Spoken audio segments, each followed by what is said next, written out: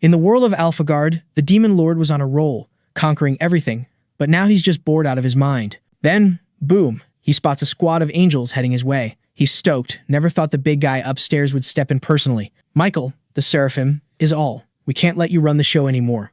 And then, it's on. Epic battle time. For 3 days and nights, he goes solo against all the angels. In the end, he's the last one standing, totally beat up but still kicking. Feeling a bit worn out, he spots Ishtar, the demon army captain. She gives an angel a face kick while the MC's like, why the betrayal now? Turns out she couldn't rebel before, but now she's eyeing heaven and earth. He cracks up at this nonsense, wondering if she really thinks she can take him down. The traitor's shocked he's still acting tough and orders all demons to attack him. Another fight kicks off, but this time he's not strong enough. Even though he dishes out some serious damage, his fate's sealed. Now, we see this dude's got skills, pulling off a self-reincarnation move. He lands in Tokyo, where dungeons are popping up, you know the drill. A Cyclops is causing chaos, smashing war tanks. Before it can harm a kid, our guy swoops in to save the day. With one punch, he makes the creature's split personalities show up. He plays it cool, and turns out he's an S-rank hunter. Skipping the boring stuff, everyone knows about dungeons and hunters. Let's get to the juicy bits. A kid's watching TV, thinking about the hunter era. He's bummed because being a hunter's all about genetics. If your dad's cool, you're cool. But if he's a dud, well, you get it. And apparently, the kid's dad's a dud who comes home and roughs him up. After a rough night, not the fun kind, the kid's phone starts glowing weirdly. Under a tree, a boy's defending his buddy from bullies. The orphanage's goal is to send talented kids to hunter school, and soon, a girl takes her test. Later, Yuzuki starts protecting the young boy, making him feel lame for needing her help. Yuzuki, dubbed a genius from day one, gets sent to hunter school super early. Knowing this, she tells the boy she can't protect him anymore, saying the weak have their own way of fighting and to live smart. Then, she walks away, leaving Hiroto feeling weak, but he knows she meant well. Still, her words cut deep. Time passes, and a group is in a beginner hunter training dungeon, a must-do for future hunter school students. Hiroto's in that group. With a healer and a support mage, two veterans force the newbies to agree on their reward terms. Hiroto thinks those two are as annoying as ever, but someone yells for them to hold up, saying rewards should be based on merit, not just handed out. Before the boy can keep arguing, he gets a gut punch. They start beating him, asking how he can be so cocky, acting like he's better. Suddenly, Hiroto tells them to stop, but he freezes, remembering Yuzuki's advice to live wisely. Then, he starts thinking he's really pathetic. The man keeps kicking him while his buddy tries to stop him, saying if the boy's useless, no one can crack the treasure.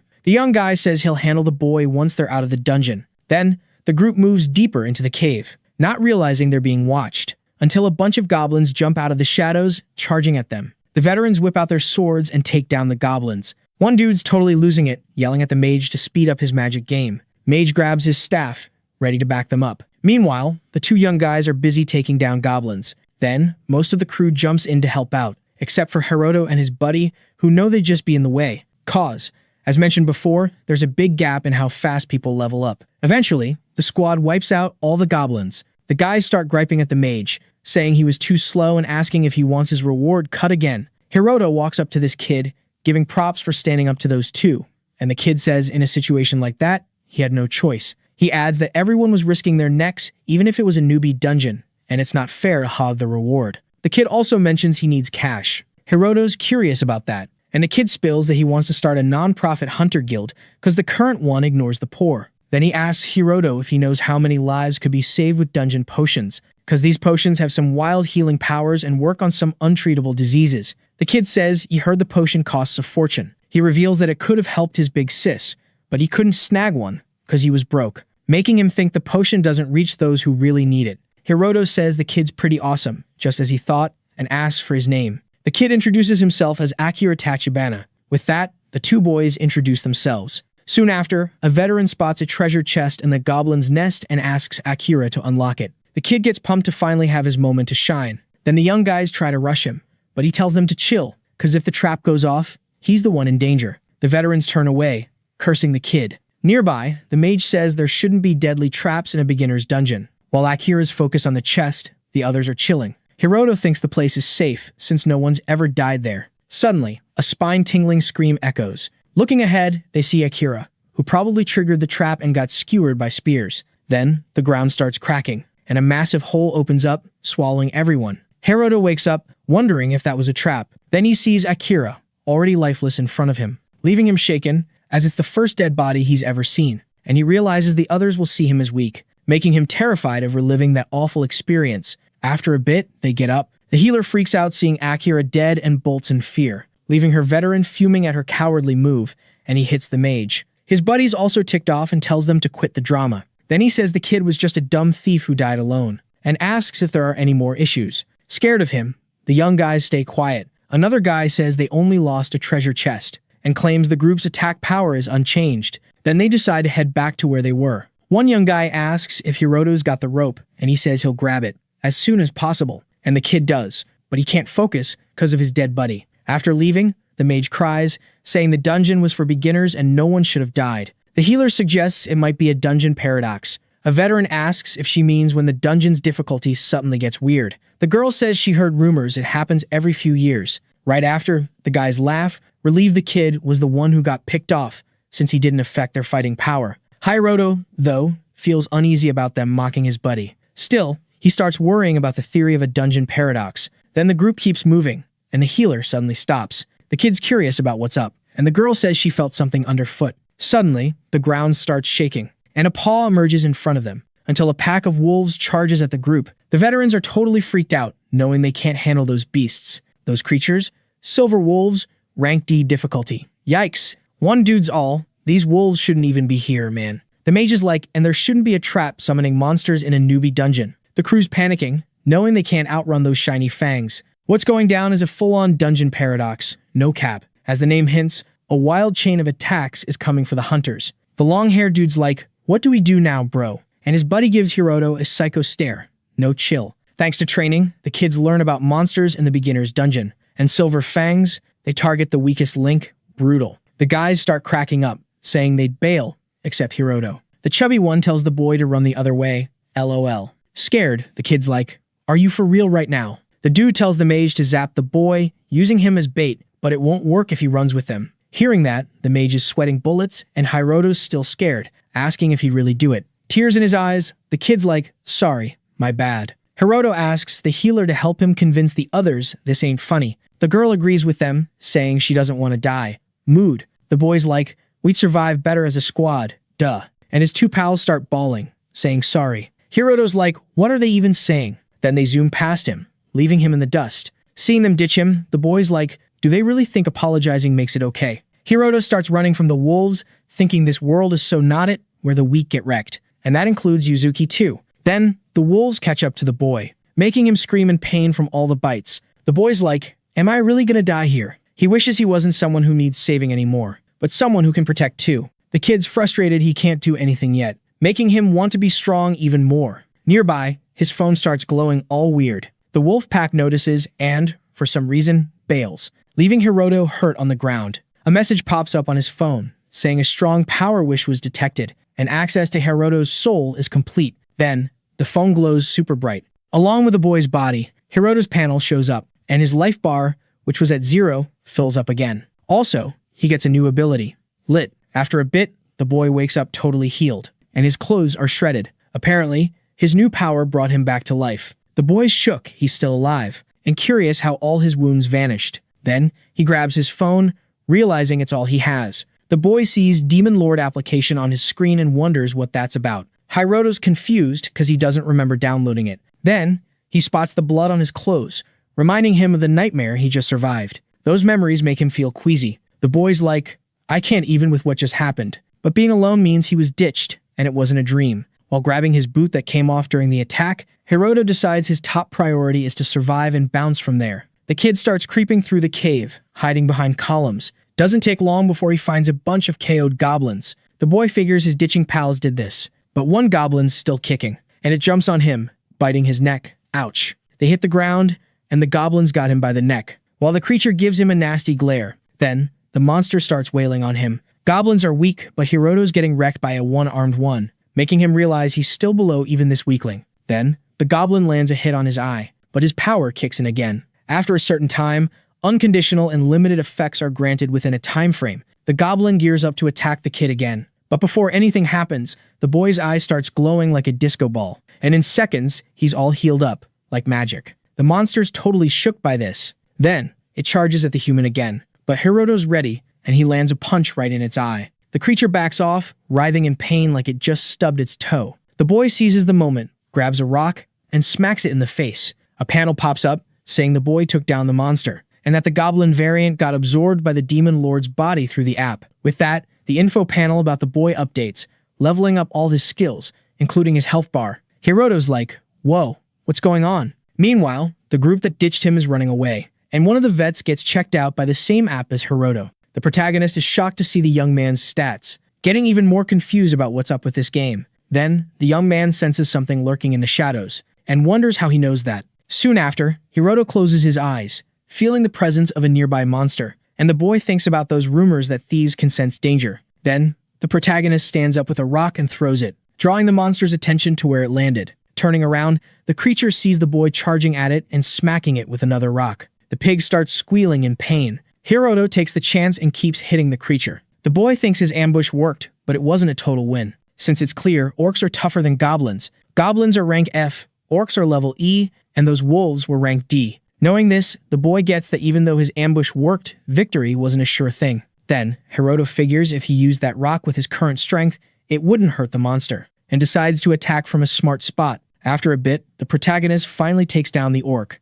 That green panel shows up again, saying a special bonus was given to all stats. With that, Hiroto levels up from 2 to 3, boosting his stats to 7. The boy's still puzzled about what's going on. While checking the panel, he notices his strength is a bit higher than the other stats. Then, the protagonist picks up that rock again. His hands start shaking with power, and in seconds, the rock shatters. The boy's jaw drops, seeing his strength level up. Hiroto wonders if this is trainee-level strength from Adventurer School, and finds it weird since he's got low aptitude. Seeing that panel, the boy questions if it's real. Some bats on the ceiling start getting hit, and the one attacking is the protagonist. Thinking about how he learned a lot from that mysterious message window, the boy gets that defeating creatures activates the Demon Lord's ability. Then, Hiroto takes down another orc with ease, as goblins and orcs are muscle types, giving bonus strength stats. The bonus from bats is for agility. Mana comes from defeating skeletons, and constitution from taking out a golem. Then, the boy opens his panel again, now at level 4, with most stats between 10 and 9. Even knowing he's leveling up fast, he didn't expect to jump 2 levels at once. The boy decides to head back to the dungeon and try to reach its deepest part, but he finds out he can't go there without permission. The young man's bummed because he wanted to take down the Silver Fang there. A window pops up, saying he has a new mission starting 10 seconds after conquering the beginner dungeon. Hiroto's like, what's happening? The panel disappears. A noise echoes in the cave, and when he looks back, the boy sees that pack of wolves. The beasts don't waste time and charge at the boy. The protagonist grins, thinking this isn't just a dungeon-level fight anymore. Hiroto checks his agility stats and realizes he's not in danger yet. The wolves start surrounding the boy, who stays super alert, trusting his sixth sense. One of the animals attacks, but the protagonist dodges it easily. Seeing that, Hiroto gets hyped, realizing he's getting super strong. Thanks to his evolution, the kid can now keep up with the speed of the Silver Fangs. Right after, he charges at one of the wolves and lands a solid kick. But, surprise, that wolf's acting like it just got a tickle. Hiroto figures out he's gonna need a weapon to do any real damage. Next thing, the wolves circle him again. The kid's super annoyed with this whole situation. He swings at one of the wolves, but it dodges like a ninja. Then, bam, the wolf knocks him to the ground. The other wolves see their chance and start piling on him. And just like that, our hero gets taken out again. But then, his special ability kicks in. His life bar goes back to full, no biggie, because the Demon Lord's life force got transferred to him. One of the hands a wolf was munching on starts glowing, and so do the other parts of his body. In no time, the kid's back to full health. Hiroto opens his eyes and realizes he's floating. But Gravity's like, nope, and he hits the ground, and acts like he's not surrounded by a pack of hungry wolves. The wolves charge at him again. His ability kicks in, bringing some serious pain tolerance. His body parts start glowing again. And, once more, Hiroto's back in action. But he's still facing the wolves, feeling kinda stuck. While getting attacked, he thinks about how having a body that won't die is a real headache. Like, for someone who's always getting hurt, dying would be a relief, but for immortals, that relief never comes.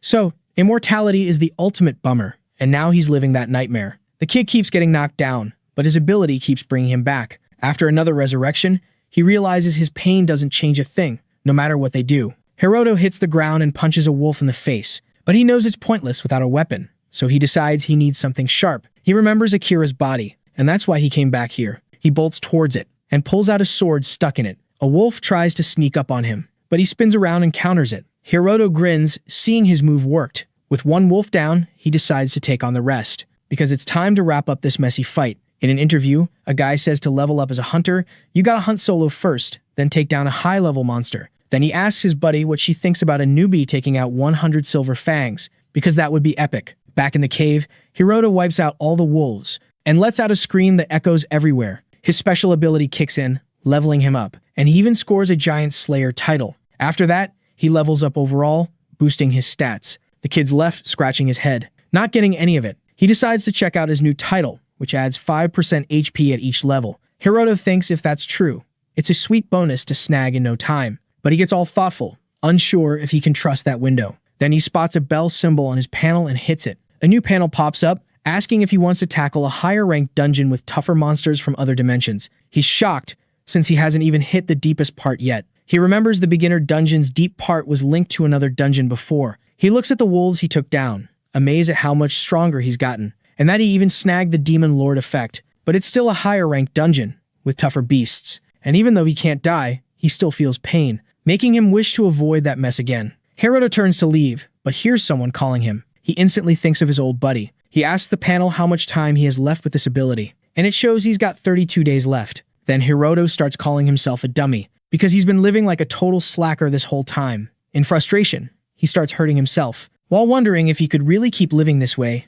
Then, that glow pops up again and his wounds magically heal. The main dude takes a deep breath and says anyone who doesn't step up won't have a future. Right after, the boy yells he's down to try that higher level dungeon, and then that glow surrounds him again, zapping him away. Meanwhile, in a house, two old-timers are having a blast. One mentions he's seen loads of dungeon mishaps. His buddy says it's still wild, since it was a death in a newbie dungeon. Suddenly, everyone in the crew cracks up. One guy points out it hasn't happened in a decade. The chubby dude stops laughing and says it's a bummer. His buddy hands him a drink, saying even the strong get shook seeing someone they know bite the dust. The man takes the drink, telling him not to be dumb. Then he mentions an inspector from the hunter school will watch their mock battle next week. The boy says that kids should join their squad, and the chubby guy says he'll make him his rival later. Then they laugh while the man moans about not being the best, not noticing the app open on one of the phones. Hiroto's clothes are shredded, clueless about how many times he's died. A wolf jumps from the shadows, chomping his arm.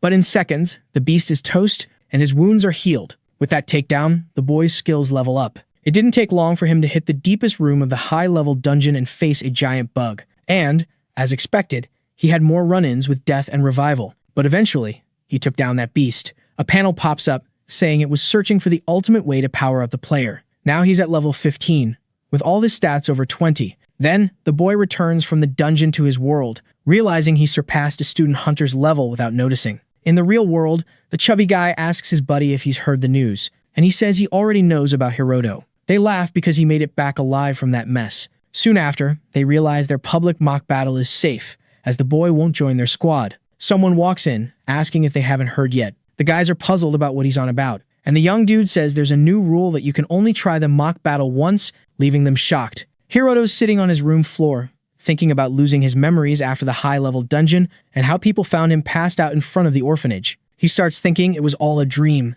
the easiest way to deal with it. Then, he grabs his phone and opens that app, thinking there are only two possible answers after coming this far. Looking at his stats, he wonders if his head's messed up, or if it was all real. Then, someone knocks on his door, and he goes to answer it, finding that skinny senior who wants a chat. They meet in a warehouse, and the man says what he wanted, waiting for him to invite him to be his rival in the mock battle. By reflex, the boy shakes his hand. The man says the young dude can't do any more mock battles that day. Then, he grips the boy's hand tight. With a threatening look, he says he'll make him remember that pain. But Hiroto feels nothing, leaving the senior baffled, wondering if the kid's faking it, as he used a lot of force. The main dude knows it's his pain tolerance skill. Right after, he lets go of the man's hand, thinking about how he feared him last time, but knows compared to the wolves, this guy's tiny. Then, Hiroto starts to grin, which ticks off the man, who charges at him. But before anything happens, the young dude's instincts kick in, making him see everything in slow-mo. With that, Hiroto dodges the hit super easily and counters with a punch to his opponent. After getting smacked, the dude's all, "What just went down?" Hiroto's like, "Whoa, did I just do that?" While the guy's wondering who this kid is, Hiroto's thinking, this dude ain't weak, he's just super strong, and he's curious about how much stronger he needs to get. Then the guy gets up, super mad, grabs Hiroto, and demands to know what just happened, because there's no way someone like Hiroto could have landed a punch on him. He says he'll let it slide if Hiroto spills the beans on his secret move, and adds that Hiroto's too weak to pull off something like that. Hearing this, Hiroto's ticked off because he could totally make this guy pay for past stuff, but he decides to chill because he doesn't want to be like him. Hiroto tells them to cut the drama. The guy's all, "Hey, you hit me first. Why you acting all innocent?" Hiroto grabs the guy's arm, putting some muscle into it, saying stopping is the best for both of them. The skinny dude lets go, and Hiroto starts to leave, but the guy's like, "Hold up." Hiroto says he won't mess with him anymore, and expects the same in return. Then Hiroto bounces out of the warehouse, leaving the guy alone, who starts raging, kicking stuff. Back in his room, Hiroto decides to draw his own blood because they all gotta give blood to check their health and hunter status. Later, he hands his sample to the doc, saying sorry for being late. As he's leaving, he realizes something. If they check his samples, they might notice his power-up. Hiroto starts feeling uneasy about it. Meanwhile, the guys with his crew getting all worked up, saying Hiroto must have pulled some trick because there's no way he could have hit him otherwise. His buddy tells him to chill out. The long-haired dude wonders if it was some rare dungeon loot, but the guy reminds him it was a beginner's dungeon. Nothing fancy there. Hearing this, the skinny dude's even more curious about how Hiroto got out of that mess. The other guy says they need to teach a lesson to anyone who underestimates them, and the guy who got smacked asks if he's trying to steal his revenge. The annoyed chubby dude grabs his buddy's shirt, saying they're having this dumb convo because he wants to handle it solo. Then he mentions there's a body check before the mock battle, so Hiroto can't pull any tricks there. The guy says the kid's not their enemy, but his buddy's still bummed. After that, the chubby dude tells his pal not to worry, because after the mock battle, they can take him down again. With creepy looks, everyone thinks the real fun's about to kick off. In a lab, a scientist checking those blood samples. Suddenly, something on his screen freaks him out, and it's Hiroto's file. Another scientist like, "What's up?" and comes over. The guy shows her Hiroto, who hasn't even started hunter school but is already high level. The woman is amazed by this kid. Seeing his boosted stats, the scientist wonders if this is what happens when people hit the dungeon paradox. Then, the guy is curious about how to report this to the higher-ups, because Hiroto was just level 1, and now he's level 15. But the woman says there's no need to report it since it happened before school, so they're not obligated to tell the country. Her colleague's still skeptical. The woman explains that the dungeon paradox is where weird stuff goes down. She mentions Hiroto's got an F-rank aptitude, meaning he won't grow much, and walks off, asking to skip the boring paperwork. The scientist's still puzzled. The woman says the world's changed since monsters showed up, and now, everything's getting harder to figure out. She adds that dungeons and hunters are the same. In a cafeteria, a bunch of people watch Hiroto chow down on a massive plate of food. The kid rolls up to the cook, asking for seconds, and she's all, "Why not just take the whole pot, dude?" Someone's like, "Whoa, this kid can eat." Then, out of nowhere, this stunning lady shows up, asking to sit with him. Hiroto's like, "Never seen you around here. Who are you?" She's all chill, saying she's a top instructor at the hunter school. She's curious if any promising kids showed up in the battle today, and jokes about her face being forgettable. But the older sis remembers her. Then it clicks for the main dude. She's the one who chatted up his buddy during the battle. She mentions there are tons of schools, and if she doesn't act fast, someone might get snatched by another place. She's seen the kid every year, but this time, something's different about him. The boy just stays quiet. Then he shuts his eyes, saying it's not a big deal. The lady brings up the dungeon accident and how some survivors get cool powers. She asks if they can chat for a bit. She's all, "My gut feelings are never wrong." Hiroto's thinking she's from his buddy's school. The boy's like, "Sure, we can chat, just don't mind my skills." When she finds out he's low level, she's like, "Oops, my bad." The kid's all, "No worries, that's normal." But then she's like, "Being low ranked is tough, huh?" She hands him her card, saying to hit her up if anything goes down. She's got his back. The main dude's thinking there are two types of people, those who rob you and those who help, and he figures she's like his friend Yuzuki. Later, at the city's hunter arena, Hiroto's thinking about rumors of the military testing weapons there. The walls are made of special dungeon stuff, perfect for battles. He heads over to where everyone's at and bumps into those veteran guys again. That lady's there too, watching the action. In the arena, a big dude walks up to Hiroto, ready to start the battle. With a smirk, he's like,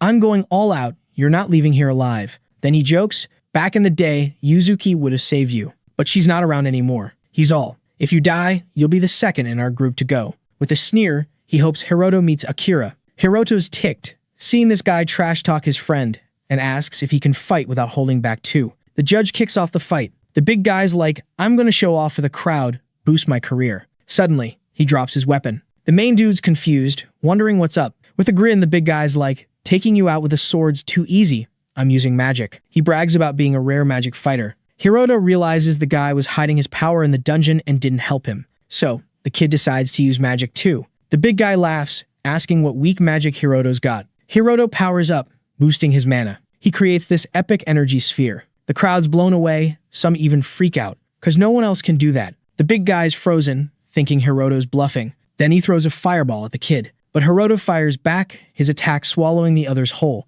Luckily, the big guy ducks, and the blast goes past, causing a massive explosion behind him. The crowd's going nuts after that epic power move. Meanwhile, this lady's on her feet, all impressed, wondering if that was some next-level magic. She then compares the dude to Yuzuki. She bounces, saying this year's got another top-tier rookie. Time flies, and the boy's chilling in bed, totally blanking on what went down after he used that power. That day, he made up his mind to hit up the same school as Yuzuki. The dude also got his advance payment straight into his account. Then, our hero dozes off, and gets whisked away to his subconscious. There, he bumps into a chained-up person. Hiroto's all, who even is this? Next thing, the boy wakes up, freaked out by his phone, because it says there's still 36 hours till the demon event kicks off. Suddenly, the app's glitching out, and the boy's shaking his phone, thinking it's busted. But instead of fixing it, the text gets even more scrambled. Hiroto's like, forget it, and tosses his phone aside, and wonders if it was some kind of event. Then, he jumps up, convinced the app's made him stronger, and decides he's ready to face anything if it means leveling up. On his phone, a message pops up, warning him to ditch the demon's request as soon as possible, or else it's organ contract time. Out of nowhere, a portal shows up on the screen, and inside, someone's watching with a grin. Then, the portal shuts, and another weird message pops up. The boy checks his phone and sees the words have changed again. Monsters in dungeons gotta be defeated regularly, or they'll break out, and cause what's known as a stampede. But there's still a ton about dungeons that's a mystery. And that city, for example, is tangled up with creatures for some unknown reason. In the car, the hero's like, isn't this the city where the total eclipse tragedy went down? The driver chuckles, saying what happened 10 years ago was a mess, but now it's under control. But the government ditched that area. Hiroto asks if that means only monsters get to live there. The driver says the only ones living there are the undead, along with folks like the boy who are into the hunter school. Then, the boy asks if all the undead weren't humans before everything. The driver explains that when the mana flow hit, it was so intense the dead started rising. Then, a zombie steps in front of the car and gets run over. The hero's shocked to see that. The boy says there's a lot the government could try, but they just bailed on the whole city. Then, he mentions if they don't take out the dungeon monsters, a bigger disaster could hit. Finally, they roll up to the dungeon portal. The driver lights a cig and says the boy can claim he's got veteran status, but there's still a level gap, as he thought. Then, the driver calls the boy a weakling with an F aptitude, and tells him not to get his hopes up about the hunter school. Then, Hiroto hops out and grabs the driver through the window. Desperate, the boy's like, I'm just a regular dude who hates violence. But the driver keeps getting pulled. Then, the hero yanks the driver out of the car. Suddenly, a massive monster stomps on the car, but the boy manages to leap away with his buddy. That thing's a Wendigo with a B-level subjugation difficulty. The two start booking it out of there. They hide behind a building, and the boy sneaks a peek at the chaos. Seeing the creature stomping on the car, the driver suggests they chill there for a bit, cause students gotta be back from the dungeon by 4, and mentions there's someone in that dungeon group called the Witch of the Burning Flame. Hiroto's like, is that Yuzuki? Then, the boy asks if the students can handle something like that. The young man replies that there are loads of people stronger than veteran level at a top school. Then, he says he doesn't know why these monsters are roaming here, but they'll be fine if they wait it out. The boy decides to clear something up and asks if the weapon in the guy's holster is real, and the guy says regular weapons are useless against those things. Hiroto whips out a dagger, saying if the dude's not going to use his weapon, he might as well hand it over. The driver wonders if the kid's actually planning to take on that beast. Hiroto's all, gotta fight, man. Then, the Wendigo starts sniffing around for them. The kid's like, guess we can't chill for 5 minutes? Huh. After a bit, the creature keeps wandering. The guy's like, are you nuts? That thing's a catastrophe-level monster. Regular weapons won't cut it. But the kid just grins, asking for the weapon. The young dude's like, you even know how to use that? These monsters have some kind of barrier on them, and people with skills have the same barrier. That's why only hunters can break through. Then, the kid asks for the weapon again. Before the guy can say anything, he feels the Wendigo's icy breath getting closer. The kid's like, hurry up,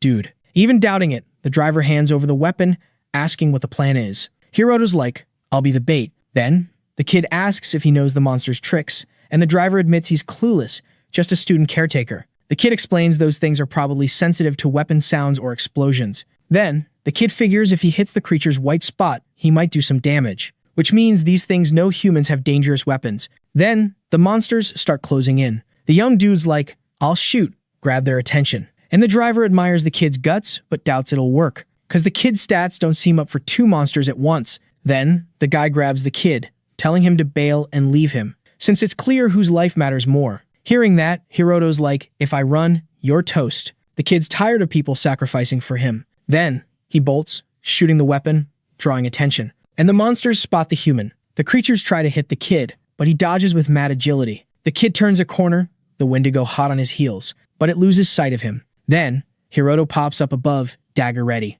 And he grins, first monster down. In a crystal cave, someone calls for Yuzuki. A kid's hyping up the girl's fire magic. The group's mage gets jelly, asking what they thought of her skills. They praise her too, but say Yuzuki's on another level. Someone tells the girl with her they could hit the dungeon's deepest part, asking if she's in. With a smile, she says yes, as long as they hustle. The mage is like, "Y'all don't get it, because no one's ever conquered that dungeon solo." Yuzuki admits there's a talent gap, but with hard work, they can do it. Hearing that, the mage is annoyed, saying she's full of herself for having an S-rank skill, and it must be nice getting strong with no sweat. The healer's like, "You don't know Yuzuki's the hardest worker in school? People even call her the witch who doesn't sleep, because she trains early and studies late." Hearing that, the witch is speechless. The kid asks why she's grinding so hard. Yuzuki's quiet at first, then spills she was bullied in the orphanage, and someone had her back. The healer's surprised anyone could scare her. Then, Yuzuki says during a test, she found out she had skills, and the boy who helped her was F-class.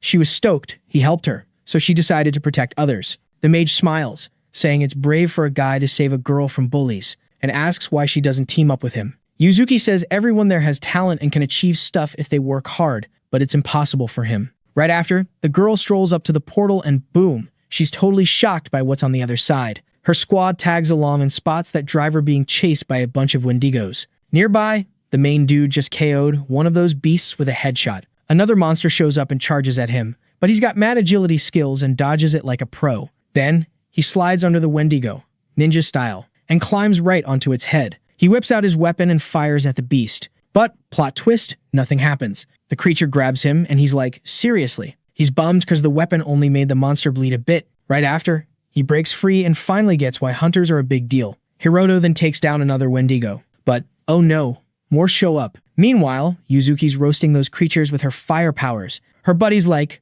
something seriously messed up here. The girl reaches the driver, asking where the bait boy went, and the guy points the way. Without a second thought, she bolts to help him. The main dude's chilling on the ground, surrounded by monster bodies. He takes a deep breath, saying it was as tiring as he thought. Because of that, he levels up to 17. Then, he gets up, saying he needs to get back to the car. Some goo starts oozing from the monster bodies, and suddenly, they start getting back up. Right after, a portal pops open in front of them. While walking, Hiroto's bummed because his stuff got squished with the car.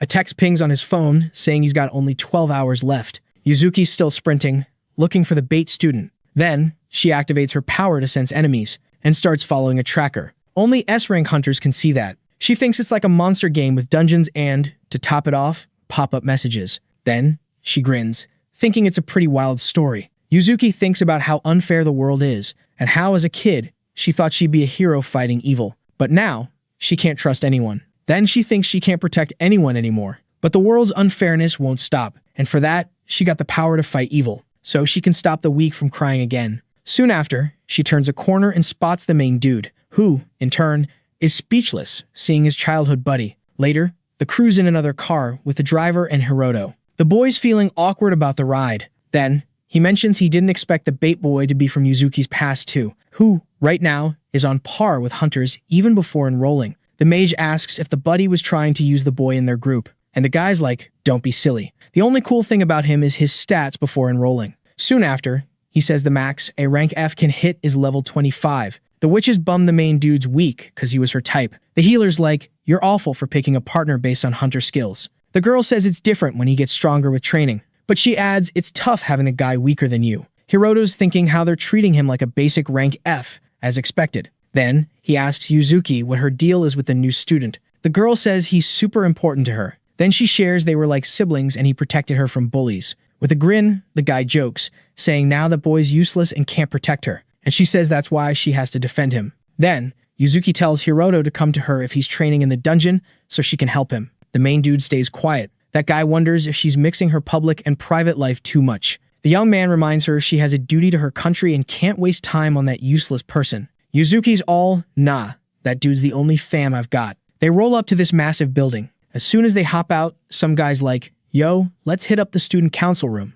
We gotta chat. Meanwhile, zombies are just chilling in the city. Out of nowhere, the ground's like, crack, and splits open. Boom, a giant symbol pops up. Then, the creatures start shrinking. Until, bam, they explode. Blood drops start floating. They merge in the air, forming dark spheres. A monster starts popping out of one. And, surprise, it's a minotaur. More of them show up, forming a whole squad. A portal opens, and they jump through. In the Hunter School's training room, everyone's gathered for a mock battle. This dude grins, saying he's got to teach the newbie a lesson, claiming it's the secret to success, to keep students alive. The healer's like, this feels personal. Then the guy's all, even if the kid's rank F, his combat's D class. And it's wild to fight a Wendigo solo at that level. He insists the kid needs a reality check. The mage is like, count me out. That tradition's a nightmare. Then the woman asks if the genius got beat up too. Yuzuki's like, nope, no one was tougher than me back then. The witch bounces, saying she can't stand that girl. The guy grabs a baton, saying just the two of them are enough, because if no one's watching, he might get in trouble.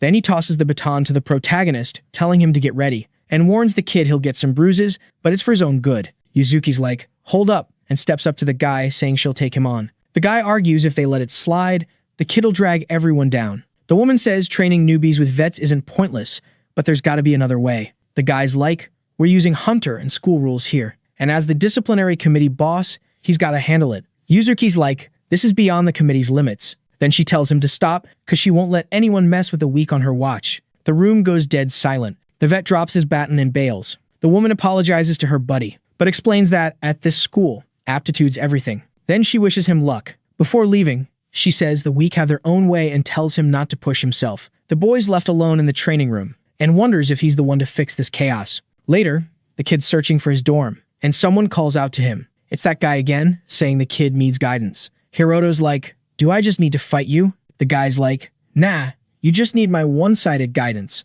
Then the protagonist's like, can I start? The guy's like, go for it. In seconds, the kid's behind him, knocks him out cold. Hiroto catches him so he doesn't faceplant. Then he leaves him there and bounces. We see a kid named Kazuya being born. His parents are elite hunters, raised in a super safe bubble. The kid thinks he's meant to be special. One day, he bumps into a giant dude. The guy lifts him off the ground. The kid slaps the dude's face to defend himself. Kazuya hits the ground, gasping for air. Then he sees his slap sent the guy flying across the street, and he grins like crazy. With his new skills, he joins the elite school. Even there, he's still top dog, thinking he's God's favorite. But then, he meets someone even better, which means their skills are off the charts. Kazuya is all like, only Yuzuki can be his partner for the ultimate life. With a grin, he decides she's gonna be his, because she's special. Just like him, thinking she's the partner God set up for him. Later, Kazuya wakes up on the ground, confused. Somewhere else, a lecture's happening. The speaker says there's a sign of a stampede in the school's training dungeon. Everyone's jaws drop in shock. Then the guy says, as everyone knows, dungeons are still a big mystery. But gadgets show monsters are on the rise. The dude warns if the mana stays high, chaos will break loose, and a disaster could hit anytime. But he says there's a way to stop it, by beating the monsters while it's still chill, lowering the mana to safe levels. Hearing this, students wonder if it's for real, but they remember the contract says they gotta help in emergencies. The young guy says he knows they're freaking out, but no worries, and spills that before teaching, they were ace hunters. Then he says advanced students will tackle the deep dungeon beasts, and tells everyone to gear up and follow their instructor's lead. Hiroto's nervous, it's his first day, and it's already wild. That girl shows up, apologizing to the main dude, saying he's got some bad luck. Then she says he should have been in the top class with the best first years. She suggests he go introduce himself there. The students gossip about the newbie with rank F skills and a special trait boosting his stats. They're shocked a guy who won't level up is there. Hearing this, Hiroto recalls his buddy saying hunter skills are everything.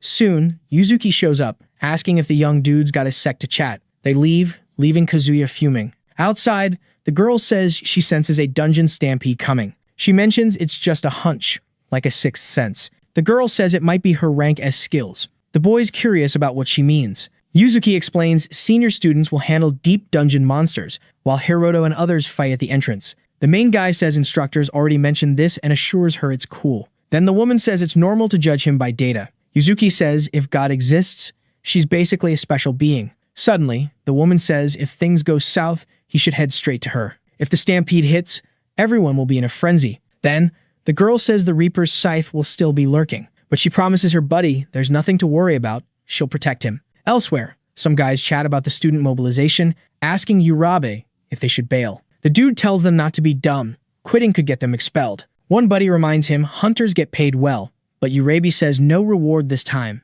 Then, someone joins the convo, apologizing. It's Kazuya, saying he's confident in their skills. The boy asks if he's got something fun for them again. With a grin, the guy says he needs their help with some stuff. Then he says there's someone he wants gone. And everyone, with their own plans, teams up. Little did they know, this training would turn into a total disaster. An hour before, all students gather at the portal entrance. The man explains those entering the deep dungeon are the instructor, with mad combat skills, and selected students with Yuzuki leading. And the rest will stay in the outer dungeon, taking out low-level monsters, and says they can do it safely if they follow orders. Right after, this dude tells the first to third-year Class A students they gotta roll with the attack team to the deepest part, cause they're the top dogs in school. The students are shook to find out they're heading to the danger zone. Their entry time, high noon, 12 sharp. Out of nowhere, someone pops up, asking why they gotta dive so deep, cause the creatures there are way too gnarly for them to handle solo. The man explains he's counting on them to back up the advanced team. And, to get specific, they'll be on medic duty, protecting the injured, or taking out any creatures that wander off from the squad. Then, the organizer says the outer dungeon layer is for students below Class B. Hiroto realizes it's just like his buddy told him, and he wonders if she's in danger too. The boy starts thinking that knowing someone he knows might bite the dust will mess with his sleep. Then, he figures Yuzuki's crew isn't exactly winning the luck lottery. But the man warns the main dude and that redhead won't join the fight. They'll stick with the attack team till the middle layer. The guy explains once the coast is clear, they gotta make sure no monsters crash the shallow layer, so the young ones are on lookout duty. The girl is ticked, asking why they can't join the fight since they're Class A2. The man says even in an emergency, they can handle it with the current squad. Then, he says even though they're Class A, they ain't strong enough. So, in this training, they gotta be picky about who to invest in. The girl wonders what he means by invest. The guy remembers those two have rank E and F skills, and because of that, they're seen as incomplete. Inside the dungeon, a bunch of creatures get roasted by the mage's flames. The commander orders the squad to get in position. Then, the students keep battling those things, taking them down over time. Until, bam, a bigger, badder version of those creatures shows up. A squad member grins, thinking those monsters are dreaming if they think they can win. Then, the creatures get kunai to the head, while that person keeps grinning, and calls the crew to join the fun. A gentleman watching from afar comments he expected nothing less, and says they have the lowest F rank cause of their attitude, but their strength is A rank level. Then, he says they should have been getting invites from the Hunters Guild. With that, they realize it's a waste of talent. The young ones roll up, calling him sensei, and the man corrects them, saying it's instructor. And the boy asks if their mission is subjugation, because they want to switch it up and do their own thing. The man gets annoyed, asking if he's going rogue again. Then, the young man says he's just being real, sticking with amateurs is a waste, and asks if it's cool as long as they keep subjugating. The gentleman says the young ones should be ashamed for their bad behavior, but they just say they'll do it their way. But still,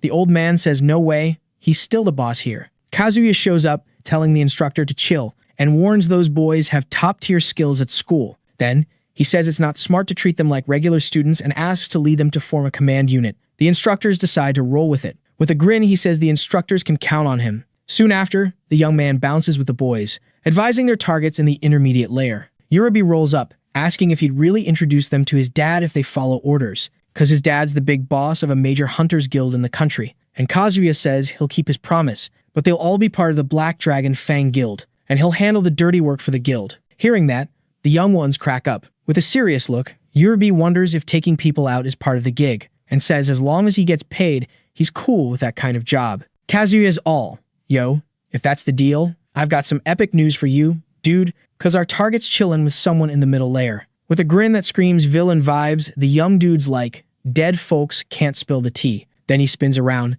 saying Urabe and his crew can go wild with Hiroto's buddy. Meanwhile, in the middle layer, the squad bumps into some Wendigos. Yuzuki's like, watch this, and slices one of those beasts in half, no sweat. But, plot twist, there's still one left standing. The girl busts out a move called air step, letting her walk on air like it's no biggie. In no time, she slices the other creature in half too. Everyone's jaws drop, totally blown away by her mad skills, while the main dude's just chillin', watching from a distance. someone rolls up, saying they expected nothing less from the school's top girl. It's that red-haired girl, totally impressed that Yuzuki can take down 2 Wendigos like it's nothing. She even says Yuzuki could lead the attack squad, and the main dude's just silently nodding in agreement, but he's also wondering if she's going a bit overboard. Then the girl goes, "Hey, I'm Mirano," and offers a handshake, saying he can drop the formalities. Hiroto's not too keen on turning his back on a stranger, but he introduces himself anyway. Then he asks Mirano about the dude in silver armor, and she says Kazuya is handling Class B in the shallow layer.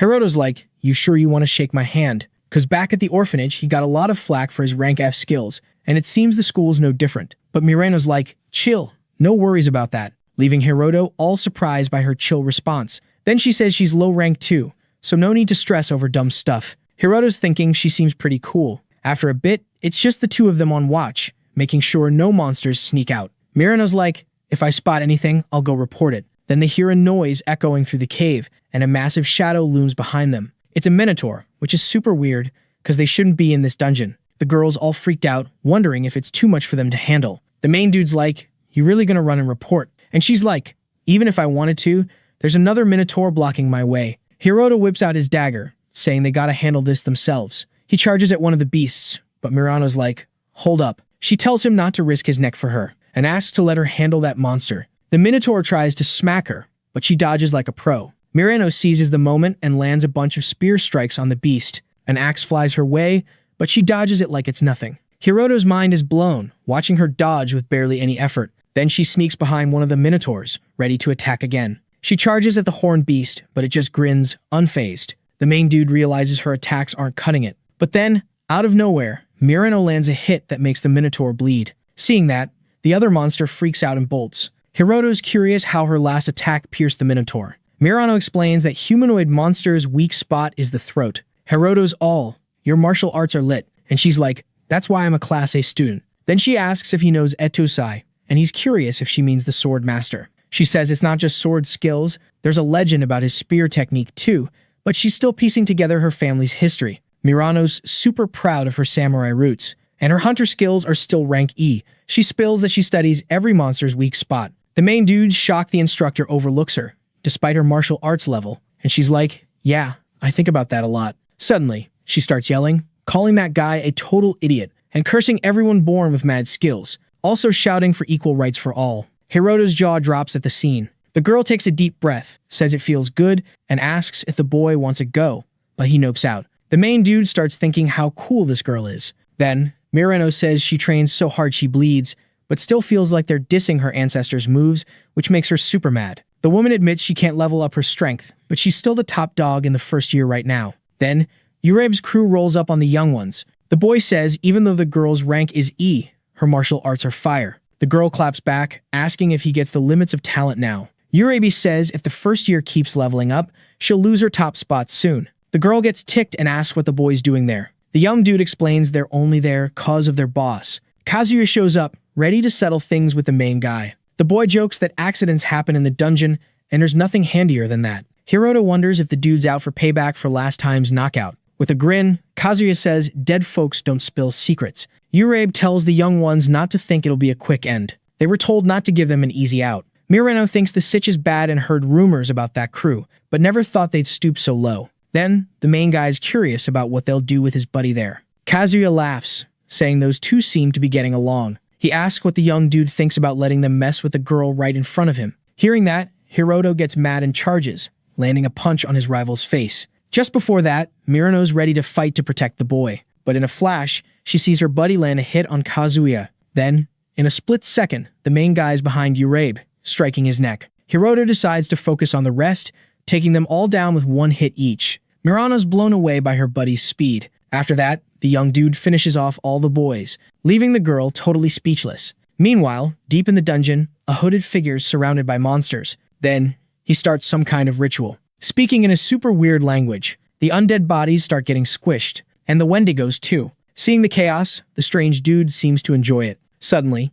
he gets crushed himself. The whole place turns into a sea of red goo. Green lights start popping out of the blood, merging into one big light. Then, it zooms down a corridor. Behind a door, there's a lab full of capsules with trapped creatures. And among them is the 6th celestial demon lord, Vasha Valtine. That green energy zips into the lab, right into the Demon Lord's chamber, waking up that beast. Meanwhile, in the dungeon's shallow layer, that energy starts forming something, until the sixth Demon Lord takes shape with armor that's subjugation level A. When that level shows up, all local guilds bail on trying to take the dungeon with just their crew. It's got the power to make a guild bounce instantly, and making students fight is just dumb. Basically, it's the start of a big mess. Meanwhile, the group takes out a bunch of creatures. One of the young dudes says he was nervous when they got the emergency alert, but thinks it was no biggie. Then, he says they were important even without slaying monsters, because they were on lookout duty. Suddenly, they hear a noise from the cave and turn to see someone in armor. Meanwhile, the main guy and his buddy nab the dudes who came at them. Then,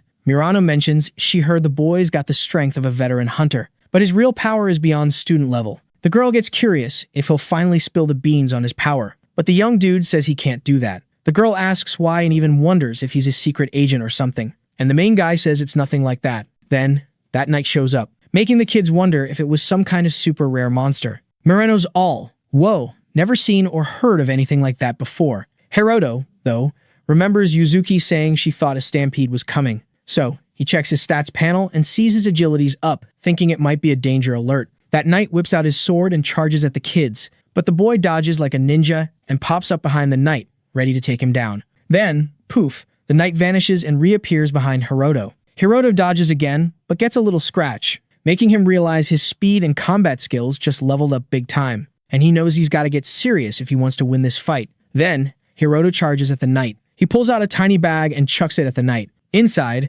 there's some spicy red pepper and mandrake mix from the dungeons, which goes boom with fire. Then Hiroto casts a flame spell, causing a massive explosion, but the armor's still shiny and untouched. Hiroto peeks inside the armor, spotting a skeleton chilling in there. The skeleton tries to attack, but Hiroto blocks it with his dagger, sending it flying. Now, he's got to fight with just his hands. The monster goes on the offensive, but Hiroto grabs it and lands a punch, knocking it down. He seizes the moment and finishes off the skeleton, and he lets out a big sigh of relief after the battle. Murano's amazed, seeing her buddy bust out some judo moves. Hiroto turns to her, saying his hunter rank is F, so he tried everything, even judo, to get stronger. Then, with a grin, he says he's giving it his all. Meanwhile, somewhere else, another knight is causing chaos. The students are freaking out, wondering what that thing is. Then, the monster wipes out the humans. The students are getting more and more scared. A scientist shows up, telling them to chill and act like hunters. She says it might be one of those random dungeon accidents.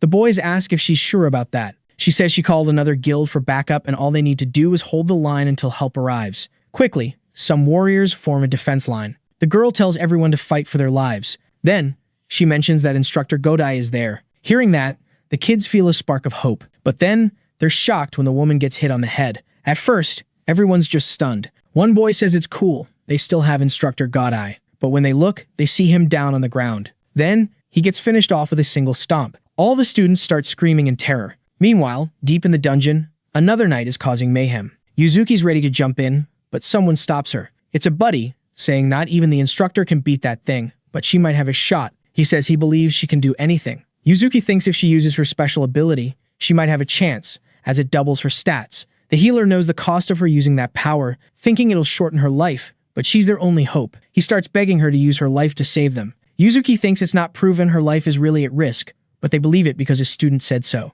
Seeing her ready to fight, the others thank her, while she looks at them, thinking they're selfish. Then, she activates her ability, and flames cover her body.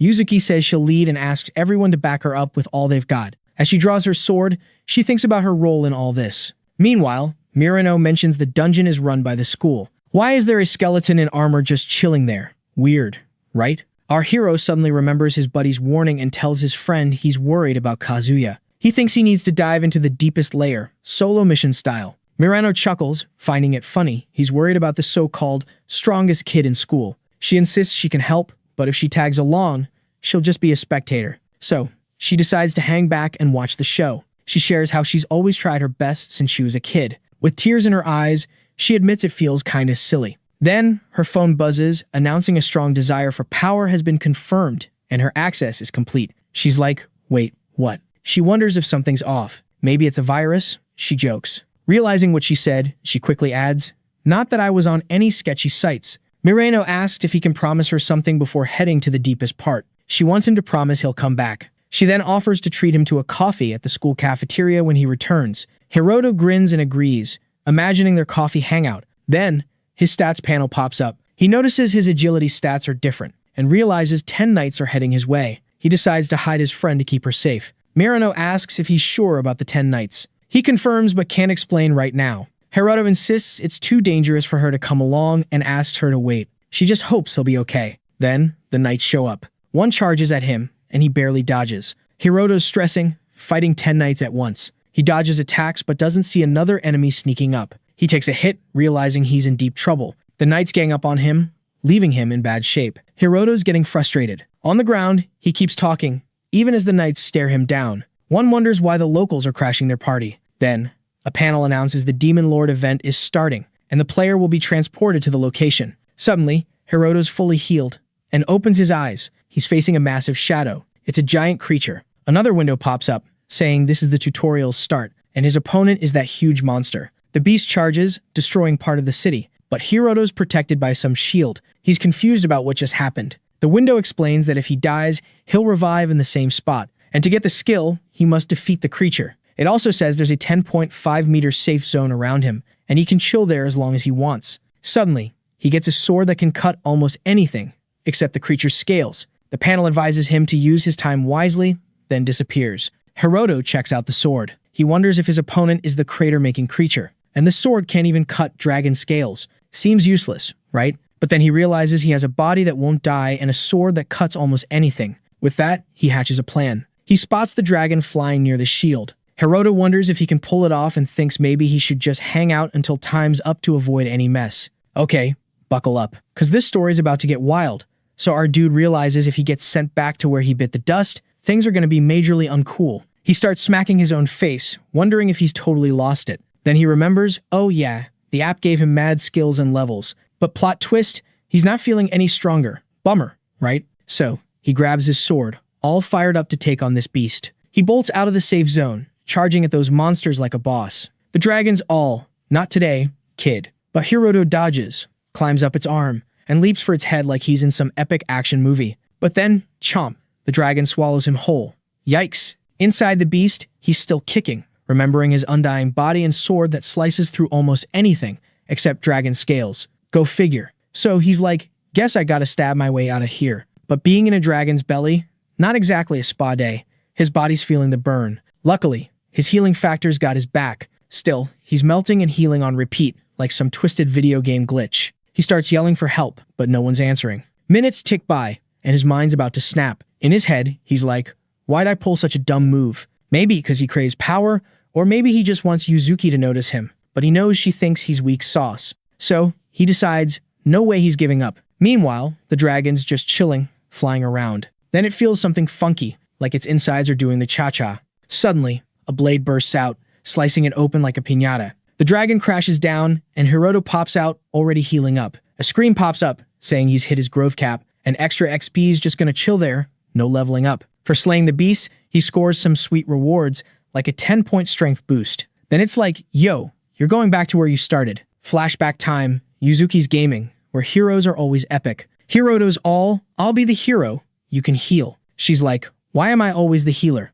And he's like, fighting's a dude thing. Plus, I don't want to see you hurt, even in a game. She smiles, and he's all flustered. He tells her if she's ever in a jam, she can call him. Fast forward, Yuzuki's now a big deal. She's living her dream role in the game. But she's like, being a white mage was chill. This hero stuff's heavy. Meanwhile, she's battling knights, wondering what's up with them. She's wiped after taking down one monster, but there's more. She's thinking maybe she's not cut out to be a hero. Scared, she's like, I'm toast. No backup, just her. Her hands are shaking, and she realizes she's scared because she's been too busy being what everyone wants. She drops her sword, kneels as the knights close in. She's calling for help, even shouting for Hiroto. A monster's about to finish her, but bam, someone swoops in, taking it down. She's speechless, remembering Hiroto's promise to always help. She's wondering how his weak skills got him here. Hiroto's taking out knights left and right, leaving her mind spinning. But watching him, she finally gets it. With a grin, she's like, why didn't you get here sooner if you're so strong? He's like, I ran as fast as I could.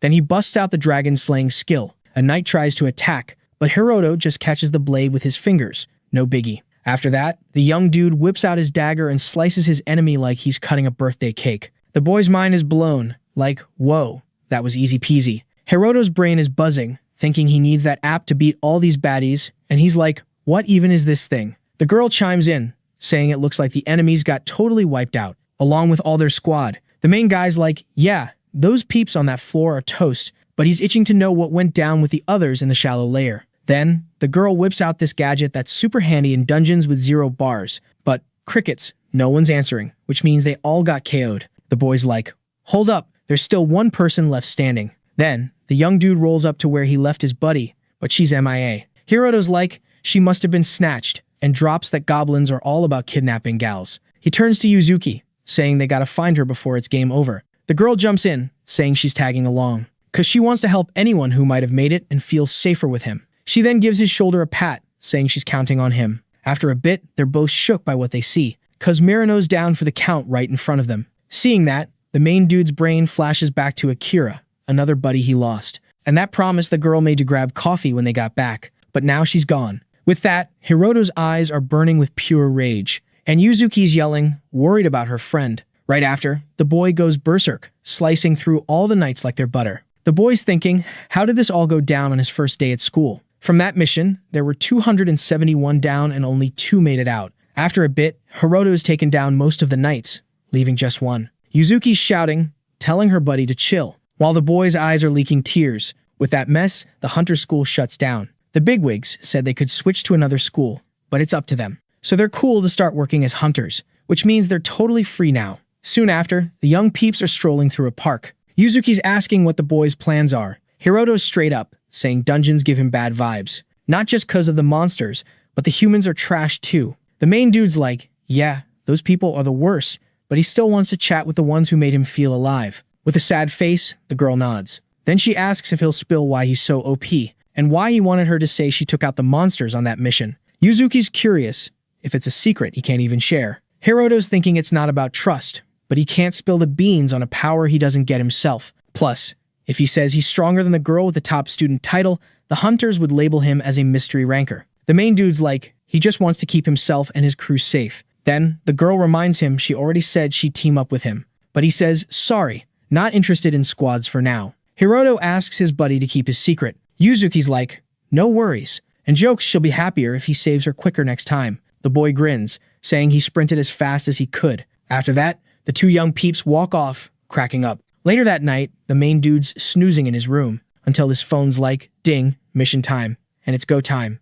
Soon after, the young dude zapped away. A screen pops up, saying someone has to bite the dust to win. Hiroto clocks there's someone else there with him. Turns out, it's Moreno. Another screen says both players know the deal now and attacks are a go. Both the girl and the main dude feel super awkward seeing each other, cause now, they gotta go all out to take each other down. 7 days ago, Hiroto was wrecked after finding his friend's body, but after he left, he got zapped away. She's taken to a coliseum. Confused, she's like, where even am I? A panel pops up, saying the link with Lucifer is a go, and boom, she's got the Morning Star power. The girl's totally shook seeing this. Then, the screen hints she can take out the other player, and she's all, what's that about? Suddenly, across the arena, a light flickers, and slowly, a body starts forming, until, bam, the main character shows up. Both are like, whoa, it's you. Marino says those dark nights took her out, and when she woke up, she got this mission. The boy asks if she knows about the Demon Lord app, and she's like, you mean that virus on my phone? The boy's shocked there's someone else in this mess. The girl's curious about what's going down, and Hiroto spills the tea about the app. In a lab, someone walks in, asking how things are rolling. His buddy says the boy's the top pick, but so far, they're just chatting. One guy says this is Snoozeville for the audience and suggests stirring things up without messing with the fight. In the arena, Mirano's like, can't believe what my buddy said. The boy's like, same, but I'm getting crazy strong. The girl's wondering what to do since one of them has to lose. Then she's curious if her buddy also didn't die. The boy thinks Mirano's power and her comeback are different from his, wondering if their apps aren't the same. But he figures there's no point in overthinking and tells her if 3,600 seconds pass, it's a draw. The boy says they just gotta chill and wait it out. But then the screen warns the fight ends only when one's out, leaving them super annoyed. Then, both get a smack on the ears. A panel says a tie's detected and penalty time's on. Seeing blood, the boy's like, is this the punishment? Then he starts feeling weird, wondering what's up. Mirano feels off too. Her eyes change color. Then she acts like she's controlled, saying she must take him out or else. Seeing this, the boy's like, what are you on about? But soon he's acting weird too, and says she's right about the whole kill or be killed thing. They both get ready to rumble. Mirano makes the first move, using her Morning Star power, but the boy dodges it like a pro. Hiroto thinks if he gets hit, he's toast. But no way he's getting hit. He recognizes her skills, like spear moves and martial arts, but their stats are way different. With a smirk, the boy tells her to quit the fight. Suddenly, she lands a punch on his face, but he's like, that was weak. Just like Yuzuki back then. Thinking of his friend, he snaps back to reality, realizing they're really in a death match. Then he's controlled again, but he fights it. Distracted, he gets attacked by Mirano. Then Hiroto regains control and starts pleading with her to listen, but she keeps hitting him. With no choice, he kicks her away, and she snaps out of it, apologizing. The panel's back, telling them to finish each other off, but the boy's mad, saying no way, and she agrees. They earn the title, Those Who Defy the Will. Hiroto wonders whose will they defied, but figures it doesn't matter now, just the powers do. He asks if Mirano got a title too, and she says yeah. Hearing that, he goes quiet, thinking it's just like what he got. Then he asks if she wants to go down together. She's shocked. Hiroto says he's suggesting it because he doesn't want to end her, and it's better than just waiting to die, so he's taking the lead. The girls all chill with it. The boy gets why they got the title, but those powers, they bug him. Since they didn't follow orders and bailed on the mission, he's like, do we really need powers if we're cool with dying? Then he's all, these apps are just like a game. Just like when he last went after the Demon Lord, dropping hints for a path no sane person would take. Hiroto's like, there's gotta be some game in this duel too, because you can totally feel someone's vibe behind it. And in that app, someone's betting on their fight, and he wouldn't even be shocked if it's true. Mirano's like, what's the plan? The main dude's like, the title and powers gotta be important, maybe a clue or something. Then he hands a spear to the girl and asks if they should try to bounce. Hiroto's like, not enough proof for that. Then, the arena door starts opening, and the guy's like, guess I was right. They head into the corridor, and the main dude's like, looks like we're on track. Then they start sprinting, cause time's ticking. Because of this, they start getting penalties, losing HP bit by bit. Later, Hiroto and his buddy keep running straight, taking hits as they go. The boy's stressing cause their health bar is dropping fast. The girl's like, we've got less than 10 HP left. And the boy's like, yeah, this is bad news. Hiroto thinks their wounds aren't too bad, but there's still a ton of blood. Mirano's like, wanna turn back? She got a message saying no penalties if they do. The main dude's like, why bother? We just end up fighting each other. The girl's like, I know, but we're toast if we keep this up. Then, the boy spots a light, and they decide to book it towards it. But Mirano trips. Hiroto's worried and tells her to hang on. They're almost there. The boy decides to carry her because he's not dying here. Even so, he keeps taking penalty hits. Because of this, his HP drops to 1. The main dude's like, this crazy app made him make wild choices thanks to those mystery folks. It's like being in a nightmare. Then, the boy takes another penalty hit, losing all his life points. But somehow, he gets 1 more HP. The boy jumps up, yelling, and keeps carrying her to the light. Once through the door, a window pops up saying both players survived and got the title Those Who Rebel Against the World. Meanwhile, the app guy's like, most people voted for them to escape, and it's been ages since he's seen such a big voting gap. Someone's like, was that cool? And the guy's curious if he means the last-minute save. The guy's like, chill, they didn't start with full HP. He says the arena fight was their doing, and he just played fair. Later, the main dude's chilling in his room, messing with his phone, while Mirano's taking a bath. The boy's wondering what kind of app that was.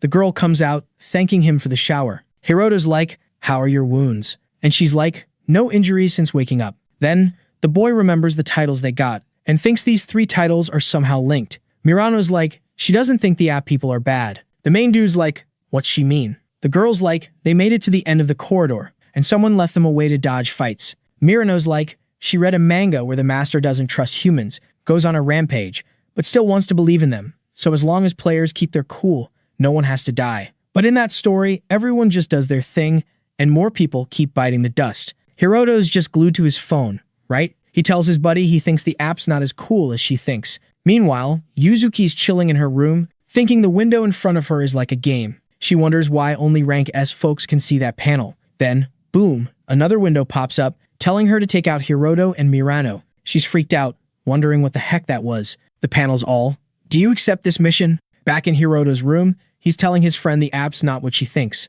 And she's all curious, like, what do you mean? Suddenly, a window pops up, saying she's got 10 days before meeting the Death Pursuer. Mirano's like, what's a Death Pursuer? The main dude says they dodged having to take each other out, but they're still under control, you know? Time flies, and the dude's on the phone with someone. It's Yuzuki, asking why they're being targeted. He's like, I dunno. Then he spills the tea. Mission starts in 10 days, Then they gotta survive 24 hours. Since she bailed on the mission, she's probably on another one. Then he asks if only rank S hunters can see those windows. She says she read it in the hunter's guide. He figures app users like him and Mirano can see it too. Hiroto's like, any idea who took the mission after you bailed? She takes a deep breath, thinking he's definitely up to something. He says it's better if she stays clueless, but she's like, you can tell me. Back to hunting, Yuzuki says the mission's probably going to another rank S hunter. She mentions an organization of rank S, folks called Demon Lord Hunters. She's still a student, so she's not in yet. She says a member told her the names because rank S can beat the Demon Lord in the game.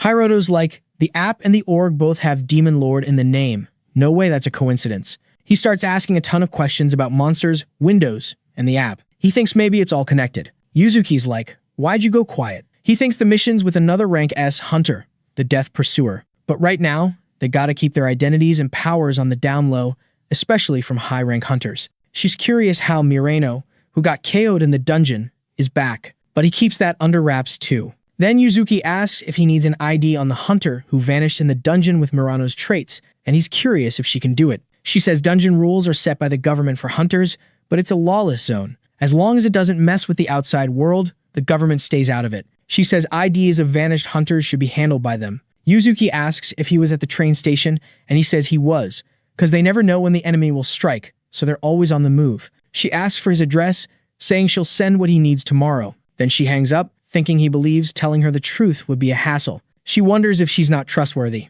Later, the boys are strolling in a mall, and Mirano's like, we can't live in a hotel forever, wondering about their cash flow. Because when they got back, the main dude got her a new phone. Hiroto's all chill, telling her not to stress, because he's still rolling in cash from that last dungeon mishap payout. Then he's all, yo, we're hitting up the dungeon tomorrow so you can start stacking that cash. Suddenly, he remembers his buddy's epic skill move. Out of nowhere, he loses track of her. Finds her totally zoned out, staring at a bunny plushie. Hiroto rolls up, calling her to bounce. He starts chatting about the route they gotta take in the mall, but she's still vibing with that plush. Soon, he notices that Pink Bunny is everywhere and wonders if it's the new hotness. Meanwhile, Marino's still in a trance over that bunny. Seeing this, he's like, you want that thing or what? She just beams at him, all sweet. Hiroto's thinking, at first, he thought she was cool, then interesting. But now, he's low-key thinking she might be a bit quirky. After snagging the plush, they get back on track. His phone starts buzzing, and he's wondering if it's Yuzuki hitting him up. But nah, it's the app saying he got a gift. And a message from the Demon Lord Alpha Guard. The gift? An SS rarity sword that gets beastly with human blood, turning into a god-slaying weapon. Plus, he unlocked the item box, so now he can stash his stuff. But he's not too hyped about that. He's all about the bloodthirsty sword. Mirano notices he's glued to his phone, so she asks what's up. Hiroto just shrugs, saying the app's got some whack taste. Meanwhile, in a dungeon run by the Hunter School, a squad's battling one of those knights. The swordswoman sneaks up and lands a hit that knocks off its helmet. Everyone's shook to see it's an undead. The mage tries his holy light move, but the skeleton keeps swinging at his crew. The boy's like, there's no purifying this thing. His buddy says undead hate fire, then blasts the monster with flames. Totally roasts that creature. The crew jokes it took 5 rank B peeps to drop that thing. A girl asks if her buddy can solo that night, and he's like, nah, one-on-one ain't enough. Then someone says there's a bunch more inside and wonders if they can handle it. The boy suggests calling a rank A hunter, but that's a no-go, because the association won't send a rank A for a subjugation. They laugh, saying the association only cares about their budget. The swordsman asks for a sec to think, cause dungeon deaths are high from random stuff. Right then, another monster shows up, but this knight's armor is white, not black. In a flash, it moves and stabs a crew member, freaking everyone out. The shield guy tries to block, but the knight's sword gets through and takes him out. That boy's like, call a rank S for this thing. But before he can finish, he loses his head in the fight. Then someone shows up laughing, asking if that means it's rank S difficulty. This dude's got no armor or gear. The knight swings its axe at him, but it doesn't even scratch him. Then he hits the knight. The crew's blown away. Then, the boy hugs the monster and crushes its armor with just his muscles. Totally wrecks that knight. The boy watching says that dude's special, cause he's rank B level, but with rank S skills. Even though he's new, his skills match top rank A hunters, and soon he'll be rank S. Hearing that, the guy thinks the kid's not wrong, but even he can't one-shot that thing. So, he used the shop feature only rank S folks can use and bought an item with his credits to help in the fight. Right after, a window pops up offering a mission to take out Hiroto and Mirano, with credits as a reward. Seeing Hiroto's name, the guy wonders if he's one of the kids who survived the dungeon incident, but he grins, saying taking out a kid for 5,000 credits is a breeze, decides to take the mission. Already dreaming of all the cool stuff he can snag, the dude heads to the shop to check out the goods. But, plot twist, the top-tier God Slayer weapon is already gone. He's like, who's got the creds to snag that? A rank S baller. His crew rolls up, all curious, asking if something's up, and he's all, nah, nothing major. Then he's like, so, that night, is he rank S tough? The squad's like, yeah, probs. Grinning, he's like, sweet, my plan's gonna work then. The kid spills that a rank B squad ran into a mega monster and got wiped, except for him. Hearing that, the squad's all shook. Then the dude's like, let's cash in everything we've got. Cause, duh, they're top-tier rank B hunters. The kid's like, dude, quit joking, you'll get busted. They'll see your loot. But before he can finish, the dude covers his mouth, saying he's got this item box skill, storing stuff in a secret space. Then he's like, got a bunch of junk that does that to stay hidden. The dude then takes out the kid in front of his friend, leaving her totally freaked. Then, with a creepy grin, he's like, wanna turn you into cash too. He grabs the girl, saying he loves causing chaos, especially with the ladies in this wild place. After taking out the girl, he laughs, saying death's coming for Hiroto and Murano. Later, the hero and his buddy meet a lady, and she's like, heard you're house hunting together. The boy's like, yeah, looking for a 2-bedroom crib. Then she's like, your budget's 30K each, but for a 60K mansion, that's a steal. But if it's a love nest you're after, we can work something out. Hearing that, they're all blushy. Suddenly, someone's like, what's this couple talk? Murano turns and sees Yuzuki right there. The girl's like, I get the whole safety thing, but didn't know about sharing a room. The hero tries to explain, but she cuts him off, handing him a bag. She's like, here's what you asked for, plus some basics for Murano, made of myself. Then she's like, fine with secrets, but no lies. And don't treat me like a sidekick in your romance. Then she bounces, leaving things super awkward. In a building, the hero and Murano check out a panel. Hiroto's like, got Yuzuki to see it was a mix-up, no need for drama. The girl's like, did she get mad because she thought he lied or misunderstood? Then she's like, maybe Yuzuki feels the same way she does. The hero notices her staring and asks what's up, but she's like, nothing. Hiroto's like, gotta dodge the Death Stalker, need to level up for better odds. His hunter ranks F, meaning he's maxed out. But by taking down new monsters, he can power up with his gluttony skill. He remembers Murano doesn't have gluttony, but she's got room to level up. Plus, her martial arts are epic. He's impressed how her attacks didn't hurt the Minotaur cause of strength, but her tactics rocked. With her skill, they can tackle high-rank monsters and level up faster. Murano's like, knew finding a quick-level dungeon was a long shot. The hero's like, gotta level her up, so they need to conquer a monster-packed dungeon.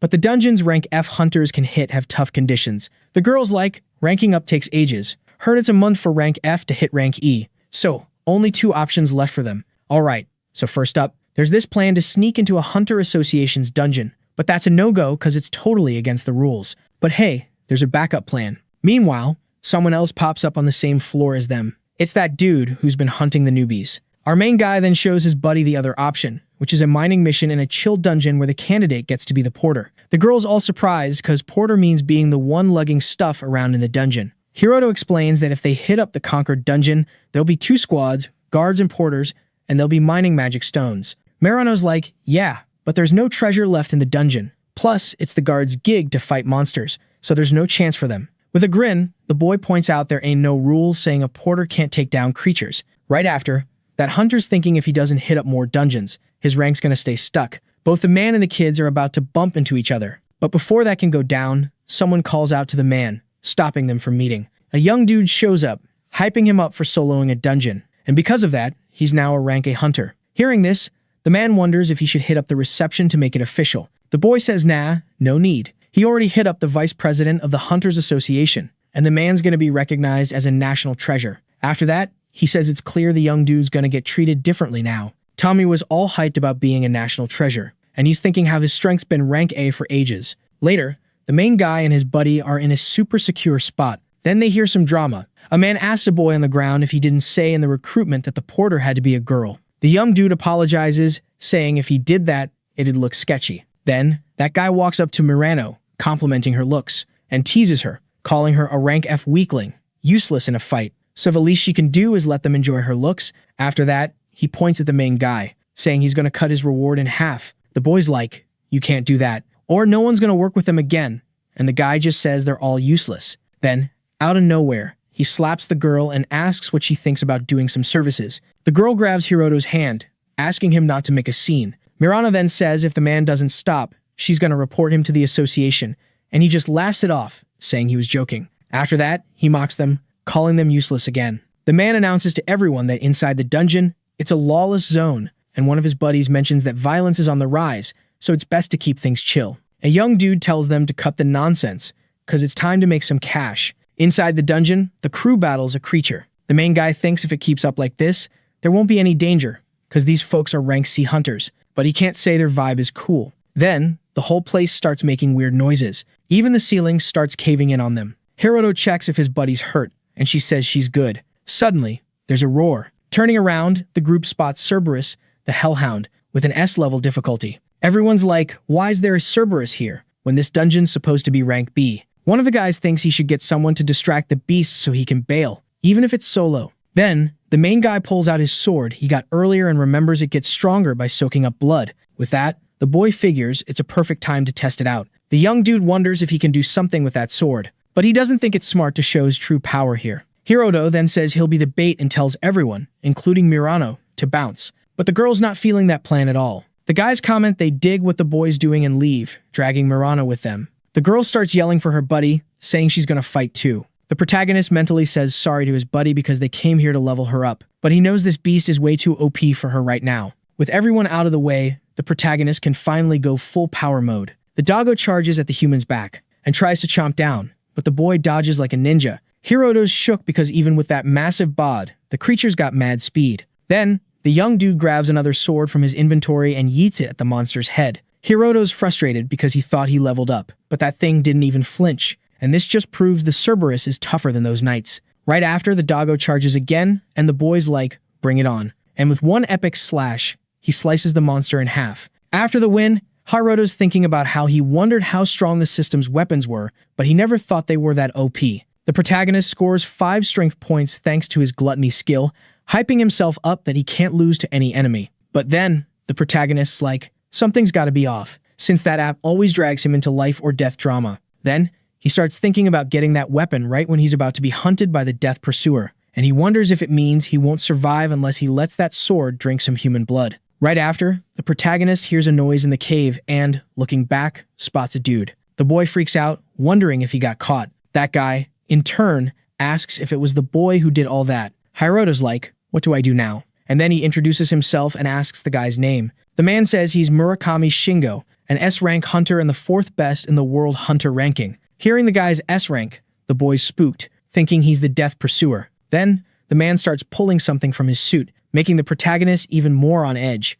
But Murakami just hands over a card, and the young dude's like, huh. The boy then asks if he's a newbie hunter and explains it's a thing to show your guild license when meeting someone new in a dungeon. Hiroto checks the card and sees the guy's aptitude is rank A. Then, the boy remembers Yuzuki saying only S-rank folks can see the window, meaning this guy is not their stalker. The man also peeks at the boy's card, finding out he's rank F, and jokes that the young dude had it rougher than him. Right after, he's curious about who did all that. The protagonist makes up a story that when the Cerberus attacked, someone swooped in to save him. Hiroto's sweating because he's just spouting nonsense and doubts the guy will buy it, but instead of catching the lie, Murakami says it was another job of X. The boy's curious about what he's on about, and the man tells him to ignore it, just talking to himself. Then, the young dude asks why an S-rank hunter's in a basic dungeon like this. The man says it's because of the dungeon accident, and spills that there have been many accidents before this one and there's a clue here. So, he decided to do some detective work. The protagonist's curious about what he's talking about, and, once again, the man says he's just talking to himself. Right after, Murakami decides to bounce. But before leaving, he says maybe it's fate they met here. And he mentions the dungeon accident happened because a monster that usually doesn't show up just popped out. Then, he says he knows it's tough, but asks the boy to steer clear because something's fishy. The boy's like, thanks for the heads up. Then, he checks out the stats panel, realizing that even without a system alert, he knows this guy's strong just by those numbers, comparing him to an absolute beast, making him realize his strength isn't there yet. Murakami, meanwhile, thinks about how he's seen this before, and figures there are signs an unknown hunter used rank A or even S power, and it can only be X's work. Then, he starts suspecting the young dude, but soon drops it, thinking a force that can wreck a place like this must be rank A, so no way someone with rank F skills could pull that off. Meanwhile, in some building, a bunch of people are chilling. At the table, there's the Hunters Association boss, Oyamada, with Murakami and a dude named Takeshi. Suddenly, there's a knock on the door and the old guys all come in. A young dude named Takato from the biggest entertainment agency around walks in. He's all, "Sorry, I'm late. Was busy filming a drama." Oyamada's like, "What do you think being a hunter means?" Takato's all, "It's a way to stand out." The president's not having it, and Murakami's like, "Chill, dude." But the old guy's fuming, saying young folks are too cocky, asking what they think he is. Takato's all cheeky, "Maybe they think you're nuts." Murakami's over it, tells the president to save the speech, they're wasting time. Oyamada kicks off the Rank S Hunters meeting, talking about the Demon Lord problem. Takato's curious, like, "What's that about?" The old guy explains they gotta talk about the Demon Lord's hunters. With a grin, Takato's like, "So, not about the app then." The president's confused, and the boy's like, "Nah, nothing." Annoyed, the old guy's like, "Did you make a chat app for us?" And the young dude's like, "Something like that." Then, Oyamada says the meeting's about the old National Diet Building, aka the Nagata Dungeon. It's one of the 7 big dungeons, and countries are trying to tackle it, but no one's got it yet. When the 7 big dungeons showed up, all of New York got swallowed. The old guy's like, "We can't mess this up, it's about our country's pride." He also mentions the new generation's doing its own thing, reminding everyone the Hunters Association's in charge of planning. Takato's like, "I'll let the others know," but he asks if the old guy's jealous of them, Rank S Hunters, because he's second in rank just behind Kuju Ayako. Murakami's like, "The rank leader never shows up, and the new gen's a headache." Then the young dude's like, "Stop disrespecting the Hunters Association," and he agrees. Takeshi, who's been quiet, asks about the Artemis School incident. That guy's Kazuya's dad, who hears the investigation on his son is done. The young dude's mad, saying his son would escape danger because he taught him, being rank S since forever. Plus, his son's got an artifact to sense dangerous demons, so no way he's dead. He says there was a fight in the dungeon, and that's why his son couldn't escape. Takato remembers 2 survivors from that incident, saying if he's right, those who fought his son are probably gone too.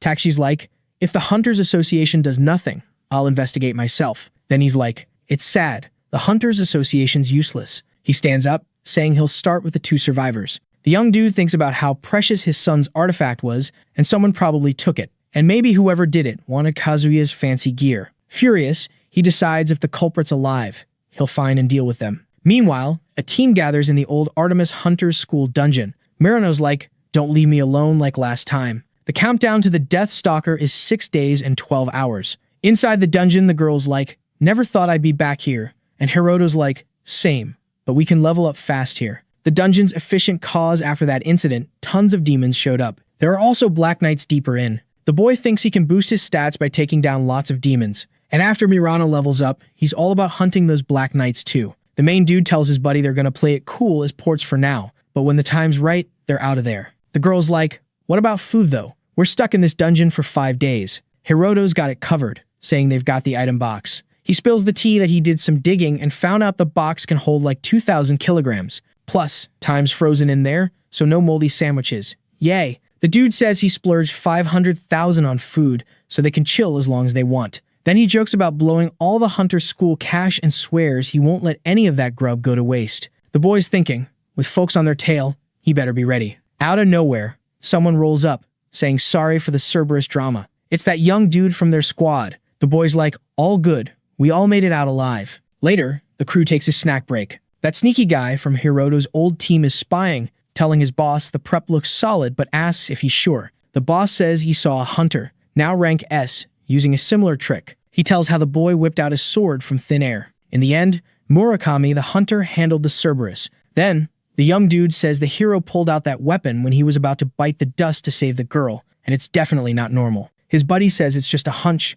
and the boss says he's just guessing based on the storage trick. With a sneaky grin, he says if they off the hero and the weapon's a dud, they can just blame it on a dungeon oopsie, like always. Then he says they could sell that weapon for mega bucks. Plus, the one using it is rank F, and stats say that boy's a flop. The young dude decides they're gonna take him out. Hiroto tells the boy he didn't think they'd hire them twice in a row. The young dude says the pay's sweet for such a chill gig. Then the hero says they set up a base camp in the middle layer, and the boy says it's a must for long trips in the deep layers. But he adds that beyond the deep layers, it's pretty chill. Hiroto wonders if it's too soon to call it safe. The boy says the sketchy part of dungeons is the deep layers, explored by a rank hunter squad, and after the last mess, they upped the budget. And that includes them just chilling in the safe zone. So, even if they're just guarding the ports, they're getting paid to smack weak monsters. Then, He says they're setting up a base camp to help those struggling, so it shouldn't take long. The hero thinks it's just as he thought, with all sorts of chaos in the deep layers. Then Hiroto starts thinking about the last dungeon mess with the Cerberus, and another time, the Artemis Hunter school got wiped out. The boy realizes he got that app during a dungeon mess. He wonders if it's all random, or if someone's pulling strings. Then he figures the best move for him and Marino is to level up in the dungeon and get stronger. That boy notices the hero acting weird and asks what's up. The hero says it's nothing major. Then the break's over, and they're back on the move. The warriors face a giant monster, a dungeon worm, rank C solo, but in a squad, they're rank B. Then, worms start dropping from the cave ceiling. The shield warriors try to block them. Then, they make a gap for the mages to attack. The close-range fighters rush in. These folks are all veteran rank C hunters. And there's this dude in a red jacket just vibing, standing out like a neon sign. Our main guy, just chilling, watching the chaos unfold from a safe distance. Then, out of nowhere, he whips out a dagger, leaving his buddy totally bamboozled. A worm drops from the ceiling, aiming for the dude like it's got beef. But before it can even touch him, a knife comes flying in, taking it out. The red jacket guy's all curious about who threw it, and Mirano's like, whoa, didn't see that coming. Hiroto's all, yo, if a dark knight shows up, we're toast. The girl laughs, saying knights are only on the deep floors, so no stress. But the boy's like, we're heading to the intermediate floors soon anyway. The main dude's like, let's pretend we're lost and hit the deep floors. Mirano cracks up, and the guy's like, what's so funny? She jokes that he's still trying to do their job right. Hiroto grins, saying they should at least earn that advance payment. Then the boy's like, hey, some folks fell into a hole. Might be hurt. He calls the squad to check it out, because they've got healing potions in their bags. From a distance, two dudes chuckle, watching their targets drift from the group. At the Hunters Association, Tommy was now a legit rank A hunter. He's thinking how lucky he was to use that trick before the system spilled the beans on the target's location. He figures the quicker he takes out his targets, the better, and knowing their spot is a win. Once you hit rank A, you get access to the computer system, meaning you can snoop on any association member. Checking out the main guy's info, the hunter finds out he's working as a port in the old Artemis School dungeon. The man jumps up, all hyped, because he's finally found his prey. This bald dude rolls up to the young crew, saying one of their members vanished in the last battle. The boy's like, yeah, I don't see him anywhere. Then the man says his buddy might croak if they don't find him, and the boy's like, if that's the case, let's split up. The young dude calls Hiroto to roll with him, and Mirano can tag along with the other guy. He explains that after saving their group member from the crevice, they'll help find his buddy. The main guy waves goodbye to his friend, and tags along with the boy. Suddenly, a bunch of dudes pop up, surrounding them, and Hiroto's like, what's going on? This blonde-haired guy shows up, remembering the sword the boy pulled in the dungeon that day. He says it's the same sword, the current, rank 1, Kuju Ayako, used back in rank B days. Plus, she had that dope storage ability. Then he says whole buildings could get wrecked with one swing of that sword, and he was shook the first time he saw it. Hiroto's like, does this hunter really have rank S skills? The guy's like, she hit the top of the rank at 20, so yeah, she's rank S. Then he mentions the only rank aptitude hunters left are a bunch of old dudes. Hearing all this, the main guy realizes rank S hunters are tied to the same app system he uses. He figures if the sword can wreck buildings so easily, it means the hunter probably powered it up with human blood. The main guy's like, what's this got to do with anything? And the man says he wants that weapon, even if it means taking out the boy. Hiroto's fuming, wondering how many people he's off for selfish reasons. The guy smirks, saying he lost count after 20. Then the main guy's curious about Mirano. The man says his bald buddy wanted first dibs on her and prefers being alone with her. Hearing that, the young dude's raging. He thinks even though the girl's got mad martial arts skills, her levels and stats are still low. Then he starts reminiscing about his buddy, and pulls out his sword, saying it seems the app folks really want him to be a hitman. The guy's curious about what he's on about. Hiroto explains he needs to take people out to power up his weapon. After that, he's all, I know I'm not some god or whatever, but if those losers show up, I'm not holding back. But then, the dudes crack up, calling him a joke, saying they won't hold back either, especially against a weakling. Boom, the protagonist vanishes. And, in a flash, he's right in front of one guy, smacking him with his sword. Everyone's like, wait, what? Cause this dude's rank F, so he shouldn't be that strong. Hiroto's all, you guys know how epic my sword is, right? Didn't you suspect anything? Then, he charges again, and one guy tries to hit him, but his sword shatters. The young dude seizes the moment to finish that guy off. Afterward, he's like, did you really never think I might be dangerous? He tries to hit another guy, but that dude dodges, and he tells his crew, even if that kid's got a sick weapon, he's still rank F. But before he can keep talking, he gets whacked. Hiroto's like, nice dodge, but you're still in my zone. The rest of the guys are freaking out. Then the protagonists all, you underestimated me because I'm rank F, and that's why you lost. He starts walking toward them, making them sweat. That crew was all about causing chaos, stealing gear from the weak or trapping the strong. That's how they rolled. Now, they're feeling what they made others feel. Then, the boy pops up behind them, and the last thing one guy does is yell for help. Hiroto's thinking, heard that one before, from all the lives he's taken. Now, only the guy who lured him is left, and the protagonist's like, what were you gonna do? The boy's nervous, saying he was just gonna threaten him. And the young man turns away, buying that excuse, deciding to rush off to find Murano. That boy tries to be sneaky, pulling out poison and chucking it at him, but Hiroto dodges it without even looking back. The protagonist draws his sword, saying it's a shame because he thought that guy was the only decent one. Then, he strikes that enemy, but he doesn't finish him, just like the other guys who get up and start running away. But before they can escape, a massive serpent shows up and gobbles one of them. Seeing this, they're like, why is there a cave serpent here? The boys all, the Cerberus thing was like this too. Why do these dungeon accidents keep happening? And they're all happening in this dungeon. Soon after, he notices the protagonist acting weird. That serpent whips its tail, smashing those humans. Then, a bunch of panels pop up for Hiroto, and he's like, weird. The system's counting those deaths as mine. The boy grabs his sword, thinking he better handle this fast. Without much hassle, he slices the snake into pieces. Then, he focuses on finding Murano, hoping she's okay. After a bit, he finds her, and she's already beaten up that guy. The protagonist's relieved she's alright. Then he goes up to her, asking what happened, and she's like, that guy attacked me out of nowhere. The girl asks if anything happened to him too. Hiroto's like, yeah, but I made them run. But they didn't get far, because a cave serpent ate them. Murano's shocked, because just days ago there was that Cerberus, and she's wondering why these accidents are happening. The boy remembers Murakami saying to avoid dungeons for a bit, because something's off. Then, he tells his friend maybe it's linked to the Demon Lord's app. The girl's like, how do we report this? It'll cause a huge panic. Hiroto says they gotta move to the next stage of the plan sooner than they thought, leaving his friend surprised. The young man's like, we had a wild battle, so it wouldn't be weird if two ports vanished. Then, he reaches out, inviting his friend to survive together, and the girl, without a second thought, is all in. Outside the dungeon, guards are on high alert, looking all serious. Then, out of nowhere, someone starts hyping up the squad. It's none other than the hunter, Tamiwa. He barges in, and the guards are like, whoa, dude, you can't just waltz in here. Flashing his card, Tamiwa's all, you know I'm a rank a hunter, right? But the guards are like, rules are rules. Even for you, bro. Tamiwa's like, seriously, you guys are just guards, and you're blocking me. One guard, sweating bullets, is like, rules are rules, man. We can't just ignore them. Then, with a flick of his wrist, Tamiwa whips up a crazy windstorm. And boom, one guard's out cold. Tamiwa's like, yeah, you'd be in trouble breaking rules, but worse if I don't handle those kids. Then he's like, guess I need a legit excuse. He's got a wild story ready, about a monster popping up in the dungeon, and how it wiped out everyone inside and out. The guard's freaking out like, dude, are you nuts? Tomi was like, tough luck, man. Dungeon accidents happen.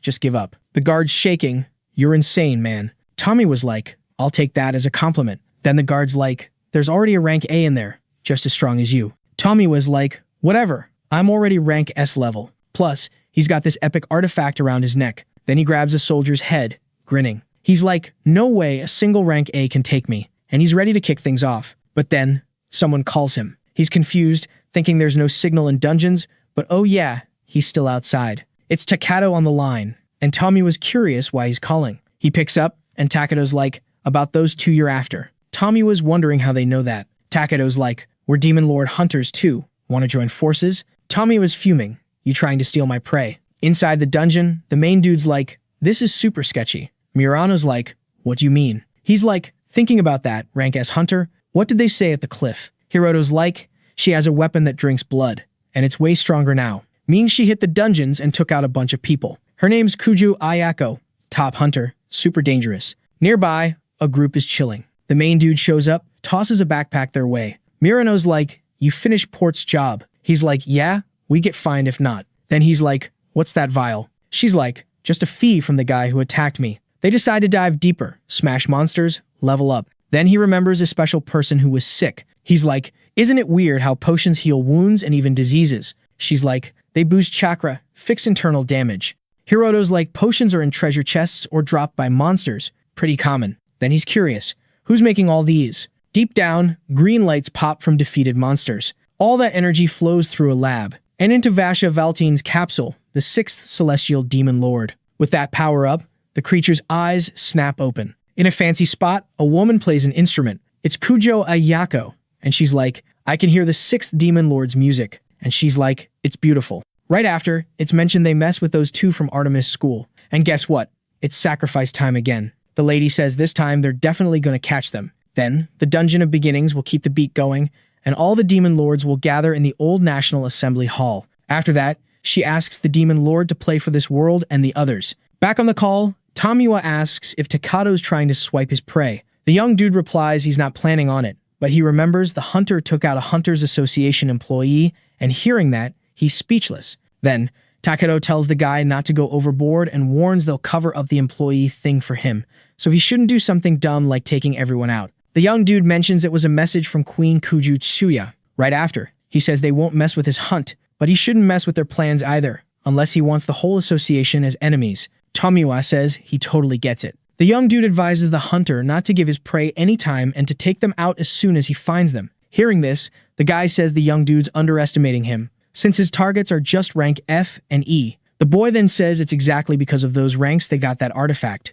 Then, he ends the call. Takada mutters to himself that Kujo is one irresponsible woman. Even though she had no ties, when she found out her bro was being hunted by Tomiwa, she didn't even flinch. The young dude wonders how she can let him die without feeling guilty. With that, he decides Kuju Tsuya is someone he doesn't want to mess with. Inside the dungeon, monstrous trees with a level C difficulty pop up in front of the protagonist and his buddy. Mirano's blown away by the number. It's like a whole forest. Nearby, a humanoid tree is chilling on a trunk, and unlike the others, it's got a level B difficulty. Then, the creatures move in with their vines toward the humans, but Hiroto whips out his sword and slices everything in front of him. His buddy's right behind, handling the plants like a pro. Mirano seizes the moment to charge at the queen, but she casts a spell, making stones float and zoom toward the girl. The girl dodges the attacks, even though they're trickier. Right after, she jumps, activating her special move, landing a hit on the creature's head, taking out even the trees around it. With that, the girl levels up. But there are still tons of trees, leaving the humans surrounded. Hiroto shows up with his sword, telling her to duck, and she does it fast. The protagonist then uses his weapon to wipe out those trees with one swing. Then, a tornado appears, sweeping up all the logs, and the girl's freaked out by that power. The boy reaches her, saying her Morning Star ability is insanely strong, like a one-hit wonder. Mirano asks if that's a bad thing. Hiroto tells her her level and stats are still low. Then, he explains she shouldn't risk it against a psychic opponent with her current strength, and the girl starts messing with her panel. The young dude thinks her martial arts are solid, but not for fighting tons of opponents head-on. And even for techniques meant for multiple enemies, they're based on one-on-one fights. Another issue is the girl's armor is as thin as paper. Hiroto thinks he can't let his buddy risk her life every time. Right after, a window pops up for the protagonist, telling him he learned a new skill, and he's shocked to find out Gluttony can do that. The boy remembers it was his first serious monster hunt. Then, he starts thinking about the skill he got to control vine tentacles. Hiroto calls his buddy to head back to the psychic assassin's nest they saw before, and she's curious why. The boy explains these monsters don't give much experience for their difficulty, and this time they'd skip them. The girl then asks if that wasn't already the plan. With a grin, the protagonist says experience isn't the goal, and he's got an idea. After that, the young dude activates this epic search power, letting him spot all the monsters. Next up, Hiroto busts out his skill to make a bunch of clones. The Tree Queen tries to smack him, but it's a total fail. Then, all the clones charge in, taking down all the baddies, even the queen. Mirano's totally blown away and says her buddy's a real beast. The guy's all. These enemies were weak sauce. That's all I had to do. Then a bunch of windows pop up, telling him he scored a new power, telekinesis, from the psychic assassin, and he's like, called it. Hiroto strolls up to a tree, asking if that's how it's done. Another window pops up with a mission offer, and he grins, saying he saw that coming too, but he decides to chill on that for now. Then, he asks Mirano to touch the tree and put her answer on pause too. Watching her follow his lead, he thinks their plan against the Death Stalkers going smooth and how sketchy it is. Tommy was wandering the dungeon because folks in the middle said his targets vanished in the chaos, and he's ticked those kids are so stubborn. Out of nowhere, a giant spider jumps him, trying to catch him off guard, but he squashes it with one hit. The hunter's like, for annoying me, I'll make my targets suffer before I finish them. Soon, he rolls up to a camp, saying hey to the crew there. Everyone's shocked, asking why he's there, and Tomiwa says he heard they were tackling the deep dungeon, so he's got a request. But before spilling the beans, He brags he just hit rank A. The guy's like, we knew that, and jokes it was awkward taking orders from him when he was rank B. Then, he asks if the hunter's planning another oops massacre and says now he's rank A, they can't pull that off anymore. And the hunter just grins, saying that's the plan. Then, he says he's after 2 kids this time. The dude says they'll help one last time because there's a girl involved. The guy then says they're still nuts. Everyone huddles up to hatch a plan. While Tomiwa thinks about offing everyone there, he figures more help's better for the hunt. Meanwhile, the hero's smashing giant spiders with rank C difficulty. Then, windows pop up, saying he learned the spider's skills. The guy tests it, shooting webs from his wrist like Spider-Man. He's stoked it worked, while Mireno looks grossed out. Soon after, Hiroto says they've got all they need to help his buddy. Suddenly, Tomiwa shows up, saying he's pumped to meet the kids. Seeing this, the hero wonders if that's their death stalker. With a grin, the hunter asks why the kid looks bummed. Then he asks if he really thought he wouldn't get caught before the event kicked off. Hearing this, the guy's sure this is their death stalker. And he's freaked, because this dude's power isn't far off from the rank S hunter he met before, making him realize this guy's bad news. Looking at Murano, he sees she's scared stiff. The guy thinks even if they fight right, they can't win. Tomiwa says his prey knows why he's there, and asks if they can start the fight already. Then, the hero opens the mission window from before. Marino sees what he's doing and does the same. Soon, they both accept the Advanced Labyrinth challenge, and they get teleported. The hunter's left speechless, seeing that, while the rest of the crew wonders if that was some kind of power. Tomiwa then lets out a yell. He's so mad. The 2 kids end up somewhere else, and Mirano says her buddy's awesome for thinking of that, but the guy says it was just luck. Then, the hero explains he thought he could use that task as an emergency escape plan. Hiroto says he expected a run-in with the Death Stalker, but it was just a hunch without anything solid. Alright, buckle up, cause here's the remix. So, this girl's all, nah, it was a big deal. And she's convinced her buddy's got mad survival instincts, cause you can't just wing it like that without thinking. Then she spills that when things go haywire, she just lets out a scream. The boy's like, wait, she just screamed? Hiroto gives his friend a pep talk, saying she's got the potential to level up, and the secret sauce for that is right there. In this cave, there's a bunch of ants, some caught in webs. One's the big boss ant queen, with rank S subjugation level. Boom. The hero jumps in, ready to rumble with her. The boy whips out his vine skills to snare the beast, but she's all, not today, and breaks free with her claws. Hiroto's shook by how fast she is,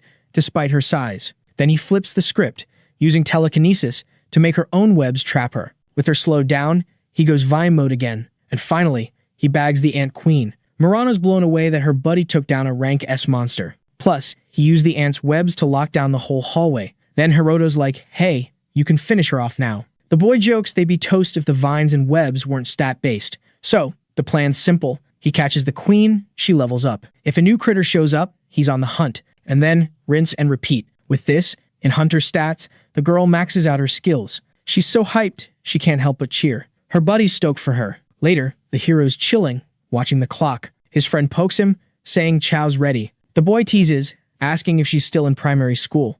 Mireno's like, nah, I learned cooking in my downtime, and serves up a masterpiece. Hiroto's impressed, giving props for her quick cooking skills. Then they dig in. The boy takes a bite, loving it, but wonders why she cooked. She's like, I don't want to lose. He's confused, and she says it's for studying. Still puzzled, he gives up trying to get it. Hiroto's just happy to have a buddy who's in the same boat, and the food's bomb. Murano's a bit flustered. She gets up, saying she'll grab water from a spring she found. Before she goes, she suggests he naps after eating. The boy realizes he's been sleep-deprived since helping her level up. He gets the HP's fixable with potions or magic, but sleep's non-negotiable. Then he crashes hard. Mirano gently pats his head. Later, Hiroto wakes up to the smell of coffee. His friend hands him a cup, and he's grateful. She suggests hitting the mall once they're free to chill. He's cool with it, but she's still a bit awkward. She mentions how people might think it's a date, and Hiroto's like, I'd hesitate if it was an invite, but it wasn't. She's annoyed, calling it a tough opponent, and he's like, what's up? She brushes it off. Hiroto's thinking how everything's awesome because they're both leveling up. They're both super stoked. Meanwhile, Takeishi gets a call from the front desk, saying Kuju Yuzuki's here, and he's like, let her in. He's pondering the idea of an adopted Kuju kid with a top-ranked woman, and recalls his son saying he introduced someone he'd marry someday. He muses they're not dating yet, but it's love at first sight. He remembers she's a survivor from the Artemis School incident and might have clues about Kazuya's death. Then Yuzuki walks in, and the young dude is totally mesmerized by her looks. The girl notices he's acting all weird and asks what's up. The guy just shrugs it off, saying it's nothing. A bit later, Takshi's all like, I totally get my son's feels. the young dude's on a mission to win her over, no cap. Meanwhile, in the cave, a light pops up in front of Tomiwa's crew. Just like the hunter said, something's about to go down. Boom, the main dude and his buddy show up. The guy's stoked to see the young crew. Hiroto's got some burning questions, starting with the lowdown on the Demon King's app. Just before they bounce back, the two dudes are chilling by a campfire. The main dude's I've done all I can. From here on, it's survival of the fittest. The girl is shook by her buddy's hardcore life skills, realizing he's on a whole different level. But maybe that's what having mad survival instincts is all about. Then, time's up, and they get teleported. Back in the now, Hiroto's still curious about the Demon King's app, but the guy's like, nah, not spilling the tea. The boy's like, what's the deal with the Demon Lord hunters? With a cheeky grin, the young dude's like, not telling. The main dude's got one more question. Why are they targets? Tomiwa's like, taking you out benefits me. That's all that matters. Hiroto's thinking, rank S folks are wild, dangerous. And besides Yuzuki, it's safer to treat everyone as foes. The boy tells his buddy he's got this. Hearing that, the hunter's hyped to kick things off. Quick as a flash, the young dude whips out his sword and charges. But the guy blocks it with just his arm. No sweat. Then he yeets the boy far away, leaving the boy totally mind blown. Soon after, Tomiwa's like, too bad for you, my skin's blade-proof. Hiroto's thinking, this dude's durability is off the charts. The hunter's like, you're a beast, but rank S hunters are even scarier. Then, the young dude grabs a massive rock and lifts it, making the main dude realize this guy's strength is next level. The young dude's thinking, if I go head-to-head, I'm toast. Meanwhile, Tomiwa's crew rolls up to Murano, asking what's up. One of them's like, heard your rank E, let's go one-on-one. Hearing that, the girl charges, almost bonking him with her spear. The guy's annoyed because they were still chatting and tries to hit back. But the girl dodges like a ninja. Everyone's shook by her speed. Like, is she really rank E? Still, the young dude jokes, your moves are putting me to sleep. The attacks speed up, but the girl keeps dodging. Seeing this, the guy's even more confused about her deal. Then, the young dude realizes she's making just the right moves to keep up. Their battle rages on, and the guy's baffled because his stats should make him OP, yet she's reading him like a book. The girl keeps pushing forward, leaving her opponent salty because she's nailing every move. Soon after, the guy's cornered against the wall. Murano activates her special move, but instead of hitting him, she smacks the cave wall. Boom, big explosion, and the young dude's sent flying. The girl tells the other guys they'd be smart to just give up. Meanwhile, the main dude and the hunter are still going at it. Tomiwa smashes a wall with a punch, and the boy's like, whoa, that's some serious power. Then, the young dude tries a sneak attack from behind. But with ninja skills, the young dude catches the blade with his teeth. The boy's relieved because if he hadn't leveled up in dungeons, he'd be toast. Then, the young dude decides if the usual stuff ain't working, time to get creative. Hiroto uses his telekinesis, launching daggers at his foe. But still, they can't pierce the boy. With a grin, Tommy was like, I've got HP and durability like an immortal, no biggie. Then, he gets all hyped because the boy finally realized he's kinda useless. The hunter then flexes an item called the Immortal Hero's Necklace, made by the system. Hearing that, the protagonist's like, guess I gotta use my genocidal god slayer ability. Suddenly, the young dude spots a rip in his enemy's clothes, and he grins when he sees it. After that, the protagonist activates his ability, making a bunch of clones. Each clone starts shooting webs. Then, he uses the vine ability to trap the guy. Tommy was like, dude, you really underestimated me. You think that can stop me? But before he can do anything, he's even more tangled up in those webs. Tomiwa starts laughing, saying he'll break free with his strength alone. However, the protagonist steps up, saying that's not going to happen. Hiroto explains that the hunter's power is based on the immortal hero Achilles, and his weakness is the heel. After that, the boy lands a cut right there. The young man wonders if the system used the Achilles legend to make that item, but he thinks it should work. Pointing his sword at his opponent, the boy says no matter how tough the guy is, this should stop him from fighting. Tomiwa, in turn, yells for his crew, telling them to use potions or healing magic on him. But he realizes all of his buddies were taken down by that girl. Soon after, the hunter notices the young man was using the same sword as Kujo, but didn't use any sword skills. With that, the man feels the boy was holding back and still lost. After that, the boy freaks out because he doesn't think he can do anything against him. Suddenly, the cave ceiling starts to crack. Hiroto wonders if it's an earthquake. Murano comments that the place might collapse. In that lab, Vashavaltan, the sixth demon king, opens his eyes. A new mission pops up, the monster. And so, he wakes up successfully. Suddenly, a light appears in his capsule. When the chase ends, the hunt for the demon king, Vasha's death, will begin. Until out of nowhere, a light appears on the battlefield, and a humanoid form of Vashavaltan emerges. The young ones instinctively feel the danger. That thing zooms past them while they're frozen. The monster approaches Tamiya, leaving him terrified. Suddenly, the creature grabs the man by the head and lifts him. After that, the creature starts to melt and begins to merge with the hunter's body, who, in turn, screams in agony until a strong, bright light bursts out, making the boys cover their eyes. The protagonist then faces a monstrous version of the boy with a bunch of heads. Murano notices the other guys were also taken, and she's like, "What even is this?" All those guys transform into knights in red armor. The monster snaps its fingers, teleporting everyone to a wrecked city. After that, it comments that giving toys to local creatures and asking them to resist fate was absurd. The monster then fires an attack that nearly hits the protagonist, causing an explosion. Seeing that, the creature thinks the current World Activity Terminal's performance is super low. The protagonist, seeing the destruction, thinks compared to last time, this is way more manageable. Soon after, Hiroto draws his sword, ready to fight, and then charges at the creature. However, another explosion happens, pushing the young man back. The monster says it was quite an extravagant toy, but without upgrades, it's just wasted treasure. Hiroto's shocked since even his god slayer isn't working.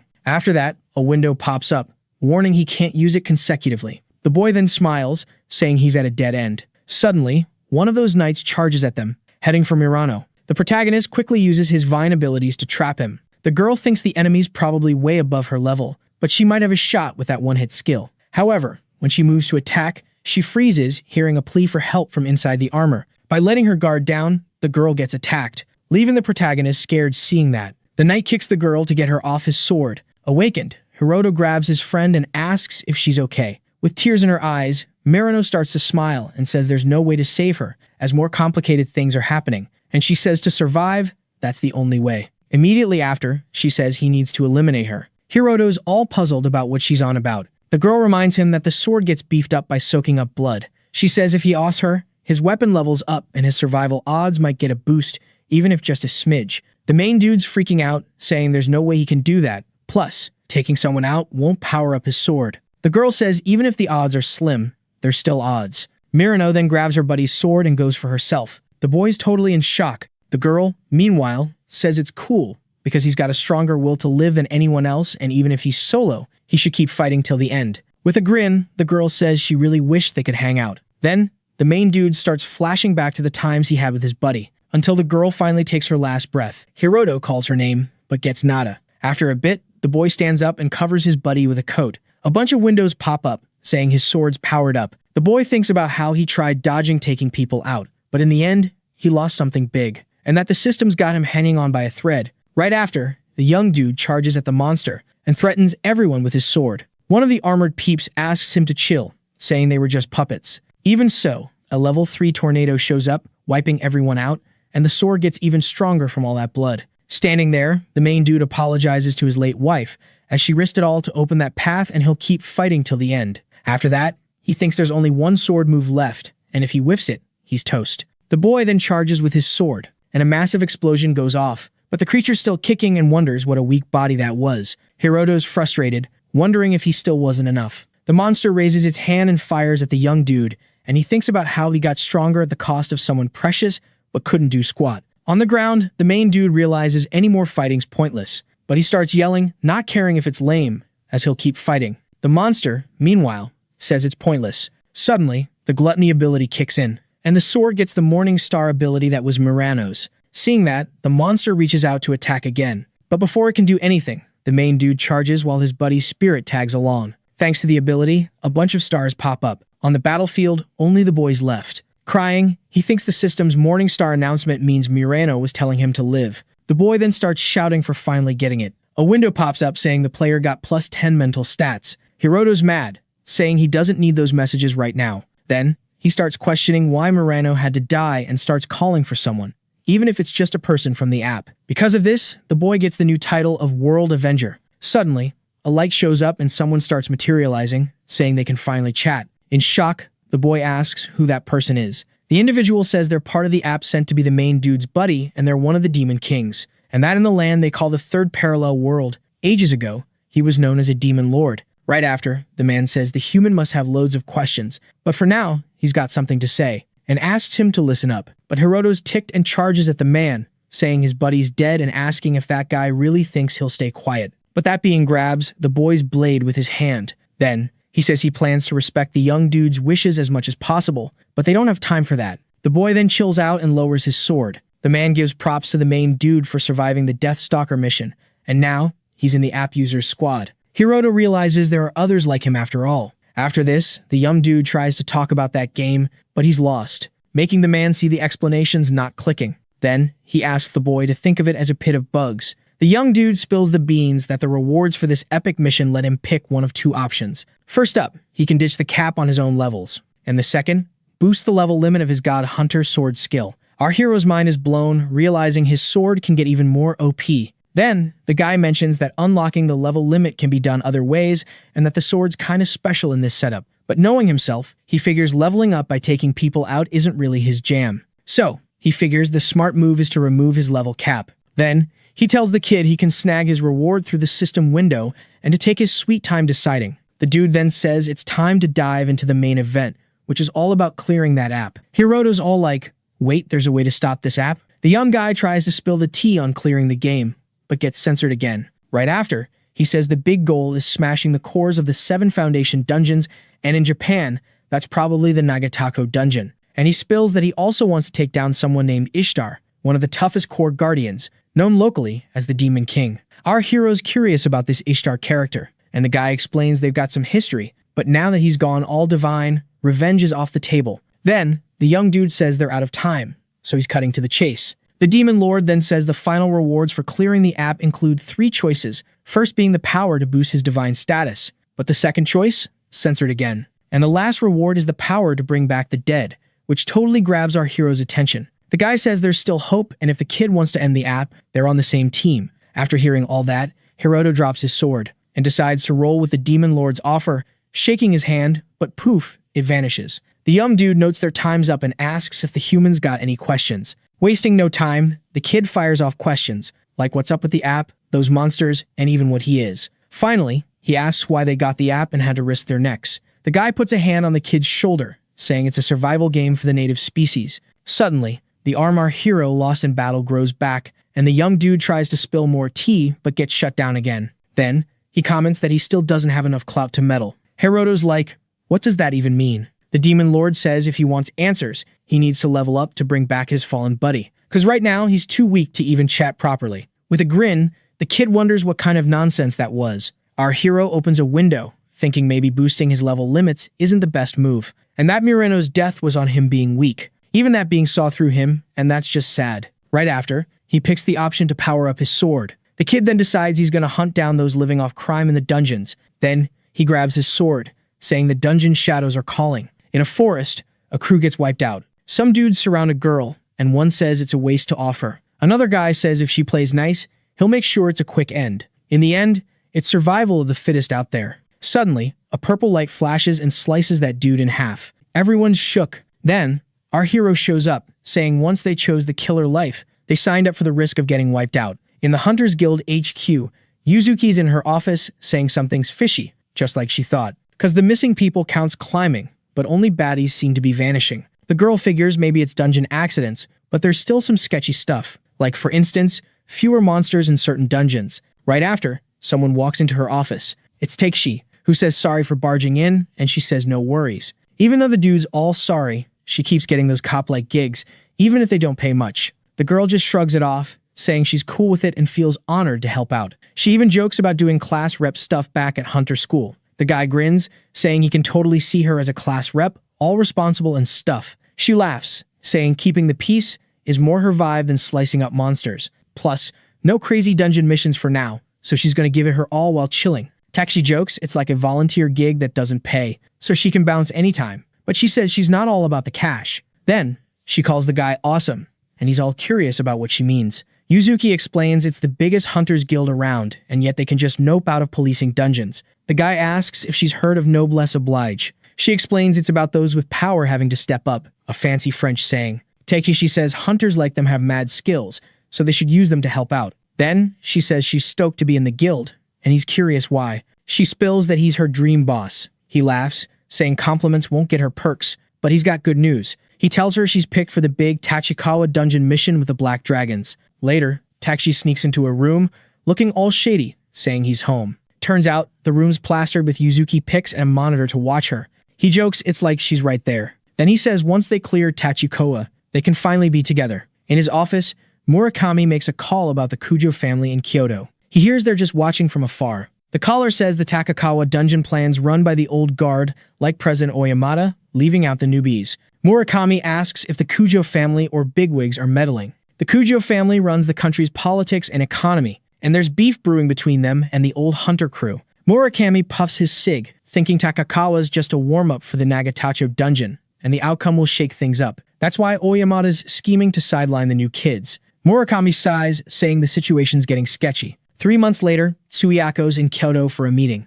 Someone asks if they can still link the Takakawa abyss to another world. She says it's all about the founder's dungeon trick, and with the Kujo family's power, it's harder to flop than win. The tent's silent. A girl there says that's not what her boss wanted, and in Takakawa, she must wipe out the old sorcerers. Her boss wonders if the new gen can handle Nagatacho's abyss. The woman says supernatural powers have secretly run the country forever, and asks if that's not the Kujo family's way. The tent guy agrees, saying that's what the power's for. Then he asks about the other Kujo family member. Tsuyako says she doesn't get what being a Kujo means yet, but she's training hard in Tokyo. The tent guy says if she's doing well, it's all good. Then he finally steps out, shocking everyone. He looks like he's been around forever. Seeing him, the girl thinks it's the result of living long after 1,000 years. She kneels to show respect. The entity says she'll handle the Nagatacho plan and wipe out the old guard. Alright, buckle up, cause this story's about to get wild. So, there's this survival showdown going down in Nagatacho, and if things go south, the Kujo fam's power won't be the only thing on the line.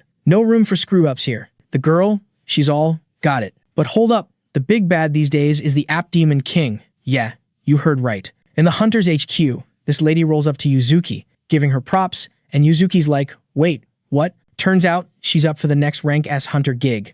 Yuzuki's all, isn't this a bit early? The lady's like, nah, don't be humble. She spills that most hunters play it safe, but Yuzuki's been diving into danger zones, leveling up like a boss, and now regular dungeons are a snooze fest for her. Yuzuki's like, whoa, I'm kinda a big deal now, but she's still not sure she's got it all down. Then, the lady asks about Kyoto, and Yuzuki's curious if the Kujo fam's up to something. The receptionist drops that Takeshi's with the Black Dragons Guild, an old-school crew, and Kyoto might not be too chill with that. Yuzuki's like, the fam head said I can do my thing for now. She thinks she was going to be the Kujo fam's puppet post-grad, but now they're trying to run the whole show, and she's wondering why she's got this freedom. Suddenly, someone calls her over, and she's all, what's up? Turns out, Fuchu's in deep trouble. On live TV, these dudes are demanding their political buddies get sprung from jail. One guy at the meeting's like, some hunters are vibing with a group trying to flip the country, and they've already offed 100 prisoners. He warns if their demands aren't met, they'll start taking people out every 10 minutes.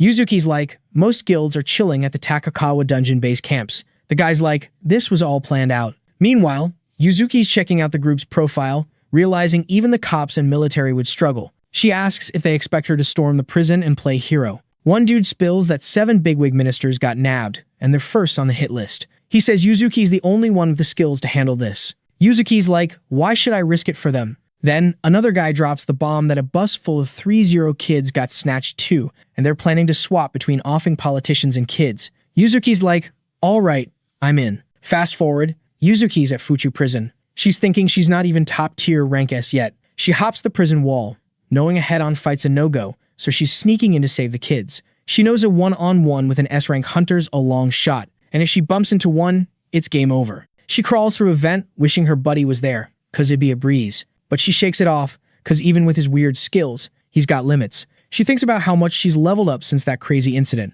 Yuzuki peeks through an air vent and is shook by what she sees. In the room, there are people looking rough, and one dude's just chilling with a sword. She's like, what the heck is going on? 10 minutes earlier, in the prison, hostages are on the floor, freaking out from a gunshot. One health minister's ghost white cuz the bullet almost got him. A shooter pops up, laughing, saying he's always wanted to do that. After that, they roast the cops for thinking regular weapons could touch them, since they're hunters. The dude mentions how, as a kid, he dreamed of shooting one of those, and his buddy asks if he couldn't just go abroad to try it, and the guy's like, nah, it was just for kicks. Plus, you can't just go around blasting people in the countryside. His pal then remembers they were told not to off anyone just yet. The dude's like, yeah, I know, it was just to show they're ticked off. One of the kids on the floor bawling spots an open door nearby, and decides to YOLO it, making a run for it. That guy notices and says, according to orders, they can take out anyone who resists. His buddy, seeing that, wonders if he let that kid escape on purpose. The dude's like, he's always wanted to shoot a human with a gun. Meanwhile, that girl is sprinting for her life, but when she peeks back, she sees those guys chasing her. That guy can't aim for beans with his pistol, and his buddy's shocked, asking if he missed the minister on purpose. After that, the dude fires but misses and hits the wall, making him realize it's tougher than he thought. The little girl keeps running scared while that guy keeps missing. Suddenly, one of the shots grazes the girl's shoulder, and she hits the ground. But even so, she musters the strength to get up and keep running. That guy starts flexing because of that. His buddy tells him to take out that little girl fast, or they'll be in deep trouble if any hostage escapes. The dude tries to shoot again, but he's out of ammo. After running for a bit, the girl finally finds the exit. However, that guy charges at her with a dagger, saying this is more his vibe. The kid freezes, seeing him get closer. But before anything goes down, someone opens the door she was going to use to escape. It's the main dude, who tells the girl to duck. The girl dives to the ground, and Hiroto slices that enemy in half with his blade. With that, he thinks about how he only needs to take out 7 more to hit the big 100. The dude grins, saying he's got this in the bag. That kid is freaked out seeing all that. Right after, Hiroto opens a window and tosses a vial to the girl, and says it's a potion that'll heal her up instantly. After that, the main dude heads to where the other hostages are. The kidnappers are like, what's he doing here? Hiroto then stretches out his hand and uses his web powers to trap the guys who are like, who is this dude? The guy's like, you could call him a hunter-assassin who takes down baddies. One of the men doesn't buy it and says he'll take out that kid. But before he can keep talking smack, the dude gets hit in the head by a blade. The main dude says they can't complain anymore when they're toast. Back to the present, Yuzuki watches all that go down. Seeing the webs, she wonders if there's a monster around. Right after, the girl realizes the person who was there is gone. She's worried because she doesn't know who that was, but figures he was someone skilled. After that, the girl decides to leave the duct. But as she turns around, she comes face to face with a rank S hunter named Hanazuhi, who doesn't seem friendly. Yuzuki thinks this is the worst case scenario since she wasn't expecting to meet a rank S hunter right away. But she figures if it's a one-on-one fight, she might have a shot.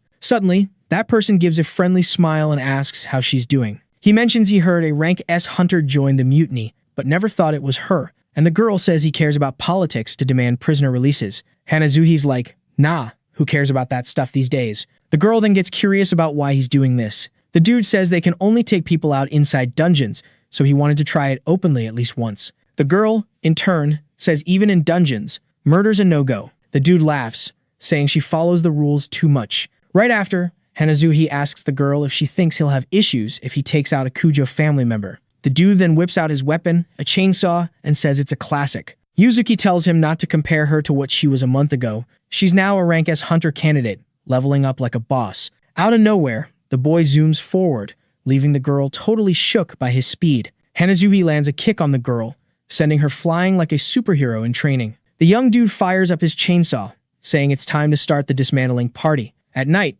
a bunch of soldiers are chilling in front of the prison. One of the kidnappers climbs up to the roof, demanding their wronged buddies get released. Suddenly, another boy pops up, saying it's his turn with a megaphone, and his buddy's relieved, because his voice is toast. His pal says to reach a noble goal, you gotta hustle hard. Then, the boy starts yelling too, asking for his crew to be set free. Suddenly, a web snags his back, yanking him back into the building. The boy screams as he's dragged down the stairs, like a cartoon character. When he finally stops, the guy's all, what just happened? The man realizes all his buddies are down for the count. In shock, the boy's like, how's this possible? We're rank A hunters. Then, someone shows up, saying political ideology's personal freedom, do what you want. But don't drag others into your chaos, dude. Meanwhile, Yuzuki's still running from that guy. With a grin, the boy asks if she knows why she's getting owned like this. He says it's a weapon made by the system, and she could have been stronger. But she didn't take any assassination gigs from the system. Right after, he says some people are picky, but no one says no to everything like she did. The boy also says he's used to chasing innocents or even kidnapping 10 kids.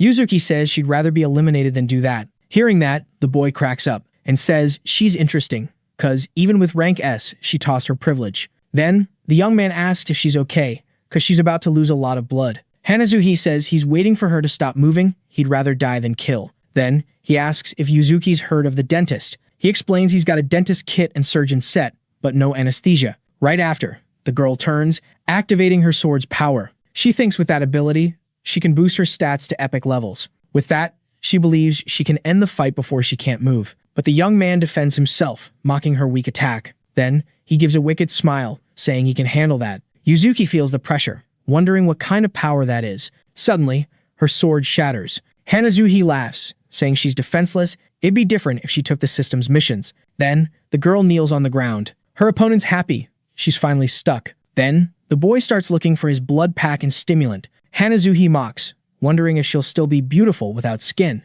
The boy finds the kit, but before he can act, he gets a neck blow. Yuzuki's shocked to see her opponent taken out by someone. The girl asks who that person is. Hiroto thinks about how he expected nothing less from a system-made mask. Recognition blocking is no joke. But the girl recognizes that person as her buddy. The young man is surprised, realizing he can't fool his friend. Soon after, he removes his mask, revealing his true self. Meanwhile, Murakami crosses the Tachikawa portal, commenting on the Fuchu mutiny. The man wonders if it's the Nenejo family's work or just a coincidence. Then, he calls the Hunters Association, saying he heard about the prison incident and will handle it, and he'll do it solo, which is more than enough. In Fuchu prison, the protagonist explains to his buddy that the Demon King's hunters are dangerous. The girl says she gets him and what happened with Murano, and she wonders why he didn't spill the beans. Hiroto spills the tea about a friend getting booted out, and he's not about to drag her into this mess too. He's all, I can't handle this weight anymore, bro. The girl's like, should I spill the beans that I handled it? The boy's like, that'd be clutch. Better to keep it on the down low. Then Yuzuki's all, dude, you're always thinking about yourself. Out of nowhere, Murakami rolls up, jaw-dropping at Hanazui's body, a top-tier hunter, just chilling on the ground. The main dude's freaking out, thinking, this wasn't part of the plan, man. He suddenly remembers who that person was, realizing he's a big deal. The boy's brain is doing cartwheels, trying to figure out how he got out of the Cerberus jam, but he's gotten out of this time. The girl's like, yo, the prison mutiny? Handled it solo. The guy's like, wait, are you Yuzuki? And she's like, yup, HQ sent me on the double. Murakami's all curious, who's this dude? The girl's like, he's a rank F hunter. And the guy's like, why bring a noob here? Yuzuki explains it was urgent, thought he'd help with comms and getting hostages out. The guy's like, heard your power's off the charts, so beating Hanazuhi makes sense, but bringing a weakling is risky. The girl's like, he volunteered, no pressure. With a grin, the boy's like, heard you're into wild dungeon runs, guess the rumors are true. The main dude's thinking, phew, Murakami didn't clock me this time. Then the guy's like, let's bounce, let the cops handle this crime scene. Suddenly, the boy goes for the guy, but he dodges like a ninja. Murakami's like, was gonna chill if you didn't react, but here we are. Then he's like, did you take out Cerberus? And why pretend to be a low-rank hunter? The guy's like, spill the tea, I'm all ears. Yuzuki's like, why is he attacking out of nowhere? Murakami's like, 2 reasons, I know him, and because of her. He's like, no way she took down Hanazuhi. The hunter's like, why hide your power? Everyone knows about the Tachikawa dungeon. Then the guy's like, we gotta team up now. Disappointed you kept this secret. The boy whips out his sword. Can't let this slide. You're a wild card in the Fuchu mutiny. Murakami's like it or not, you're coming for a full checkup. We'll find out who you are. The guy's like, you coming with us? Hiroto's thinking, my power's beyond rank S. A full checkup will blow up my cover. The main dude's bummed, thinking all his Demon King dodging will be for nothing. Then he's curious. What if I say no? The young guy's like, I'll use force if I gotta. A little tussle doesn't scare me. Suddenly, Murakami vanishes, living up to his God of Speed rep. The boy's dodging like crazy, barely keeping up. Then he tries to hit back, but the guy blocks it like it's nothing. Murakami's like, whoa, didn't see that coming. Yuzuki's just standing there, mind blown by the speed, seeing nada. Then the boy tries to web him, but the hunter dodges like a pro. The guy's like, whoa, this kid's got monster moves. Then he slices the silk with his sword. The guy's like, weird power, but you're too slow for me. Suddenly, vines shoot from the guy's back, and Hiroto's like, this should do it. Murakami's like, time for my ultimate move, can't touch this. Seeing that, the boy's jaw drops, realizing his opponent's not messing around. Then, the dude charges at him, but poof, the kid vanishes right in front of his eyes. Our hero then whips out his epic move, creating a bunch of clones and going full on stealth mode. Seeing that, the guy's like, whoa, this combo is next level dangerous. At that moment, Murakami's all, where'd he go? Can't even sense him. And then, he busts out his ultimate move. After that, the sneaky clones start getting sliced in half. With his God of Speed skill, anything nearby gets whacked. The power's simplicity is its secret sauce. After that, the real Hiroto gets hit. That's exactly how Murakami climbed to the top. Yuzuki's thinking, yep, 4th place in the hunter rank, not surprised. In that showdown, even if Murakami couldn't spot the hero, he didn't sweat it, because his attacks hit anything close. In the end, Hiroto's got no choice but to unleash his green energy move, Phoenix Return. That power wraps around him while Murakami gears up for another charge. He definitely feels something's off, because Hiroto's not looking hurt. But the hero just went all out with his skills. As expected, an S-class ranker is so beastly, Hiroto's sweating bullets. Murakami's also thinking, what now? Can't win by holding back, but don't want to go too far. Meanwhile, Hiroto's considering using his Morning Star move. Both know if they don't get serious, it's game over. In a flash, they're ready to throw down. But before they can, someone yells for them to stop, and it actually works. Yuzuki's shouting, "What are you even doing, hero?" Remembering the Tachikawa dungeon, she says Hiroto's gotta cooperate and explain. Their enemies, the Demon King's hunters, so they gotta team up. Even though it's wild, someone with F-level skills seeing the status window explains his power. Rumors are buzzing about the new gen focusing on the hero because of the situation. Hiroto asks if that's enough of an explanation. The Hunter Association's got records of similar cases. Murakami says those cases were all E or F level, just like Hiroto and Murano, so the hero asks what happened to them. Sadly, they're not around anymore. The association tried to protect them, but they bailed, and even Murakami couldn't get the deets. President Oyamada tried to gather info, but all he knew was they could see the window and had crazy powers, which basically means they vanished. It's said the Kyoto Kujo family at least knows their names. Meanwhile, the girl apologizes for not being able to help more. Murakami doesn't care if Yuzuki's tied to the Kujo family or not, since they're already against them. So even if Hiroto was used in the Tachikawa dungeon, it'd be under the guise of being a traitor. Honestly, Murakami figured they needed someone like him, but using him would limit his potential. Anyway, Murakami says his view's different from the association's way of doing things. After chasing, seeing the hero's power, and confirming no human casualties, he gets who Hiroto is. So, being straight up, Murakami asks Hiroto to join his guild. The Shikama, or Scythe of Death, is one of the biggest guilds around, so from Hiroto's view, it's a sweet deal. But his mind's changed, so he says he's not interested. Murakami takes it well, like he saw it coming. Anyway, Hiroto makes it clear he'll still join the dungeon raid, and Murakami promises to keep it on the down low. So, the hero just turns and walks away, leaving his buddy super curious. After all, the plan's already set. In the end, the hero realizes his power's only at a strong hunter's level. With what he's got now, he can't really protect himself. But tackling tough challenges has been worth it. His old habit of running ends tonight, because once he beats the next challenge, it's time to strike back. In Tokyo, over in the Nagata district, our hero's chillin' on top of this totally abandoned building, deep in thought. Hiroto knows what's up ahead, the behemoth, the guardian of the place, all thanks to the kaiju's monstrous vibes. But Hiroto's not some Ultraman or dude with a giant robot, so he's all about running for his life, honestly. Too bad, doing what he wants isn't on the menu, because his mission's got him heading straight to Nagatacho. In this district, the dungeon's a no-go zone, super dangerous, and Hiroto's got zero backup. Anyway, his mission's all about heading straight to the entrance.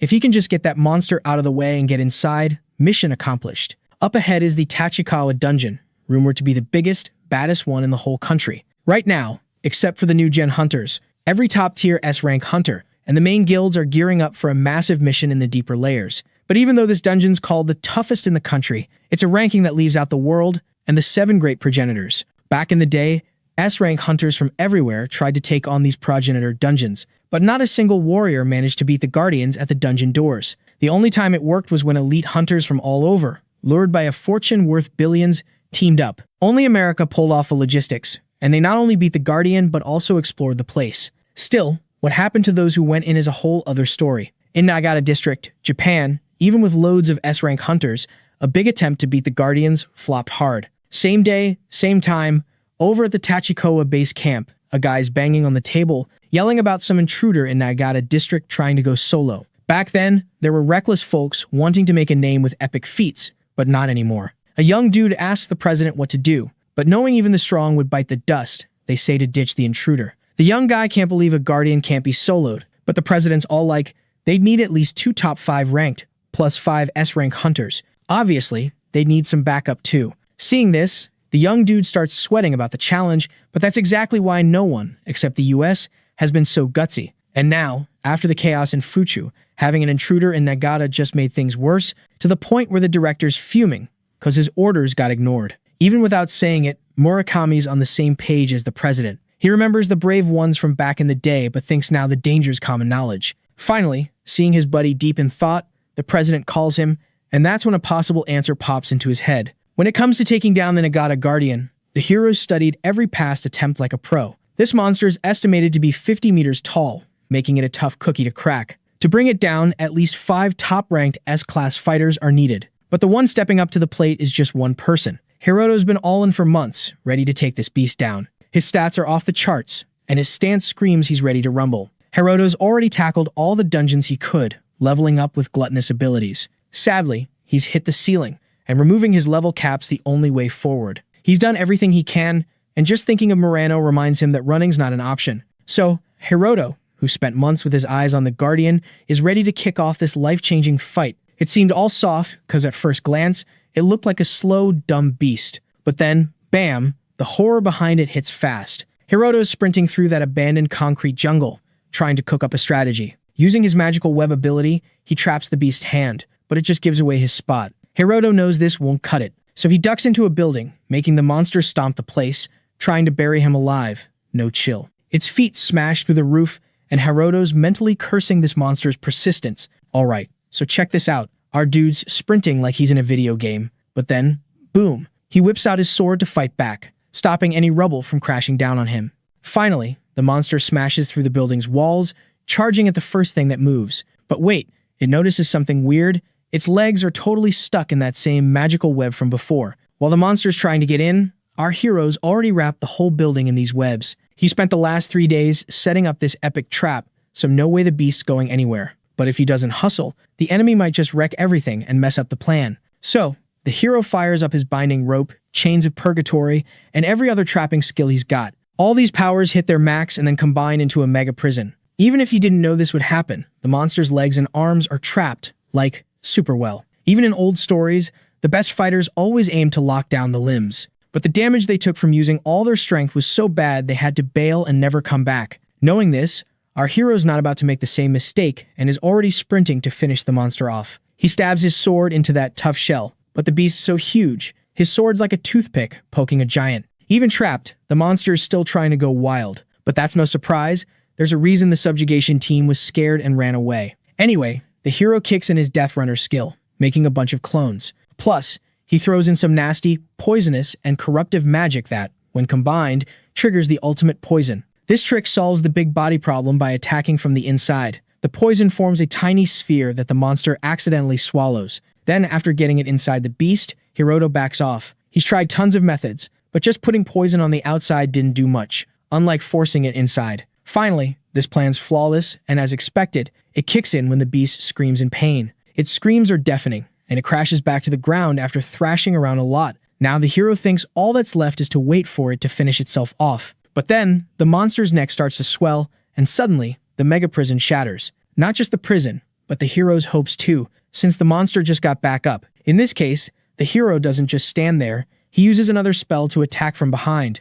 He also moves in on the enemy and, from above, uses gravity manipulation to make the monster super heavy. The creature's weak spot is its legs holding up a massive weight, so focusing on gravity was the right call. The monster's eyes are blazing with rage, so much that the hero figures it's wondering how someone so small is giving it such a hard time. But the hero's been saying from the start, he spent months with one goal, to take it down. If it comes to this and still doesn't work, Hiroto's ready to bail. The monster, though, isn't giving up and starts building up a dense energy in its mouth. It fires a massive magical laser that obliterates everything in its way. Hiroto can't believe it. If he takes it head-on, he's toast. But using the enchanted sword skill seems like a way out, so he activates Divine Annihilation with breaking limits. If he loses this power clash, Hiroto's gonna be nothing but ashes, so he puts all his will into fighting back, and crushes that monster's energy beam with an even stronger force, which slowly gets closer to the monster until it finally breaks through, slicing its neck and taking it down. All that's left are pieces of that guardian and a worn-out but victorious hero.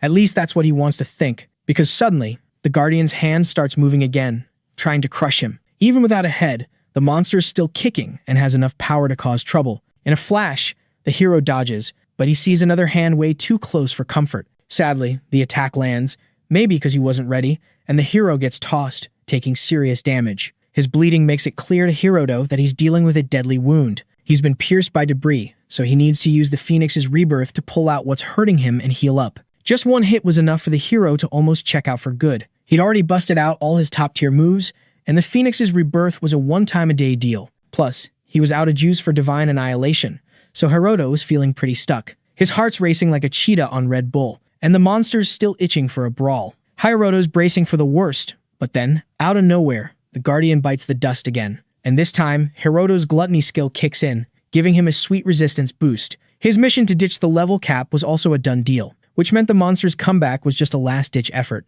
Anyway, Hiroto's totally wiped out. A bunch of message windows start popping up in front of him. The system's going off like a level-up party, with statuses flying in like confetti, which, honestly, feels like a victory dance for beating all the top S-class in the country. After a bit, Hiroto's not even hyped anymore, just confused, cause the windows keep coming. He figures it's all the XP he's racked up turning into levels. So, who knows how high this is gonna go. At some point, he notices his stats are almost maxed out. Then, he's thinking his stats are going through the roof. He remembers a game where a weak character got super OP real fast. He's seen stuff like this before, but nothing like what's happening now. It's so wild, he wonders if the Demon King's app is for the underdogs. In the Tachikawa camp, rumors spread like wildfire about the Guardian's fall, but Murakami's not buying it. He's already got a suspect in mind. The president's all curious, but another soldier says they can only credit it to some mystery hero. The president's shocked but also kind of bummed because they prep for sacrifices and someone just breezed through. If this was the new gen's doing, their rep would tank. Murakami's starting to doubt the hero did it solo. Then, he reminds the president about the association's no interference rule, which flips the script, cause breaking it would put the new gen in their pocket. Same day, same time, over at the Black Dragon Fang Hunter Guild, Yuzuki's just strolling with a dock in hand, until breaking news grabs everyone's attention. A reporter's talking about finding the Guardian's body, and it's a big deal since the last time was during the U.S. gig. It's a major win, but no guilds claiming it, and the association's still mum. Even the newspaper's expert, Miyamura, can't crack this one. But for Yuzuki, there's no mystery in a Guardian getting wrecked, cause her heart's yelling Hiroto's name in her head. At the Hunters Association HQ, everyone's chatting until someone with a shady vibe rolls in. He hands a guild card to the receptionist, who's kind of thrown off, cause it says rank C and 26 years old. But from her gut feeling, the dude doesn't fit the bill. She figures it's a fake ID, cause everyone knows the new gen's dungeon crazy. On some level, it bums her out about the association's slump. Choosing not to call him out, she takes the card and just asks which dungeon he's hitting up. But Hiroto says he's heading to Tachikawa, the toughest dungeon in the land. Everyone knows only the best tackle it.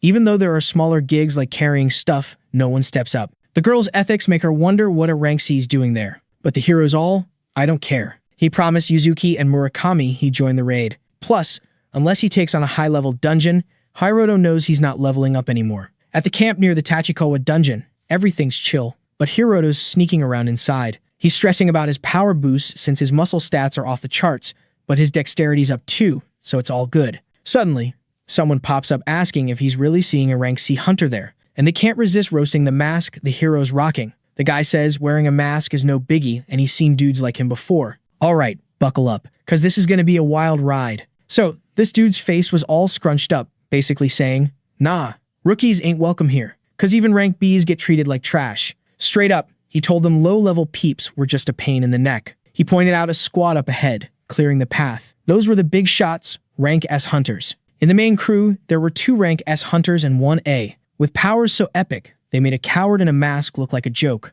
Oh, and the young dude? He proudly said he was a rank A in that squad. Murakami, though, totally stole the spotlight, breaking the convo like a pro. He rolled up, saying they had a meeting, and in 2 hours, they were diving deep. Murakami said the boy's skills were going to be super clutch. But plot twist, the boy he meant was the masked cook, and the hunter was shook. Being lower ranked, the hero just went with the flow, following orders. The hunter was all, why'd Murakami pick the cook? His brain was like, they must be childhood buddies, total nepotism. But Yuzuki caught the dude's shady look and shot back a glare that gave him chills. Hiroto was quick to ask if his buddy told Murakami he should join the raid. Honestly, it wasn't shocking, because the guy admitted they needed his muscle. Hiroto wanted to know how his boss saw him when they clashed swords before. Murakami was like, dude's a monster, no other way to put it. Hiroto's stats had doubled, so he wasn't sweating a loss anymore. Still, he knew he had to stay sharp, because he might face a bunch of foes. When asked, Murakami said President Oyamada would be on the front lines.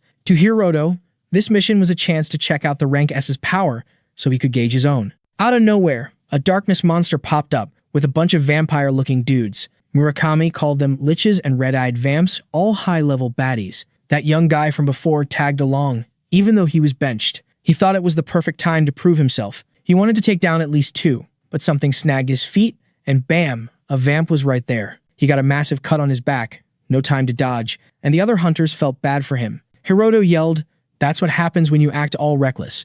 But Murakami knew better. Even a sneak attack shouldn't have dropped a rank A like that. It was clear those monsters had powers on par with rank S hunters. Knowing this, the hero figured he might need to switch up his game plan. This could be the perfect moment to flex his boosted power. As agreed, the other hunters stepped up. Murakami and Yuzuki were ready to handle it, while Hiroto kept his secret identity on lock. Outside the dungeon, a young dude was chillin', pulling a card from his coat. The Kujo family's dungeon setup was all set. Yuzuki, and he wouldn't die. Or if they got close, the system would hit pause on the attacks. The young guy didn't want to mess with the Kujo family, because controlling monsters from afar was straight up scary. In his head, the family reaching out felt like a divine sign. Anyway, the big deal was if the dungeon's difficulty spiked, even Murakami would be caught off guard. Back at the action, the vamps were ready to throw down with the hunters. One went for Yuzuki with a punch that left her impressed. The worry was clear on her face, but she kicked one back like a boss. But exhaustion was creeping in. An elder vamp should be a match for a top-tier rank B hunter. But against rank S hunter Ishizuka and her,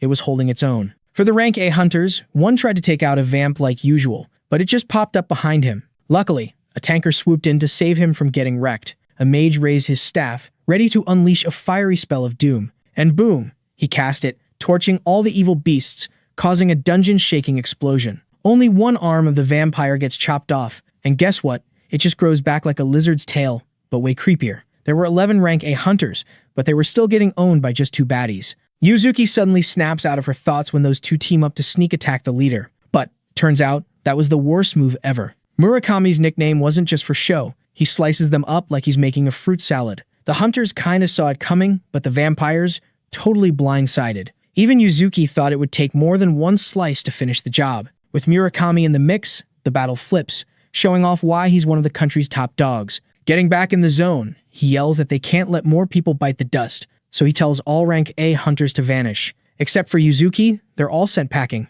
Hiroto, meanwhile, wonders if Murakami's noticed the same thing he has, especially since, while checking out the monster's stats, his eyes scream that at least 20 more like the last 2 are on their way. The Lich seems to be the mastermind behind this monster parade. He's got a scythe and swings it around like he's in a horror movie, giving the hero major creeps. One of those swings sends a deadly light blast flying. Hiroto knows touching it would be game over. The blast heads for a huntress, but Hiroto dives in, saving her just in time. She thanks him, but there's no time for chit-chat. Later, after a quick escape, healers patch up the wounds. Hiroto sits alone, deep in thought. Murakami comes over to thank him for preventing another loss, but he mentions he didn't plan on leaving him in the thick of it. The hero catches the vibe and pops a real question to Murakami. During their fight, Murakami said he wasn't going all out against him, so Hiroto asks if he's now giving it his all. Sadly, Murakami admits he's right. Yuzuki, overhearing, asks her boss what the plan is. The monster's strength is way off the charts now, so Murakami calls for a retreat to report back to camp. They both agree,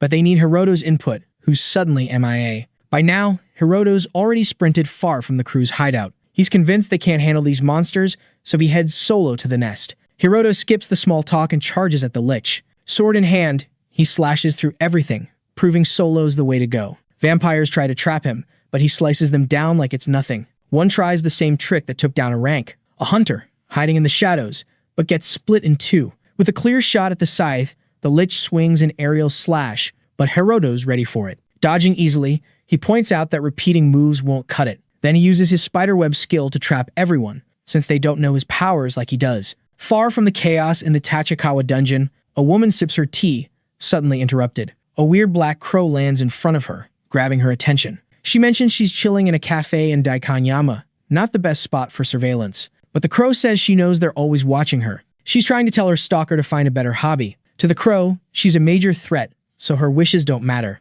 Even with an incomplete app, she's got the potential to outdo the master. Plus, he checked the coast was clear before reaching out. Finally, she says there's no need to be so uptight, she won't fight back, and asks about Tachikawa. The crow replies that the place is ground zero for all the accident experiments, and if it flops, years of work go down the drain. In the girl's way of seeing the crow, whether it flops or not didn't matter, so she asked if she'd get in trouble for having rebellious thoughts. Anyway, even if things went south, as long as they had the new gen, Nagatacho would be chill. The whole point of these past experiments was to control the abyss whenever they wanted. But one thing should never slip your mind. It was all about controlling the dungeon or, in other words, the monsters chilling in it. A tech that gives a leg up over countries dealing with these disasters. And later, it'll be a tech so powerful it could rule the world. This would be a way to boost the Kuju family's clout. So, even though she was held for this, the girl told the crow she'd just keep it cool. Back on the battlefield, a bunch of monsters are taken down, and one of them, staring at the jailer of its buddies, starts shaking in its boots.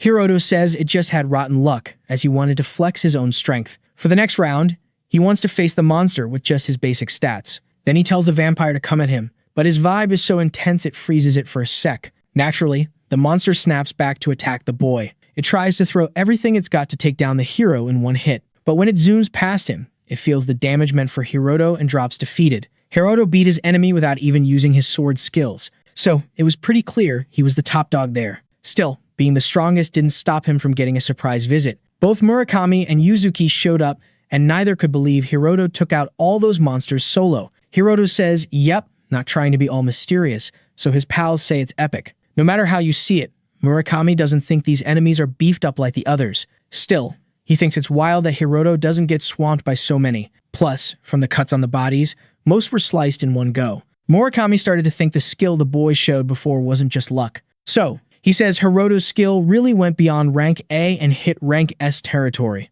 But Yuzuki sees the whole scene differently. Murakami hinted the enemies were weaker, but maybe they were the same as before. Even so, even for someone like Murakami, taking down so many beefed-up monsters would be impossible. Then Yuzuki gets the chills thinking about how strong Hiroto might be. This idea meant something beyond normal happened, and she couldn't blame the boss for tossing out the unbelievable. Still thinking that, Murakami says the boy's a prodigy and asks again if he wants to join his guild. Meanwhile, as said before, the hero says he's not interested, making the hunter laugh for getting turned down twice. Still, Murakami makes it clear that whether chasing after girls or recruiting talent, he's persistent, and somehow Hiroto knows this. Anyway, if he ever joined a guild, it'd be this one, so they shook hands on it. Later, that glasses-wearing young dude chats with a president about Murakami being alright. Plus, they both know the so-called rank C hunter in the raid was using a fake ID and a mask to hide his face. To make it worse, when tested quickly, his hunter skills were marked as rank F. Oyamata can barely believe Murakami would be so sloppy to give a prime spot to such a drag.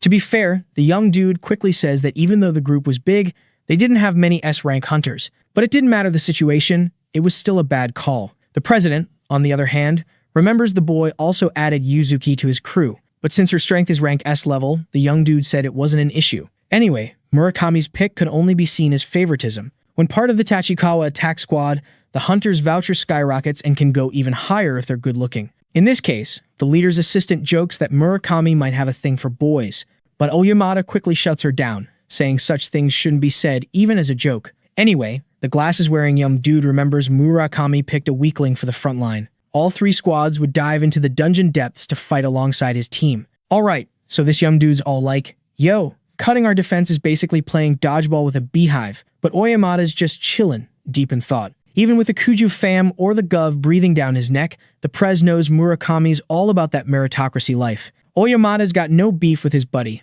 but he's super curious about the real deal behind this recruitment gig. Flashback to camp, our heroes all. Why am I in the VIP attack squad? And everyone's like, wait, what? Turns out, there's already a deal in place, and for our hero to level up, he's got to tackle those hardcore dungeons. To boss up in the future, he needs to peep the S-rank hunter's skills. Knowing he's got the juice to show his true power would make things way easier. But Hiroto's plan? Keep it low-key, like a ninja at a library. He straight up asks Murakami to keep him on the DL, but Murakami's already spilled the beans. Hiroto's got F-rank skills, so the dude's curious about what led him here. Murakami's got a soft spot for underdog stories, but he doesn't dwell on it. Murakami's all about telling the hero's epic tale. If he shines, it's not just about clout with the association. He'd be a legend. Plus, joining Murakami's guild means being the right-hand dude, which is a win-win. People say the strong can either bully the weak or show mercy, but Hiroto's not buying that mercy's Murakami's only game. Since getting the app, Hiroto's lost stuff but gained a radar for people's true colors. That's why he's still on the fence about joining. Not being a full-on guild member makes him wonder if he can stick around. Oyamata's and Daido's squads are all members, but Murakami's open to newbies. S-rank hunters usually join big leagues, but Murakami's guild isn't top tier, so it's got few S-rankers. That's why Murakami's keen on having the hero on board. Then, bam, everyone gathers for the attack squad lineup announcement. Murakami's squad gets stuck in the back, and he's not happy, calling out Daido. Turns out, they found out about the F-rank kid with a fake ID on the team. Daido's like, it's hard to trust with this sketchy sitch. They thought it through and decided they couldn't mess up. So, only Murakami's and Oyamata's squads made the cut. Hiroto's worried and asks Murakami if he should bail. But Murakami's like, nah, and wonders if Daido's having a laugh. Daido's cracking up, explaining the rumors about Murakami picking the kid for weird reasons. But Daido doesn't buy it, seeing the grossed out reactions. He jokes that ditching the kid would solve all the drama. Daido's still laughing, teasing Murakami about looking love-struck. Before bouncing, he tells our hero to give it his all. In his book, even a small fry should try hard not to drag others down. As Daido leaves, he's thinking he's either lucky or got a solid excuse. Thanks to this twist, he managed to keep Oyamada's squad away from Murakami's. Last time, few powered-up units showed, and Murakami would have crushed them. But now, Daido's got a plan to unleash chaos and take them out, pleasing the Kujo fam. After all that, the raid on the Tachikawa dungeon kicks off. Even though it's a tough zone, the country's top hunters are ready and organized. So far, no super monsters have shown up, and while some got hurt, the healers are on point. With barely any scratches, they found the boss room before even hitting the last floor. First up, Oyamada's crew rolled in, and right after, Daido swaggered in with his squad. Meanwhile, Murakami's team got the stay outside gig as backup. Their job? Stop any bad guys from crashing the party, even if they weren't sure it'd happen. Murakami's all, hey, hanging back is important too. Yay, no. The boss was dubbed the Lifeless King, but had a sidekick, Carmilla, the Queen of the Night. She was lurking on this floor, ready to stir up trouble if she showed up. Still, the hero's like, nah, she probs won't show, but feels guilty for being there, unlike the hunter. Even though Hiroto's skills are rank F, his pals totally underestimated him, which Murakami thinks is the real issue. Naturally, everyone's curious to see Hiroto do his thing. Finally, the heroes all think those squads can handle the boss. Murakami hints Hiroto's worried about Yuzuki. The hero spills their childhood buds, shocking everyone, making them wonder if there's more to the story. Hiroto repeats his question, and Murakami's like, they'll be fine. But he adds, if the boss is like the last monster, it could be a mess. The crew ran into a bunch of undead, but none were beefed up. Plus, the hero didn't sense any danger, like he could chill. Murakami apologizes. Hiroto's like, nah, my bad, but the hunter's bummed. He wanted to see everyone's jaws drop when the hero flexed his skills.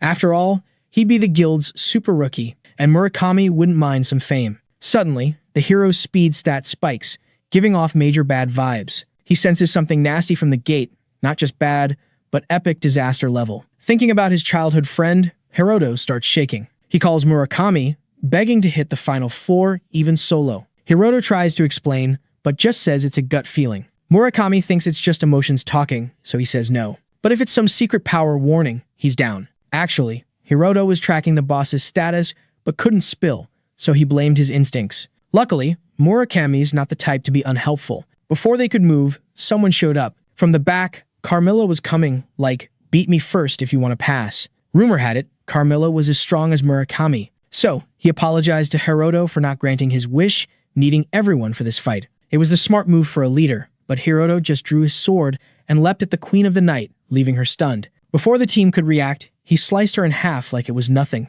clearing the way. Murakami was shocked, but now mixed with a bit of fear. Inside the boss room, chaos reigned as Hiroto and the guild leader raced to the fight. Murakami was out of breath, blown away by the hero's insane speed. He was proud of his speed, but couldn't keep up. The others lagged so far behind, they just stopped running. Anyway, the hero calls Murakami, sensing danger, and says he'll go solo. He vanishes, showing his speed wasn't maxed out. Murakami felt the pressure, seeing himself as a snail compared to Hiroto. Hiroto taking down Carmilla with one hit made it even crazier. Murakami thought if the world knew Hiroto's true power, the hunter game would change. This time, he wasn't scared, but hopeful for the future. Finally, at the boss battle spot, its heavy energy weighed on the attack squads. It showed up as the king of the undead with an SSS difficulty level. Alright, so picture this. These top-tier hunters, all S level, are totally bailing, feeling super embarrassed by this epic monster they're up against. The monster's all, oh, you want to run, and goes for the attack, but bam, out of nowhere,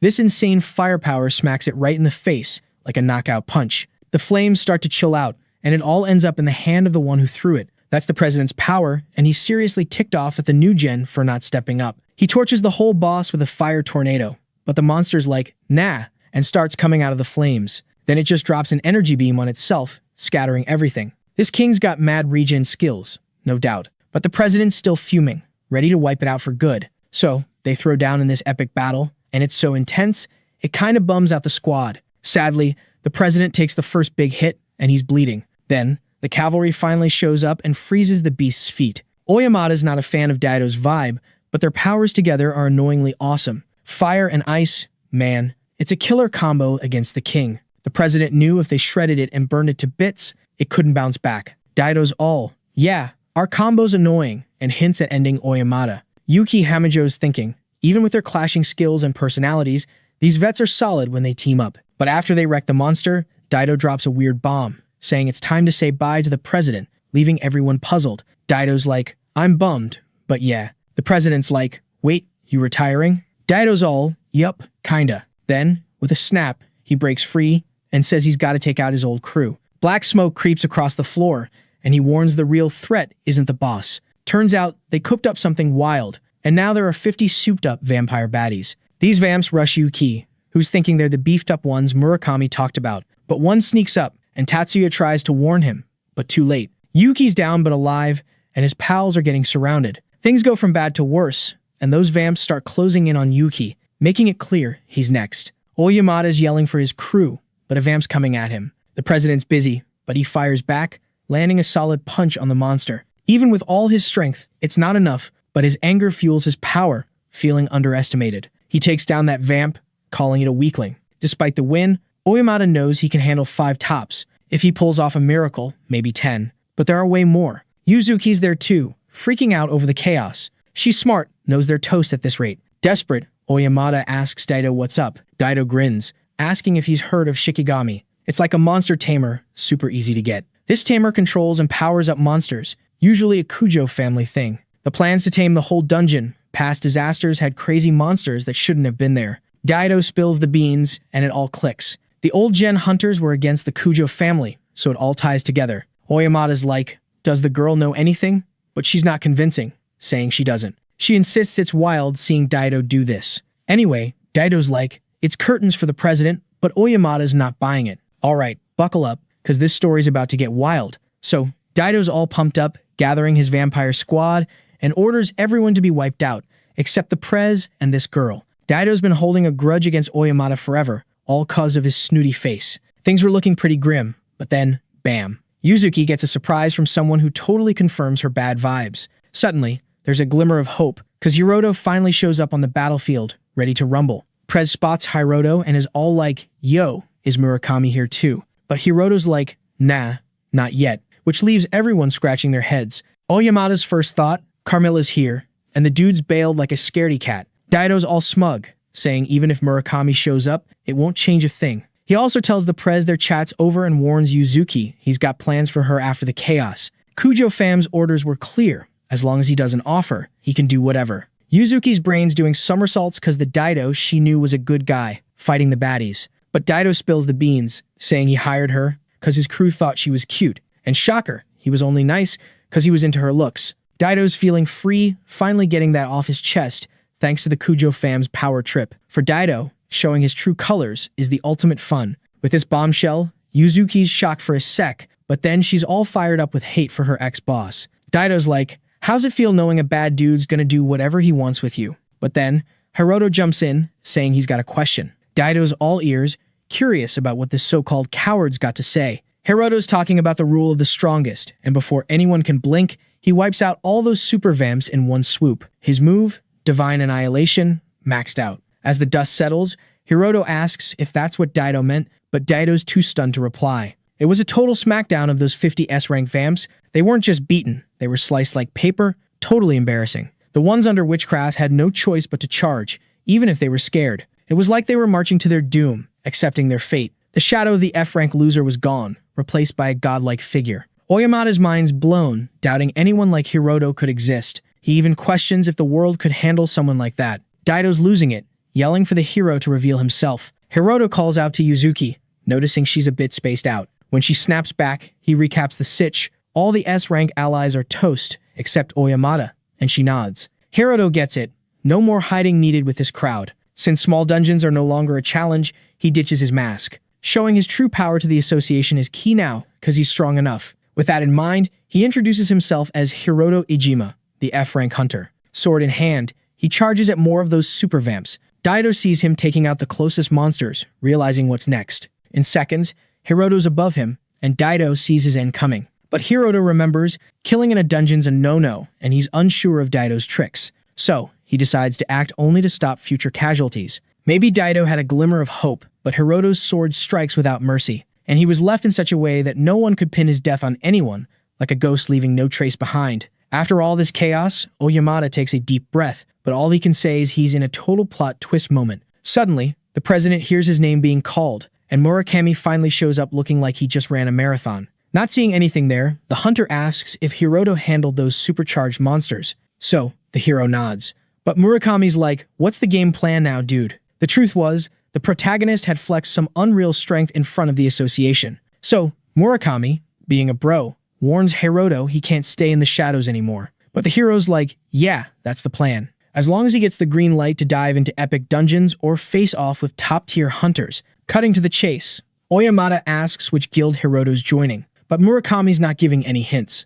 It made sense for the president to want Hiroto, so Murakami suggests trying to recruit him. Oyamata, though, admits he always saw himself as a beast, but after seeing the hero in action, he knows Hiroto's not someone you can just boss around. Yuzuki's shook that the president, who's all about winning by force, is just chill about it. With just one epic battle, the hero not only earned the guild leaders' respect, but also made them admit they can't control him. Anyway, because of his position, Oyamata warns he can't skip a new status check on Hiroto when they get back. The president says having such a powerhouse hidden from society is a major loss. Japan's gonna need Hiroto as a secret weapon, and he'll bring some serious clout to the country. Yuzuki wonders if the hero's power is really that big of a deal, but after seeing it all, questioning it seems silly. On the flip side, Oyamata trusts Murakami's judgment and doesn't sense any bad vibes from Hiroto. So, after mulling it over, he figures out what the hero wants to hear. Like a pact against the new-gen hunters and the Kujo family, the president says he'll reveal the boy's existence, but he'll do it by announcing him as the top dog among the S-rank hunters.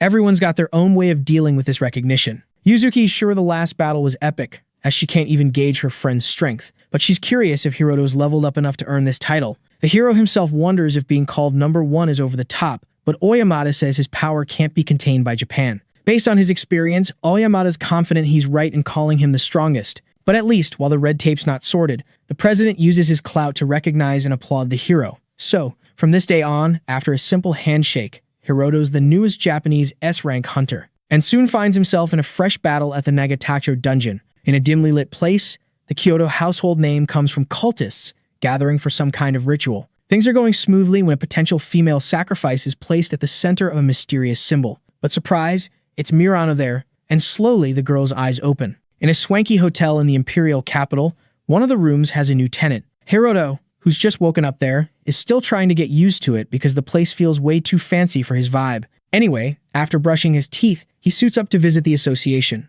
because today marks his first visit as an S-rank hunter. At the Hunters Association reception, a little mix-up happens, because the receptionist notices that, apparently, an F-rank member wants to meet with President Oyamata. Knowing he doesn't need to hide his true identity anymore, Hiroto mentions he's getting an update today. She hadn't heard about it, so she asks what rank the promotion would be, making the protagonist say it's to Class S, which initially shocks her, but once it sinks in, she cracks up. The receptionist tries to keep it together and asks the protagonist not to be silly, but he didn't need to argue because Murakami himself shows up, starting a chat. As the two talk, the woman starts realizing her mistake. Since the fourth-ranking hunter's there, she's really curious about who the young guy he's chatting with is, and she finally gets that she shouldn't have treated him with disrespect. Murakami and Oyamata roll up, chatting with Hiroto like they're old pals. The receptionist totally loses her cool, and maybe her job too.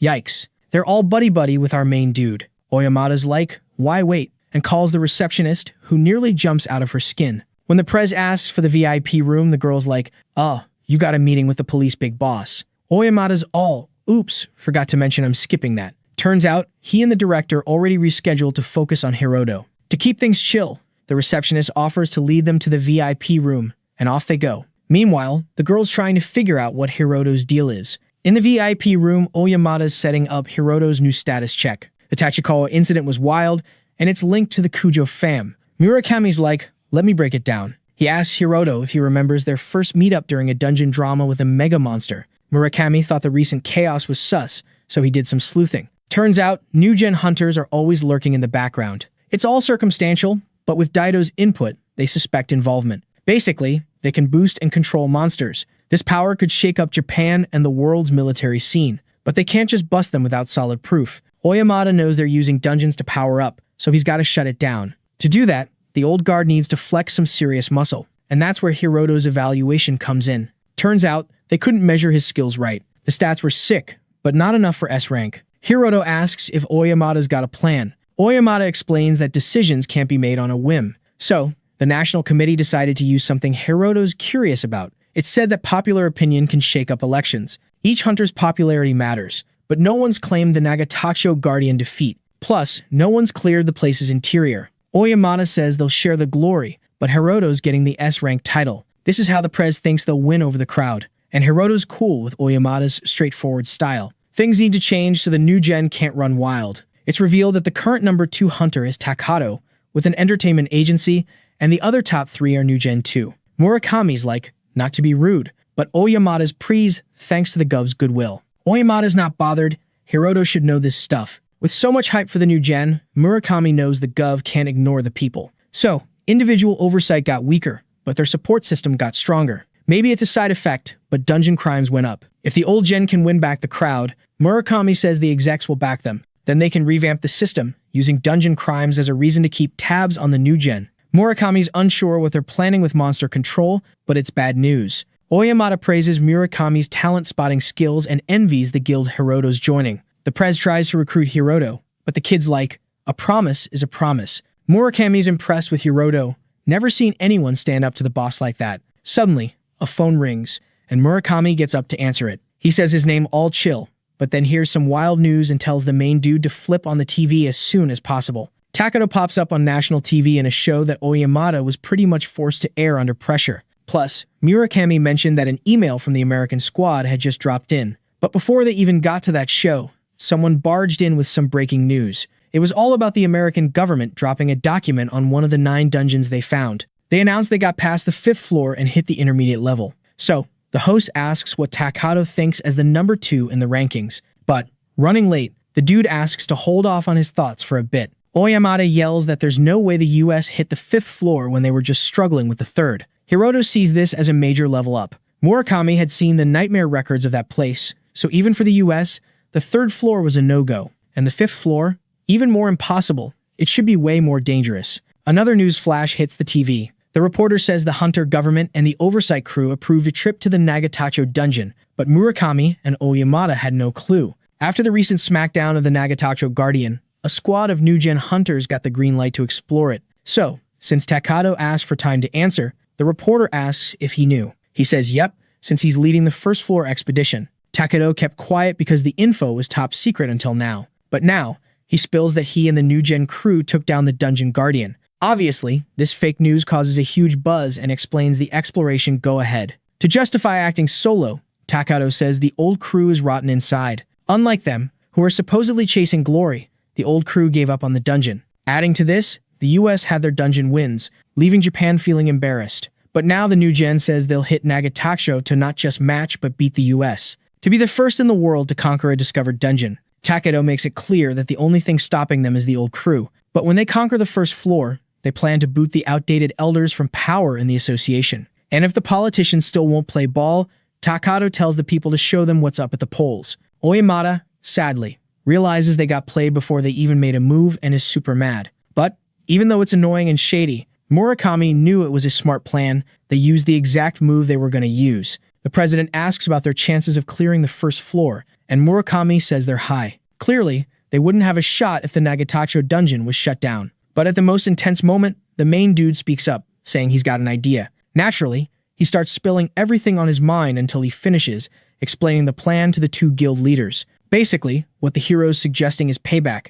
An eye for an eye, a tooth for a tooth. Since they got hit first, they should hit back twice as hard. Determined to make it happen, the hero says he'll get permission to enter a super tough dungeon, joining the 2 hunters there. The hardest and most epic, one of the 8 great dungeons of the world, untouched by humans. Top-tier hunters are seen as national treasures. Because of this, in Japan, ranks S to A team up to tackle these dungeons, but they need the green light from the hunters' oversight crew set up by Parliament. This time, for the first time in Japan, Takato, with 5 other S-rank new-gen hunters, got the go-ahead to try exploring the 1st floor of the Nagatacho dungeon. Finally, facing the portal they're about to enter, they gear up, but Takato's curious why the old-timers are there too. Oyamata yells and complains, but the young dude doesn't care. Murakami says he already explained 2 days ago that they'll join Takato on the first floor. After all, they want to share the glory, but Takato thinks they're just there to snag some leftovers. Alright, so this dude's totally roasting the oldies, saying they're gonna get nada after his epic speech. He's all about recording everything for the dungeon archives, like receipts for days,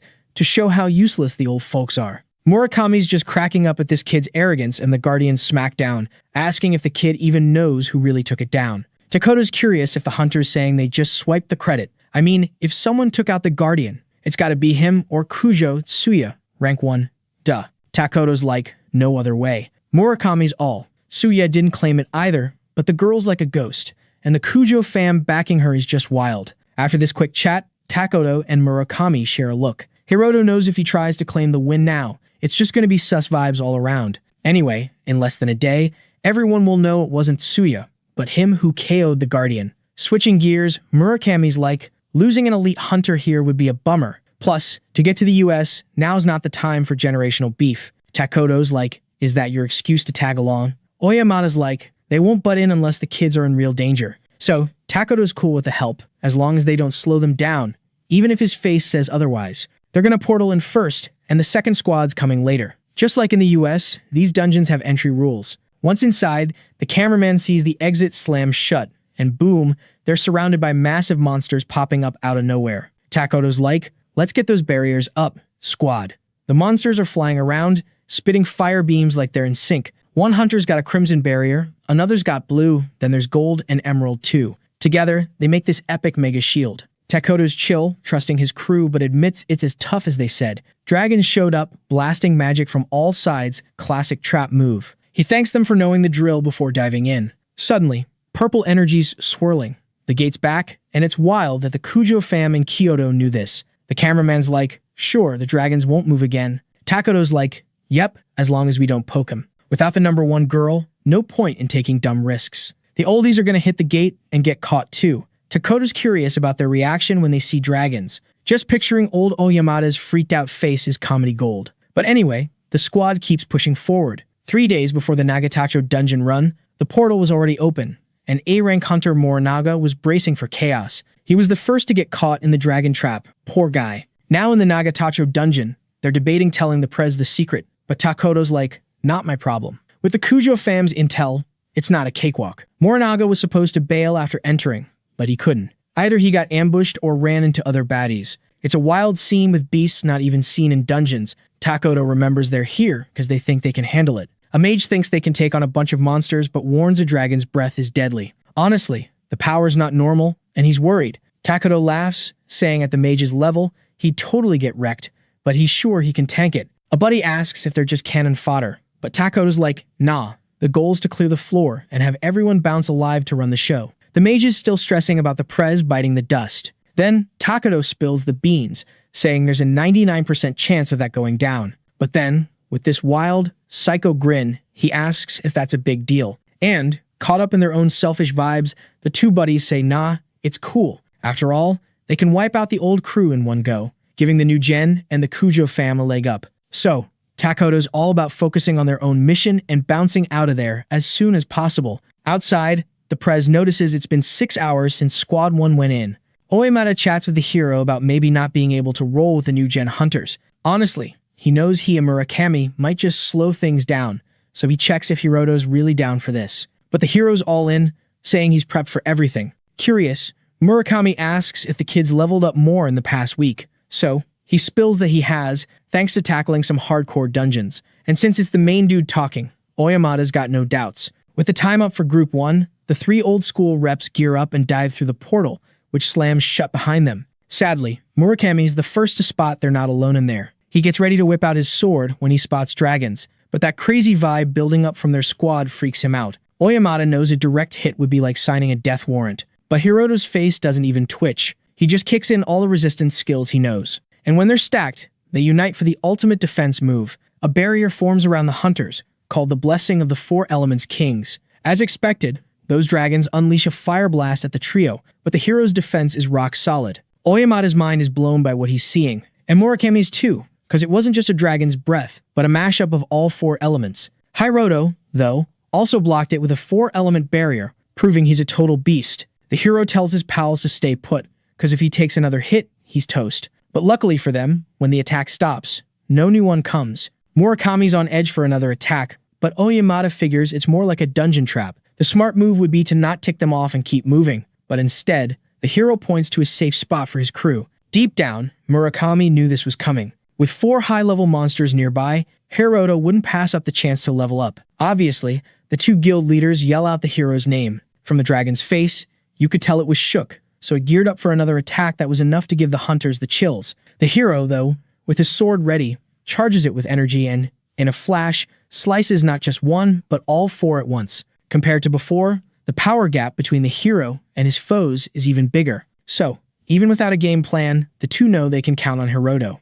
And without wasting time, they dive deeper into the floor. A bit further away, an ice-type monster starts getting summoned by the dungeon. One of the new-gen hunters spots the bad news while defending himself. But staying chill, Takoto tells his crew to duck. And from his sword's tip, he calls up the swordsman's ultimate fire magic, creating a flame wall that splits the monster like a bug. Suddenly, another baddie pops up from behind, this time a fire ghost. But Takoto's got it covered, using a spirit skill to summon an ice shield and ice up his sword. So, he takes down the fire monster with the opposite element, no sweat. To wrap it up and flex for the camera. While the cameraman's shivering, Takoto explains that on this floor, there are elemental monsters, so using opposite elements makes it a breeze. The other hunter mentions his barrier worked, but he almost turned into a popsicle. But for Takoto, as long as his buddy's still kicking, it's all good. Finally, despite his crew's condition, the young dude says the enemies are just a bit tougher than expected. Even with the elemental hacks, it was tough for the others. But they still had someone like Takoto, who carried them,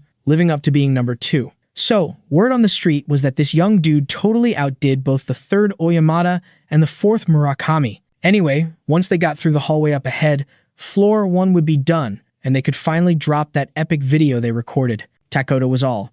If he knew how tough it'd be for his crew, he would have brought the oldies along too. The mage got curious, and Takoto spilled the beans that the oldies still had some tricks up their sleeves. He kinda regretted not using them as frontline pawns, at least. But, for the dude, it's too late now, since they're probably toast anyway. Then, out of nowhere, Takoto's deep thoughts got interrupted by a wild sight. Both guild leaders and the kid they brought were right there. Like, surprise. For a sec, Takoto couldn't even believe it, and maybe because of the hype, he yelled, asking what they were doing there. The hero just reminded him it was past noon and, duh, said the young squad was running late. Number 2. Feeling all exposed, asked how they didn't get wrecked at the entrance and how they got there first. Then, like it was the most obvious thing ever, the hero said they didn't die, because they cleared the floor. In the chat, it came out that the oldies squad planned to hit the next floor. The news hit like a ton of bricks, causing a moment of silence. But then, one of the new gen guys broke it, laughing like crazy. He admitted, still cracking up, that he was dying to hear the answer. Everyone started laughing, because they only got this far thanks to Takoto, and the second floor would be a beast. Except for number 2, everyone was roasting those 3. But Takoto wasn't, because deep down he knew his crew were the real clowns. What really caught his eye was the super confident look on the president and Murakami. From what he knew, the hunter thought something was definitely up. So, he threw out another question. Based on his doubts about their confidence, Murakami answered no sweat, saying they just did some prep work. And to clear things up, he said it was actually Hiroto who did the prep. Takoto still had no clue what kind of prep they were talking about, but he zeroed in on the fact they brought an unknown hunter. There was this incident where, from the whole hunter training school, one survivor was Yuzuki Kujo, but, as he remembered, Hiroto Ejima too, yet Yuzuki was barely in class S. So, mixing what he knew with the trio's weird confidence, he still didn't get it. Takoto thought, but quickly ditched the idea that the Kujo family helped them. So, the young dude argued that S-rank hunters need Parliament's okay to tackle dangerous dungeons.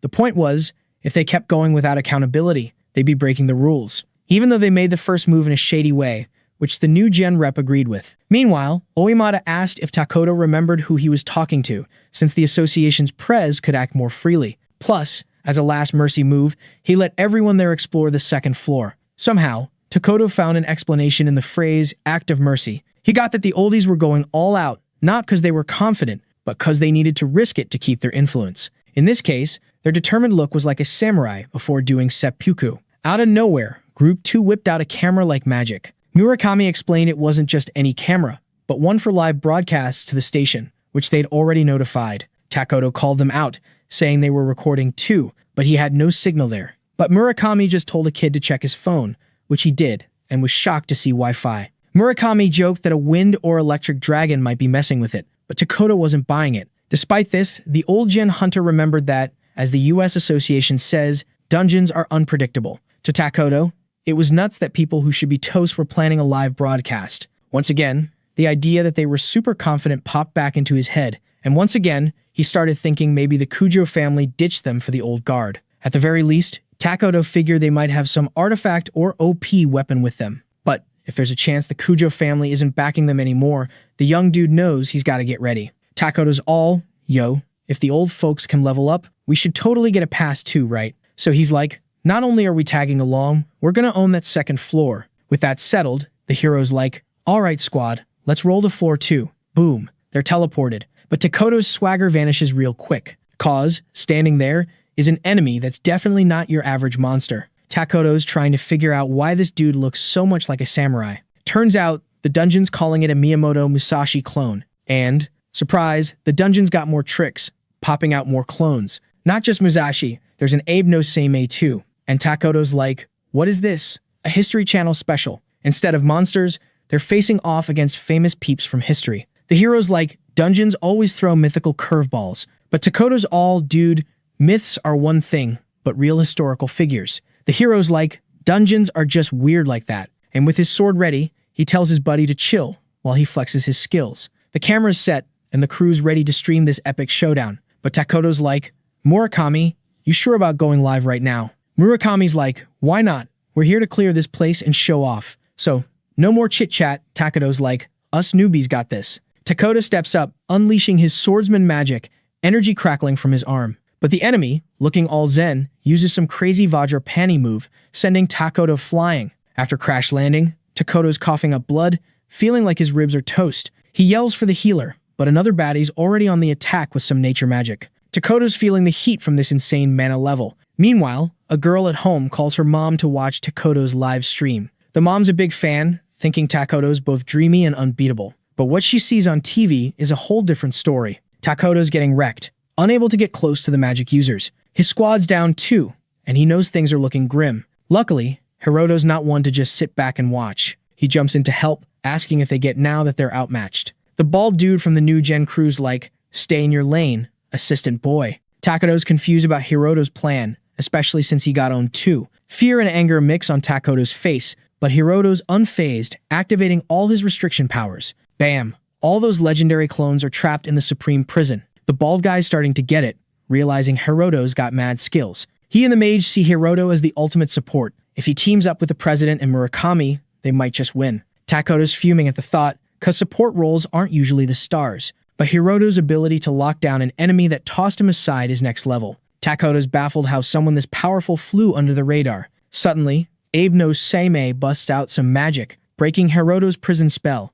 But Hiroto just grins, ready to handle him another way. Alright, so here's the remix. After all, his main goal is to show he's not just a sidekick, he's the real deal. But before he can throw down, the president jumps in, wanting to take the lead. Even though they're up against the hero, both he and Murakami are still ready to rumble. Oyamada jokes he wouldn't be so chill if he wasn't sure he'd win. Plus, this epic showdown is being watched by all of Japan, in real life. All this hype makes it clear they can't just ride on Hiroto's coattails forever. Getting the vibe, the hero steps up, ready to handle the squad. Murakami charges first against the clone of Abe no Seimei. He swings his sword, landing a critical hit that forces the enemy to back off or get wrecked. Abe no Seimei switches it up, using nature's beauty to attack from a distance. But the president jumps in, throwing up a massive firewall to block the advance. With nothing in his way, Murakami smashes the opponent with Godspeed Judgment. Takoto, still hurting, is even more shook, seeing the same monster that wrecked him get owned by the elders. Just by his face, the old-school hunters can tell Takoto's curious.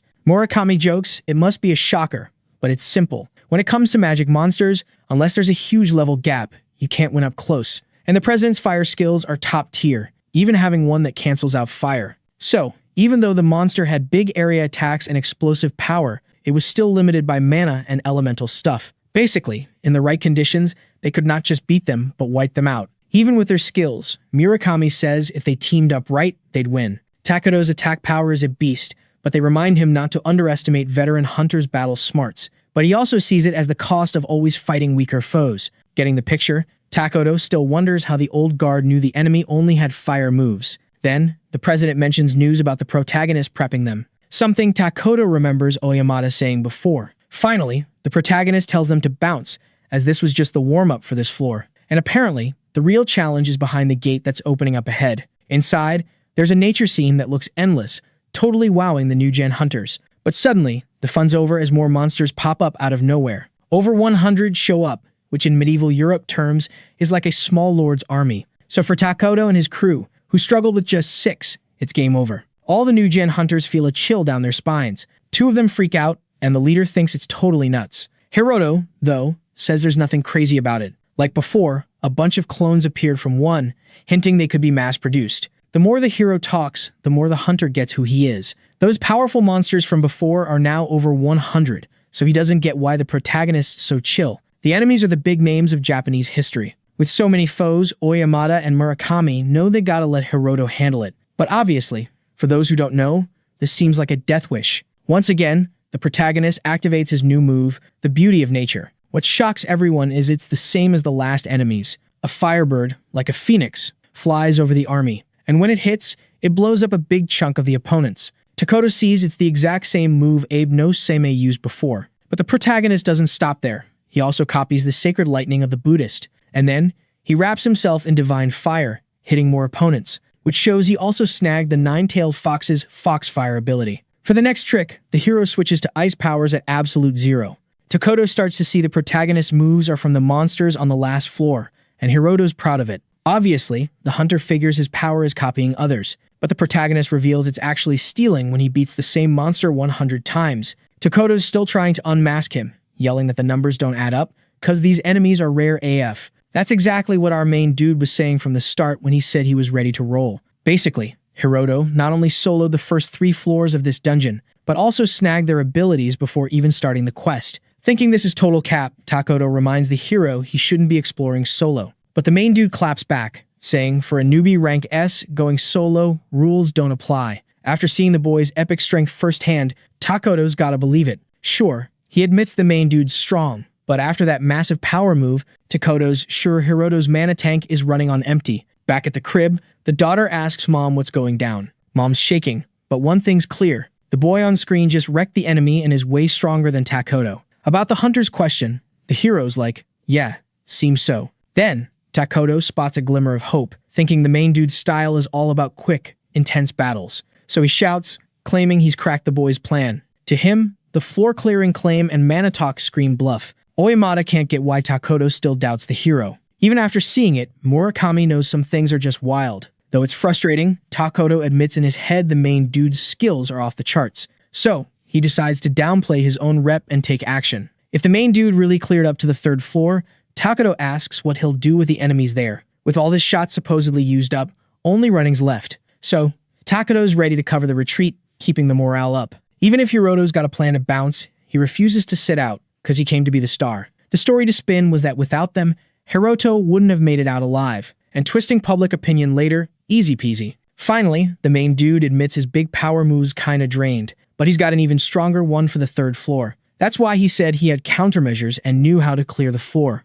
Takoto's mind's racing, wondering who this guy even is. Again, he can't believe the boy wants to do it all solo. But the main dude charges with his sword, and while more clones pop up, he's already going for the biggest one, almost taking it down. Hiroto activates a draconic effect, using the War Dragon's power to finish them all, leaving Takoto stunned that Hiroto's hand-to-hand game is strong too. While another clone gears up, the hero says no need to beat them one by one. Only half have real essence, the rest are weak illusions from the original. Basically, they're like weaker copies of copies. Obviously, if you don't know the trick, it's tough to handle. And Hiroto says if he hadn't caught on the first time, he'd be worried too. That day on Earth, even with the sudden Nagatacho dungeon coverage, it hit all of Japan, and homes worldwide tuned in. From TV to streaming, the audience rate hit a wild 90%, making it the day the world met the beast hunter Hiroto Ijima. After another power show, Takoto's left jaw dropped, wondering who Hiroto is. Switching gears, Oyamata asks how the hero deals with ghostly enemies. Hiroto explains bandit-class hunters have a danger sense, which he's got too. He thinks it's cause of their agility status. Once he knows there are illusions in real bodies, he can spot them by looking. Murakami already got the memo, but Oyamata still thinks it's nuts. After all, He's not bandit class and doesn't claim to get Hiroto, which, in Murakami's eyes, is the realest way to describe him. Hiroto's got mad skills, not just in hand-to-hand combat, but also in ranged attacks and support moves that are totally next level. So, Murakami's feeling pretty smug about trusting him with their survival. Takedo remembers Hiroto as the dude who survived the Wild Artemis Academy incident. But then there's Enko Kujo, the top hunter before she ended up in the Kujo family orphanage. Her original name was Ejima. Last he heard, the Kujo family said her little bro got kidnapped, so Takedo's got zero doubts. Hiroto survived the Hunter Academy disaster and beat the Death Pursuer crisis, which, in turn, gave him powers that are just mind-blowing. Unlike the others, who are now just wannabe copies. A while back, Takedo heard about this thing called the Yin-Yang Book, which, fun fact, is with the Kujo family. It's also known as the Demon King app, a power that embodies humanity's will to live. With time ticking down, the hero tells everyone to stay sharp. Oyamata wonders if things will go down like the kids said. Takedo, though, gets all worked up and yells, asking what's gonna happen now. Lucky or not, his question's answered when a beam of energy crashes down, causing epic destruction. Smoke's everywhere, but you can still see what's up. It's the third-floor boss, the Demon Dragon King, Vritra. Takedo's confused about how the third-floor boss is here when they're on the second. Even Oyamata is trying to keep it together, but it's clear Hiroto was right all along. Basically, once all the second-floor baddies are toast, the third-floor boss crashes the party. Hiroto admits he was shook the first time. Even with all the systems prep, he had to use a not-so-cool method to win. Plus, being a Demon King species sheds light on the Demon King app name. As a third-floor boss, Oyamata knows the dragon's no joke. And Murakami too, since even the USA hasn't beaten a third floor in years. The monsters they've faced so far are at least on par with America's old-school ones. In other words, things are about to get insanely tough. Hiroto charges at the enemy like a rocket. Remembering his first run-in with Vritra, he would have been toast if he kept going. Now, the dragon's neck puffs up and it blasts a massive fireball at the hero, who dodges like a pro. With a quick move, he activates all his resistance skills, ending with the blessing of the 4 Great Spirit Kings. With this ultimate move, he creates a shield that tanks the fire. Then, without missing a beat, he charges through the flames and, determined to win, swings his sword, whipping up a huge hurricane, which not only beats the fire but also hits the dragon hard, almost taking it down. The damage to the dragon's neck is clear, so the hero gears up for the next strike. Back then, he couldn't do squat against this beast. But now, with his boosted stats and new skills, Hiroto's sure he can take on even Demon King species. Once more, he swings his sword, and the monster takes to the skies to fight back. Then, the hero activates his ice-coated sword and, using all his might, unleashes the Morning Star attack. The strike hits the monster's core and pierces it brutally, freezing not just the wound but its whole body until it crashes down, defeated. On Earth, the broadcast cuts to breaking news about the mysterious hunter. A journalist spills that Hiro grew up in a hunter's orphanage and survived the Artemis School disaster. Plus, he's just been named an S-class hunter. Naturally, folks in Japan are buzzing, some curious, others totally shocked. A kid says he's never seen anyone like this, but another remembers Hiroto's F-rank aptitude. Still, in a world where your birth talent decides your fate, he made it to Class S. For them, it doesn't add up that someone with low talent could outshine the president and Takedo. But one starts to think Hiroto's even more epic because of his recent wins, since it was hard work that got him to the top. With barely any backstory, Hiroto was picked for the Nagatacho exploration, and from the footage, his power's obvious. The journalist also asks commentator Miyamura for his take on this. Alright, buckle up, cause here's the remix. So this dude's all, even with all my skills.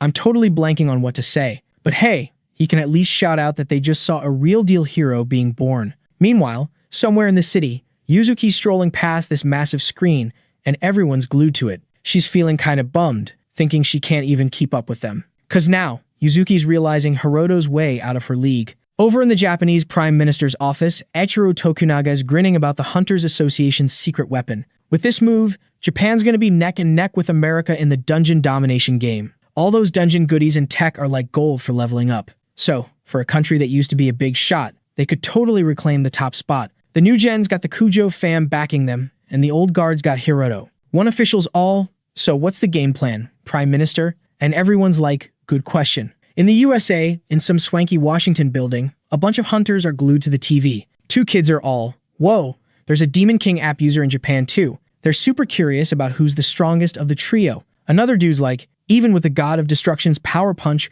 winning ain't a sure thing. And he's hyped, cause that's rare. He's itching for a showdown with Hiroto, but his buddy's like, dude, Hiroto's a swordsman. and he remembers when some clown tried to take on Shakyamuni. So, the fighter admits he's got a tough time against mages and tricksters, but that's why the twins are around. From the silver-haired dude's view, Hiroto's a solo act, kinda like Mikhail. So the kids all, who's stronger, the main guy or this dude here? The American hunter's crew went all out to bring Enko Kujo from Japan, but the girl just grins and keeps her lips zipped for now. In other news, a reporter's buzzing about an announcement from the association about Hiroto. They've decided he's the top hunter, and for matching America's feats, he's getting a fancy ceremony. Miyamura's like, I've been here forever, but nothing compares to this guy. From tonight, Japan's gonna be leading the dungeon charge thanks to the hero. Word is, the Prime Minister himself's gonna hand over the award. And of course, big companies are lining up to sponsor Hiroto with a deal way bigger than Takoto's. The numbers are sky high, and it's looking like sponsors might ditch Takoto, who's currently the big deal. Hearing he might get benched in ads makes the hunters super salty. But then, two ladies spot him on the street, even with his mask on, giving his ego a little boost. Takoto's thinking of giving them autographs as a thank you for their good taste, and since he's chilling, he figures he should tell them not to make a scene. But just as he's ready, the two breeze past him, heading for someone behind him. Turns out, they weren't even interested in him. They were all about Hiroto, who was also there. Not just them, but a whole crowd swarming around the guy. Hiroto knew he was getting popular, but not to the point where he can't even walk down the street. So, he flips on his optical camo, and everyone's jaws drop as he vanishes. But more than that, they're blown away by his epic skill. Even after he bails, the crowd's still fangirling, and Takoto's feeling even more salty about Hiroto. In Kyoto, at the Kujo family mansion, Mirano's out cold on a symbol on the floor, and someone's checking on her. The folks there are thanking the Lord for the revival ritual, but are worried she's not fully back. The head honcho says the only way is to boost her soul's rank using Yuzuki, because Mirano's crucial as a guardian. But he warns that something wild like in Fuchu could go down. So if Yuzuki doesn't accidentally kick the bucket, they gotta keep her safe. A girl mentions Enko's not in Japan to be super cautious, but another's like, shouldn't be too much trouble. Yo, so the Lord's all curious about this Enko character. Word is, she teamed up with the American squad, and they're gearing up for some epic dungeon raids. Everything's going smooth on their end, and the Island King's got his act together too. But the chief's like, if Hinamoto goes bonkers, it's game over. In the background, someone gets that talking about Enko like this means the Lord's gotta be super powerful. Meet Overlich, a human with a crazy hard-to-beat level, known as the Guardian of Humans. Everyone there, including this dude, should totally see the epic status window. This guy's just a tiny pawn, so he's clueless about the big picture. But being human makes him stand out. Plus, he's got a tough level and the name Overlich. With his beastly look, the Guardian of Humanity title just adds to the confusion. Far from the human world, two moons chill in the sky. Down a dark path, there's this massive castle just hanging out. Inside, Hinamoto's like, isn't it unfair that chaos is only speeding up here? But the real kicker is who she's chatting with, the Demon King himself. The Demon King's keeping quiet, because now Hinamoto's the boss in this world. But hearing this from the OG King, who's a multiverse god, sounds super sarcastic to her. Anyway, she says this world's already a total mess. On the flip side, they're beefing up with Divine King power artifacts. Hinamoto's like, isn't this kinda harassment? The real king says there's no magic on the other side, so they need this stuff. At least, that's what the game admins decided. Hinamoto's like, true, they're up against primitive folks with zero magic skills. So, the king's like, no complaints then. Still, from her view, after beating the king and jumping into this world, the showdown's wrapping up. The king says if she wants to whine, talk to someone else. Then, she's cool with it, saying she doesn't care if they win. Trusting her buddy, the critical land's coming up, and the gate's about to open in the OG dungeon. Then, they can attack from there and shove all this chaos back to the other side.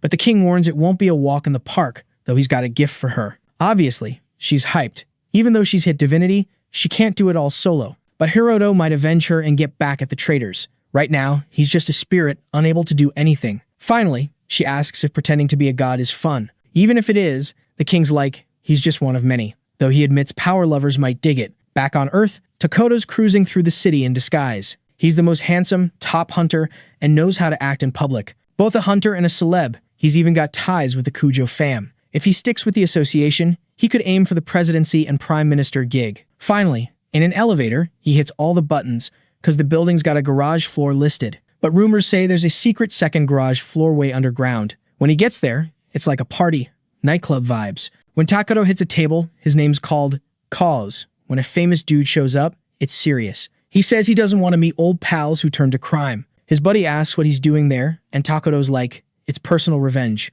He'll pay any price, because they're the only ones plotting to take down top hunters, like hiding poison in their food or setting hotel fires. Alright, buckle up, because this is gonna be a wild ride. So here's the deal. No matter who you are, if the air's oxygen level gets messed up, you're toast. Doesn't matter if Hiroto's a beast, there's always a way to take him down. Fast forward to the Hunter's HQ. Oyamada's buzzing about Hiroto's big debut tomorrow. But, plot twist, Hiroto's kinda zoned out. He snaps back, apologizes, and bounces, knowing he just needs to be back by 9. The Prez thinks Hiroto's spacing out is weird, but Murakami's like, chill, it's normal with all this pressure. Since the last drama, the new hunters are MIA, the oldies are back, and Hiroto's phone's blowing up. He's stressing because the American crew's already hit the 5th floor. Even for Japan's soon-to-be top dog, Vritra's no joke. Hiroto knows the 4th floor's a beast, and the US crushing it makes him doubt his own strength. Enko lost his spot because of the old V's, new beef, not because he was weak. Hiroto's feeling like there's this epic mountain he can't conquer. Out of nowhere, someone shows up, snapping him out of his thoughts. This person hands him a note, all smiles, saying it's an honor to meet Hiroto. The shocker, the note's from the US Hunters Association's VP. And get this, he's got ties to the Pentagon too. Hiroto's like, what's a big shot like you want with me? The VP's all, dude, you gotta see how important you are globally. Plus, he needs to get how epic his skills are. Cutting to the chase, the VP's there to recruit him for the American Hunters. And the bonus, surviving a 3rd floor and being a top-tier hunter. The Americans ready to drop cash like it's hot, offering 2 trillion yen or $13 billion. Hiroto cracks up, saying Americans sure love their jokes. But the VP's dead serious, saying it's how much they value him. The blonde dude asks Hiroto to chill for 5 minutes, promising to prove he's legit. Hiroto's curious, so he waits, making the VP super grateful. The blonde spills that the 20 trillion bonus is just 5% of their future shares. Big internet companies are worth over 100 trillion, with founders owning at least $1 trillion each. Why? Because they're flipping the world upside down. Their systems and ads have crowned them internet kings, and they're ready to be the next world changers. He's talking about the primordial dungeon, where his team scored materials worth a fortune. After owning the 4th floor, MIT's team analyzed the loot. They found a cancer-busting med, a nuke-proof metal, and even a homunculus, a smart life form. But the real kicker, a miracle cure that could make you immortal. These materials are game changers, pushing humanity to a new level. And there's more groundbreaking stuff to discover. But there are so few hunters who can explore these places, you could count them on one hand. So, after all this, the VP asks if Hiroto gets that their offer's no joke. Miss Enko, the former #1, jumped on board right away. Since she didn't show up in Nagatacho, Hiroto figured out where she went, but he's clueless if she ditched the Kujo family. In the end, Hiroto mulls over the offer but leaves his answer hanging. He's already promised to Murakami's guild, and that's a done deal. The vice president's all like, no other place can pay you this much, and if it's about the contract, we can talk. But the hero's like, nah, that's not it. Murakami and Oyamada treat me like a king, and that's enough to keep me loyal. Plus, he's not even into the cash, because he's already rolling in it. These reasons are why the hero's taking his sweet time to answer. The vice president's heard about how Japanese folks are all about keeping their word. He's like, in a place where logic rules, this is hard to get. But instead of getting mad, the vice president's actually impressed by the kid. Hiroto's attitude just makes him more popular and in demand. Switching gears, the hero's choice makes Japan and the US rivals. Everywhere else, no one could beat their guardian, so the big dungeon rights are up for grabs between the two. The vice president's like, not taking Hiroto is my biggest oops. And the hero starts thinking back to when he was treated like garbage. Even now, being #1, he's still figuring out what it all means. Just a note, the vice president's from the UK and wants a fair fight, which Hiroto's cool with. So, even though he says no, the hero's grateful for the recognition. Meanwhile, contact with a bigger force is confirmed, and Hiroto's Demon King app is almost at its final level. A final mission pops up, with tasks like finishing Nagatacho and beating the living god Overlick. Later, in his hotel, the hero's thinking about the American hunters. He turned down Charles's offer because of his promise to Murakami and respect for Oyamada. But as the ex-1 with ties to the Kujo family, Enko's still a big deal, and cutting ties isn't easy without a reason. Hiroto doesn't think Charles meant any harm, but Oyamada should still check it out. Suddenly, a message pops up for the hero, and surprise, it's all about a main mission scenario unlocking. The last condition is hearing the truth about the Demon King app. If he nails this mission, he might finally reach Murano. Later, in an old building, Hiroto's first public appearance is the talk. As part of the association, someone tells Takoto he'll be at the stadium tomorrow. But then, Megumi's message grabs attention. For some reason, his girlfriend dumps him via text for the 10th time. Takoto's torn between being mad at her nerve or the rejection, so he vents by smashing a glass. Someone walks in and sees the mess, and Takoto explains he's been dumped for the 10th time. The guy's like, dude,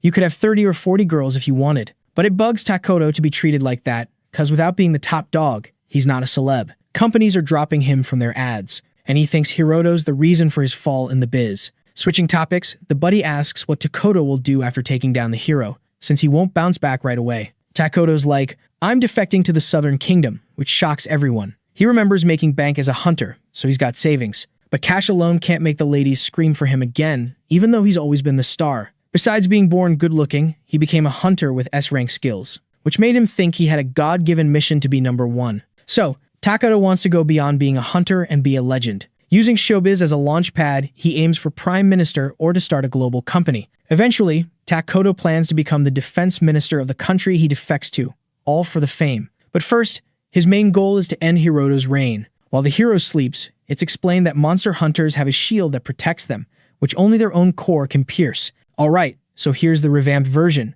keeping the same line breaks and all. So, ever wonder why hunters don't just start epic revolutions or take over the world? Well, one reason is they're living the dream, so why mess with a good thing? But, plot twist, when they snooze, their super shields go on a coffee break. Even a regular Joe could take down a mega hunter then. So, if the crowd's after them, even the toughest get a bit jumpy during nap time. And right now, Hiroto's got a C-rank hunter on his tail, way tougher than your average Joe. The assassin chucks his blades at our hero, and they all hit above the sheet. Seeing the red stains, the hunter's doing a mental victory dance. He strolls over to grab some proof, feeling all smug. But surprise, surprise, there's a log behind the sheet, not Hiroto. In the background, Hiroto's all, hey, I know that stealth suit, not for C-rankers. If he was gonna get whacked, he jokes the enemies should have done their homework. Since going solo, he's always ready for sneak attacks thanks to his mad skills. Hiroto casually mentions if the hunter knew him, he wouldn't have to bite the dust. Seeing the mess, the hunter bolts. But it's too late. Hiroto's already sealed his fate. Running's pointless now, and Hiroto's not in the mood for mercy. Seconds after dealing with the nighttime intruder, a magic circle wraps the building. Boom, fire and smoke everywhere. Inside, the masterminds grinning at their fiery handiwork. The assassin's plan? Seal the floor with an air barrier, then torch it with magic, sucking out the oxygen, which is already down to 21%. At 16% oxygen, headaches kick in, 10% and you're out cold, 6% and it's game over. But below 17%, flames struggle, and hunters aren't fazed by carbon monoxide. So, they try a new trick, zapping the air to make ozone, cutting down the O2. Afterwards, the assassins wait for results, but Yuzuki's ready to nab them. Even worse for them, Hiroto's like, nah, I got this. Wanting to handle it himself, he argues they torched the place and are too wild to leave alone, so Yuzuki's cool with it. Switching gears, Hiroto's impressed by Yuzuki's skills, but Yuzuki's more wowed by Hiroto's spot-on predictions. Hiroto spills that dungeon crimes tied to the new hunter gen. Knowing this, he suspected ties with rogue hunters. Still, using the association to track Takoto's cash flow was genius. Turns out, Takoto's accounts got drained to a foreign stash. 8% to shady banks, like Swiss ones, the rest in suitcases, ready to roll. So, Hiroto's definitely making moves, but Yuzuki trusts his survival instincts. Switching topics, Hiroto says no need for official association power, he can track cash easy. Yuzuki, part of the dungeon police, feels a bit sidelined. Anyway, Hiroto tells them to keep pushing forward. The assassination attempt's gonna hit the news, and the Kujo family's gonna take a hit. Hiroto asks if Yuzuki's cool with this. She says she's good. With 2 more baddies nearby, they decide to take them down together. Later, in the same old building, Takoto's yelling on the phone, saying he's flying solo now. His buddy asks if he called the Kujo family and if he's sure about it. But Takoto, planning to vanish, doesn't care anymore. To top it off, he gets another message. This time, it's a shocker. The whole assassin squad's been wiped out. Takoto's starting to sweat, realizing he's not as hidden as he thought. The buddy, all chill, says everything's cool since they're always switching spots. And everywhere they went, there were whispers about people living there. As long as they didn't figure out who was behind the plot, they wouldn't find them. And with all the sneaky moves, Takoto managed to chill. At least for a hot second, because suddenly, a purple glow popped up at the window. And this glow kept growing until it was as big as the building itself. To the dude's bad luck, this was Hiroto's power, known as Divine Annihilation at full blast. A bit earlier, Hiroto and Yuzuki were closing in on the right spot. Following Takoto's quick moves, it seemed like he was lurking around there. And, no surprise, the place was crawling with top-tier hunters. Most were from the Oyamata or Murakami guilds, rocking rank A and S. So the plan was to trap the enemy in the building. But the main guy whipped out his sword, showing he had a different trap in mind. From his god-slaying mortal series, he unleashed divine annihilation at max power towards the abandoned building, causing a mind-blowing explosion. After all, when it comes to pest control, Hiroto thinks there's nothing better than a big old fireball. Inside the abandoned building, despite the chaos, Takoto's just frozen. Obviously, someone pops up saying the association's behind this. Given the destruction, they figure they're using missiles. Even their hunters were struggling, so Takoto knew it wasn't modern weapons, but something like magic. Takoto thought he'd never seen anything like this before, except for Enko, who's in America now. But then, he remembered someone else who showed the same power days ago. The panic to escape kicks in, but it's clear the place is surrounded by tons of hunters. With no escape plan, Takoto's brain's in overdrive. At this rate, they shouldn't run because they'd be seen as criminals. The guy who warned them before was trying hard, but his plan fell apart when his mind went blank. Slowly, Takoto's worst nightmare was creeping closer. Then Hiroto showed up, asking if they knew why he was there. With no objections, the hero draws his sword, asking them to at least go out with some pride. Obviously, survival instincts kick in, and Takoto jumps through the window into the forest. Even if he didn't know about the others, as the second place, Takoto knew his strength, and so he dashed towards the hunters circling the area, using his edge to zoom past them. The dude was definitely not ready to kick the bucket. At some point, Takoto was already far down the road. He was just a few steps from leaving the city and escaping by sea to the south, but suddenly, the remains of his planning buddy appeared in front of him, leaving him stunned. And naturally, the one responsible showed up right after, making Takoto hit the ground, as Hiroto, his tormentor, was right there. The swords pointed at the hunter, and the look on the main guy's face doesn't flinch. Takoto naturally gets up and tries to run until he finds a sword on the ground, but when he sees who his enemy is, his will to fight just poofs, leaving only the regret of how things turned out this way. He, who had everything to be a legend and blessed by God, was now desperately running from someone blessed by the demon. Just as God blessed him, the Demon King started taking everything from him with a backstab. Takoto yells for the dude to wait. Using the cash he still has, he tries to bargain for his life. When that flops, he talks about leaving and tries to tempt Takoto with girls. But since the hero's not interested, he raises his sword high. Hiroto says he doesn't want to repeat himself. Then sadly, Takoto starts to see that the person in front of him isn't someone he can bargain with. Maybe by some miracle, as they were on the street, a girl running by appeared, recognizing the two. She asked what was going on, and since this was his only shot, Takoto didn't hesitate to grab her as a hostage. No matter how heartless the hero was, the hunter knew he couldn't ignore the girl. So, Hiroto just says a word, does a cool hand move, and poof, the girl vanishes. This was a slick swap trick, switching two things in a flash. While the girl hits the ground on the other side, guess who's in front of Takoto's blade? Yep, Hiroto, who disarms him like a boss. The more Takoto watches, the more he's like, who even is this Hiroto dude? Facing certain doom, Takoto totally freaks out and, well, let's just say his pants didn't stay clean. But Hiroto's all feelings, nah, and finishes him off. Zero regrets. And just like that, the new gen pests are history. Next day, Takoto's epic fail in a short fight has Oyamada shook again. Murakami's like, dude's always distracted, showing off for the crowd, farming, aura, or whatever. Yesterday's action? Murakami thinks it was a total waste. The hero's realizing how bad the new gen is, but Yuzuki's like, nah, it's way worse. Usually, they wouldn't gather so many hunters because of the commission rates. But this time, almost every hunter's in, even for free, because it's their dream gig. Yuzuki spills the tea on what being the strongest hunter means. Having mad skills and being called extraordinary, now every hunter's got eyes on him. Hiroto's already the big deal among hunters in the country. Plus, the president and Murakami are tight with him. Oh, and the president's like, so, unlike last night, are you in, hero? But as numero uno, Hiroto's gotta make a press announcement. He's not cool with letting the public in, but tickets are already gone. Hiroto's so popular, everyone's buzzing about him, as Murakami shows on his phone. Anyway, the hero's like, I'll be there tonight, gotta handle some hotel stuff first. When he arrives, first thing he does is chill on the couch and check his phone. Hiroto admits he's not into killing for kicks. Honestly, he wasn't sure how he'd nail the final mission of taking down 3 S-rank hunters. But now that's done, next stop, the final floor in Nagatacho. Next morning, at the stadium for the announcement,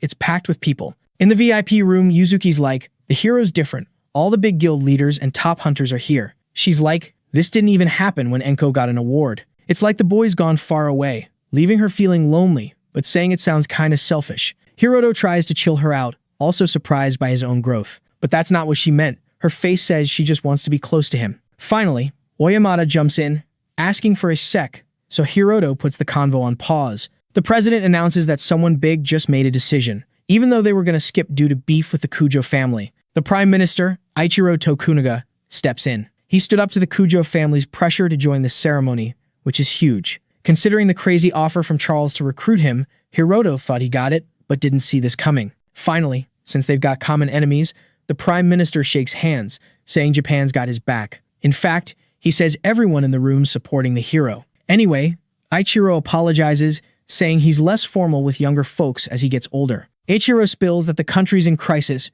barely hanging on with dungeon stuff and Kujo's influence. Then, in a bold move to break free, the prime minister bows to our hero. With all the humility he's got, he asks Hunter Hiroto Ujima to lend his strength for the country's sake. Guys, that's the end of the video.